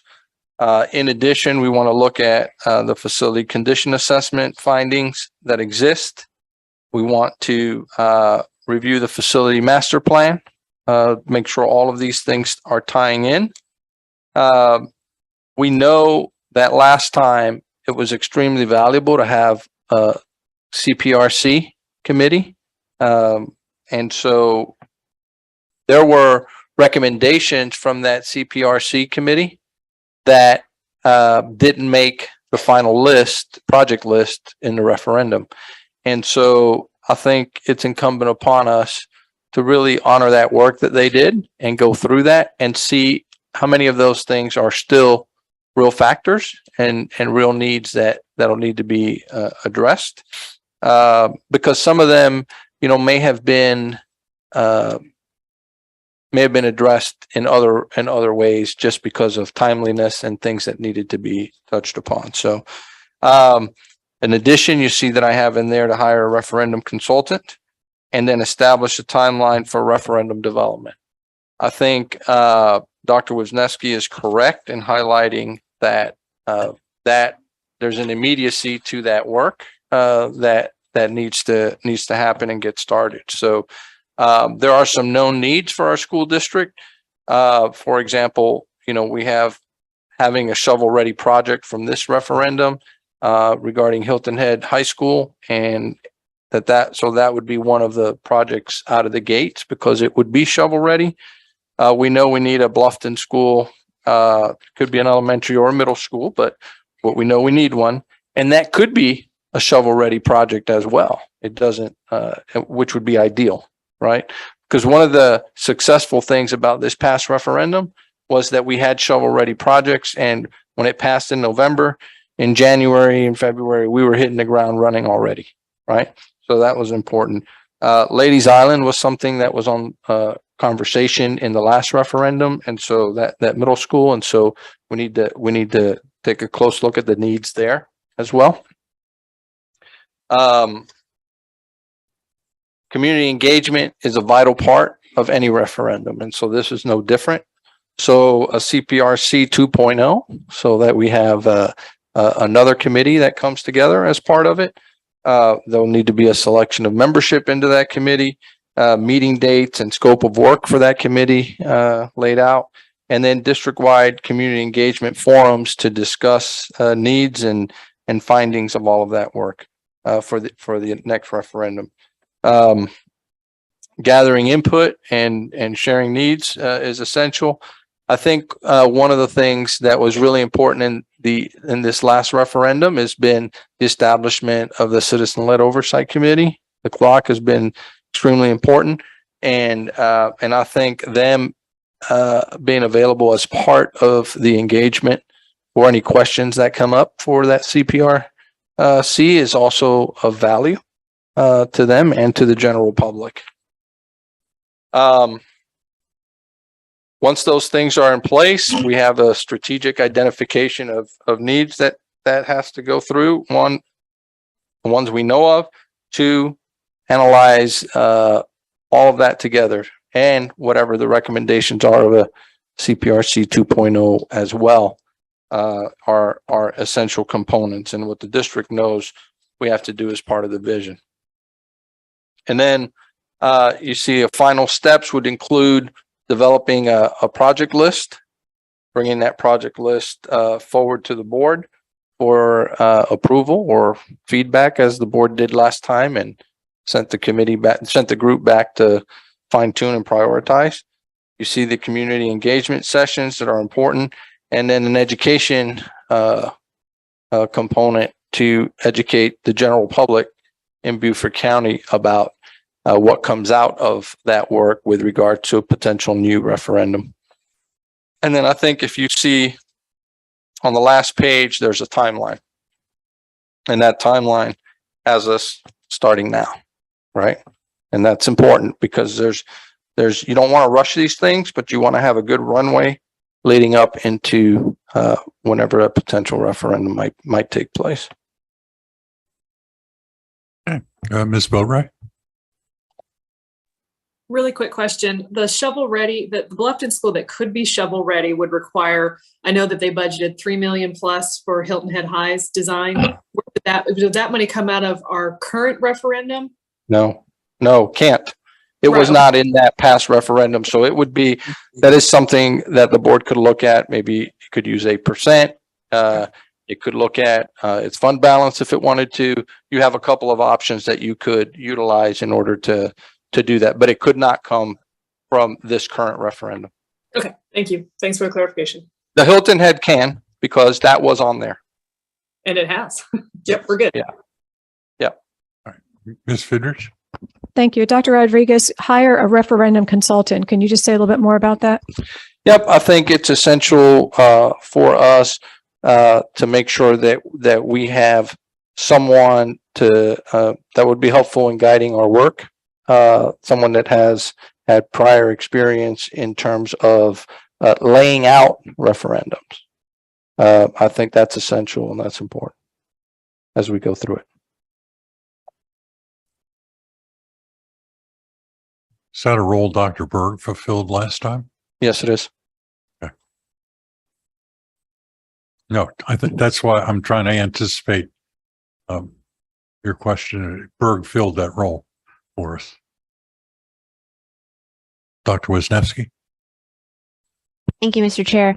In regard to the committee structure and selecting the membership for it, I think in the past it was a combination of the board recommended some people, and then also Dr. Berg had some others that he brought in. Is that still kind of the plan, just to confirm? Okay. Yep. And then I don't think I have anything huge except for mostly just a statement, and that is that the district, since our last referendum passed, the district, its composition, the additional voters that we have specifically in pockets of the county, I think we need to be very cognizant of those new people to us. I know last time we did a good job communications wise of putting out info on, each school's going to get this and what the projects were.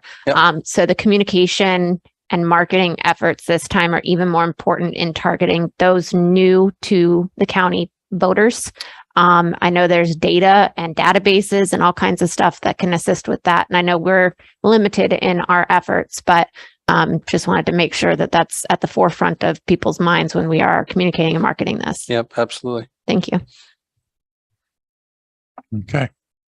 So next steps are laid out here, and I think we've taken care of the lack of need for the previous committee. So I've had a request to take a break for 10 minutes. And I had a second on that. So let's get back here and let's make it a 14-minute break and get back at 3:00. Maybe we can wrap all this up by 4.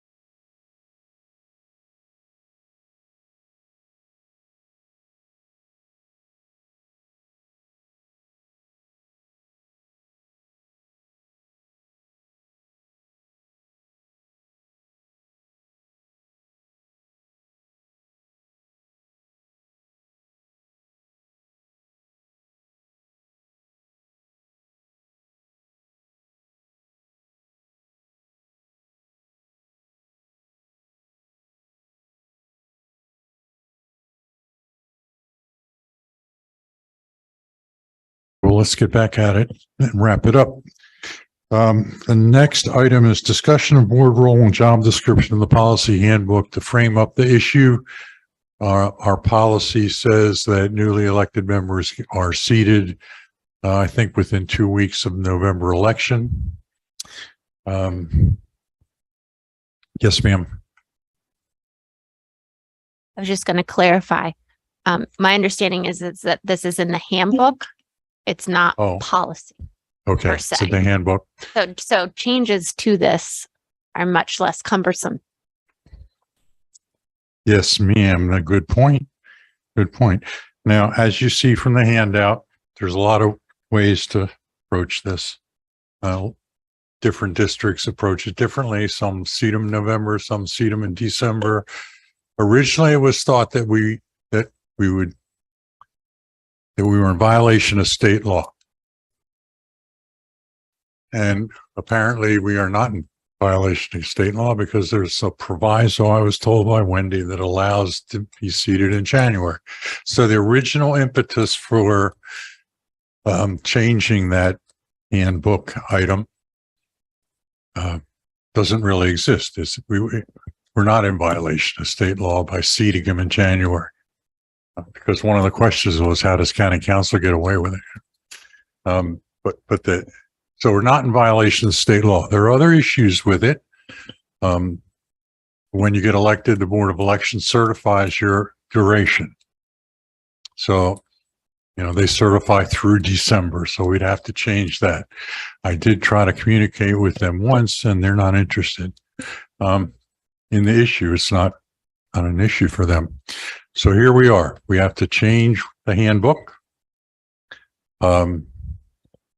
Or take other, some other steps to get people actually seated in November. Whatever we want to do, we have to do it. But the state law is no longer the driver. I think that's the point I'm trying to make. That's no longer the driver. It's what we want to do. So I'll open it up. Dr. Wisniewski. Do we have a copy of the proviso? Do we have a copy of the proviso in board docs or anywhere for us to look at? Okay. Yeah, but I just want to put my eyes on it to make sure that I understand, because aren't the provisos supposed to be renewed year over year? Okay, so it was included. Budget. Yeah. Okay. Right. Okay, so this is I need the proviso.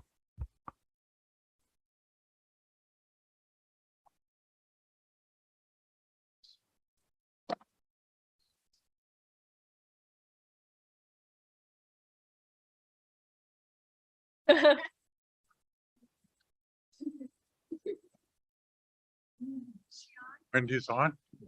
Oh, ask Wendy. Wendy, are you on? Yes, ma'am.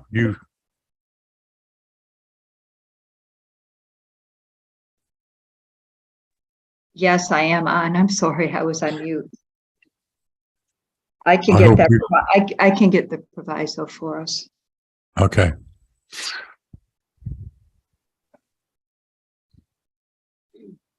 But Wendy, is it a correct characterization that we are not violating state law by seating folks in January? Yeah, So that's the bottom line.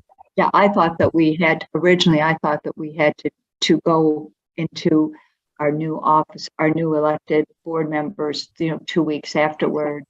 And then we found out from the school board and from working with other districts that that's not the case anymore. This was a really old law, but we can still, if we wanted, I don't know how we're going to go about doing it if we want to do seat 2 weeks after November, because our current board members, their oath of office and their term ends at the end of December.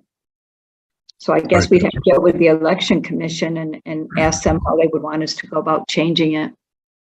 But county councils in January, the governors in January, the state superintendent, all the other offices take place in January.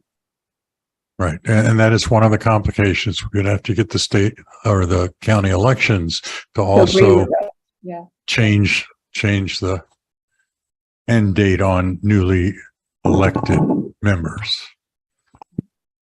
Yes, ma'am. if we are not breaking any laws, I suggest we just make sure that we remove this from the handbook. If this is in the policy, we either move it to the handbook, but Rachel, you said this is in the handbook, right? Yeah, I think it is. And so we just in the policy committee, okay, we'll review the handbook and delete this or bring it back to the board and say, okay, this is our practice, that the term is through December 31st, and that this is the new wording in the handbook, and we're done with it. Yeah. And that's so logical. It's hard to argue with that. Who brought this issue forward, Robin?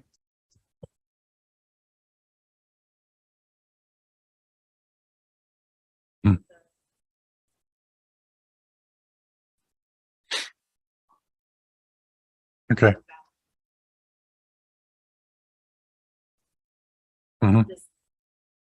Right. Right. I was just wondering who brought it forward to make sure they were satisfied with what I think we're going to say, which is. Okay. So, yeah, we haven't seen the proviso yet, but.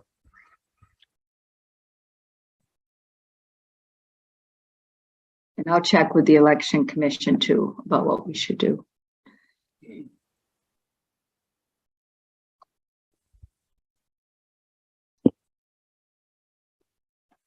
She sent them. Oh.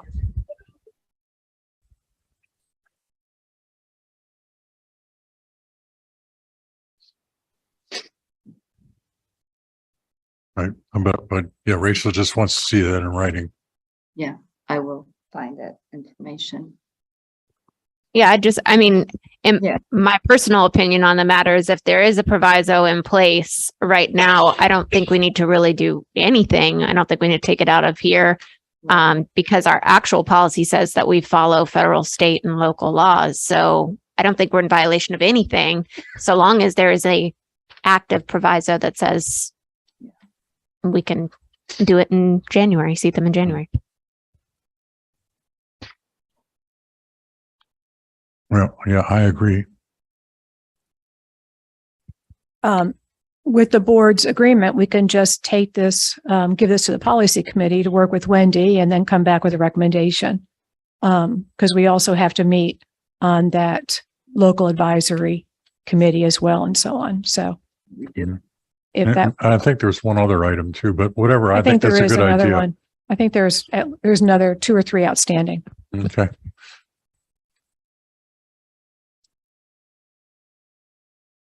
Chair of policy. Sure. Mr. Chair, I'd like to move to remit this agenda item to the policy committee. Second by Ms. Rubine. All discussion? All those in favor? Aye. Vote right, aye. Vote right, aye. That's unanimous with Mr. Smith absent. Okay. Our last item is a discussion of clear definition of announcements. This was my item because I think sometimes we drift away from announcements. And my understanding of announcements is notifying the public of upcoming events as opposed to telling them where we've been and what we've done. Or other things. So I think we need to restrict it in some way, like saying it should be confined to upcoming events or something like that. Because there's like an unspoken understanding amongst most of the board, but I think recent events would indicate to me that we need to clear up that definition. Ms. Boatwright. Yeah, one thing is, I think, shouldn't we have a policy or something where they have to be submitted in advance rather than sort of on the fly? Like we do with all our other agenda items? I thought that we made something like that a couple years ago. I can remember one of our board members challenged me on an announcement that I was making about a World Affairs Council event. And then we agreed that we would put those things in writing and submit them in advance. And I recall that it was reiterated last year. And it was sent out in an email. I think the email came but it was sent out in an email telling us exactly what needed, because of the new board members, of course, but it was sent out in an email telling us exactly what the procedure was. Do we need to add that to our policy manual? Handbook. Handbook? It- Handbook is. It yeah. seems like it already exists. I thought it. And I'll just tell you, as chair, I just need to know I have some backup when I cut Yeah. somebody off from doing something that's not an actual announcement. That's the whole bottom line. Yes, ma'am. Okay. Oh, okay. Okay. All right. So this seems like it's probably not an issue. It was. Yes, ma'am. Sorry. It does need to be clarified, and it needs to be brought up. So when our new members come on, if we have, new members, we need to have that. We need to give them that information during orientation. Yes, ma'am. Mr. Chair, it's my understanding that the handbook is not online yet. Is that correct? So we do need to get that online so that we can pull that up and reference that during committee meetings or during board meetings. But I would just like to. Sorry, I was hearing somebody on the Zoom. I'd like to go ahead and move that this be remitted also to policy committee for the purposes of ensuring that it is in the handbook, because I think the handbook is the most appropriate place. So I move to remit this agenda item to policy committee. Second by Ms. Robine. Discussion. Okay, all those in favor? Say aye. Vote right, aye. Mike Rose, aye. No? Mr. Smith abstains. Okay, motion passes. We are filling up the agenda for the policy committee.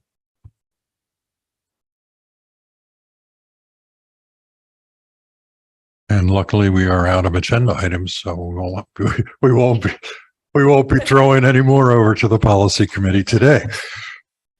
All right. Do we have a move to adjourn? Dr. Wisniewski moved to adjourn, second by everybody else in the room. We are adjourned. Thank you, everyone. It's been a long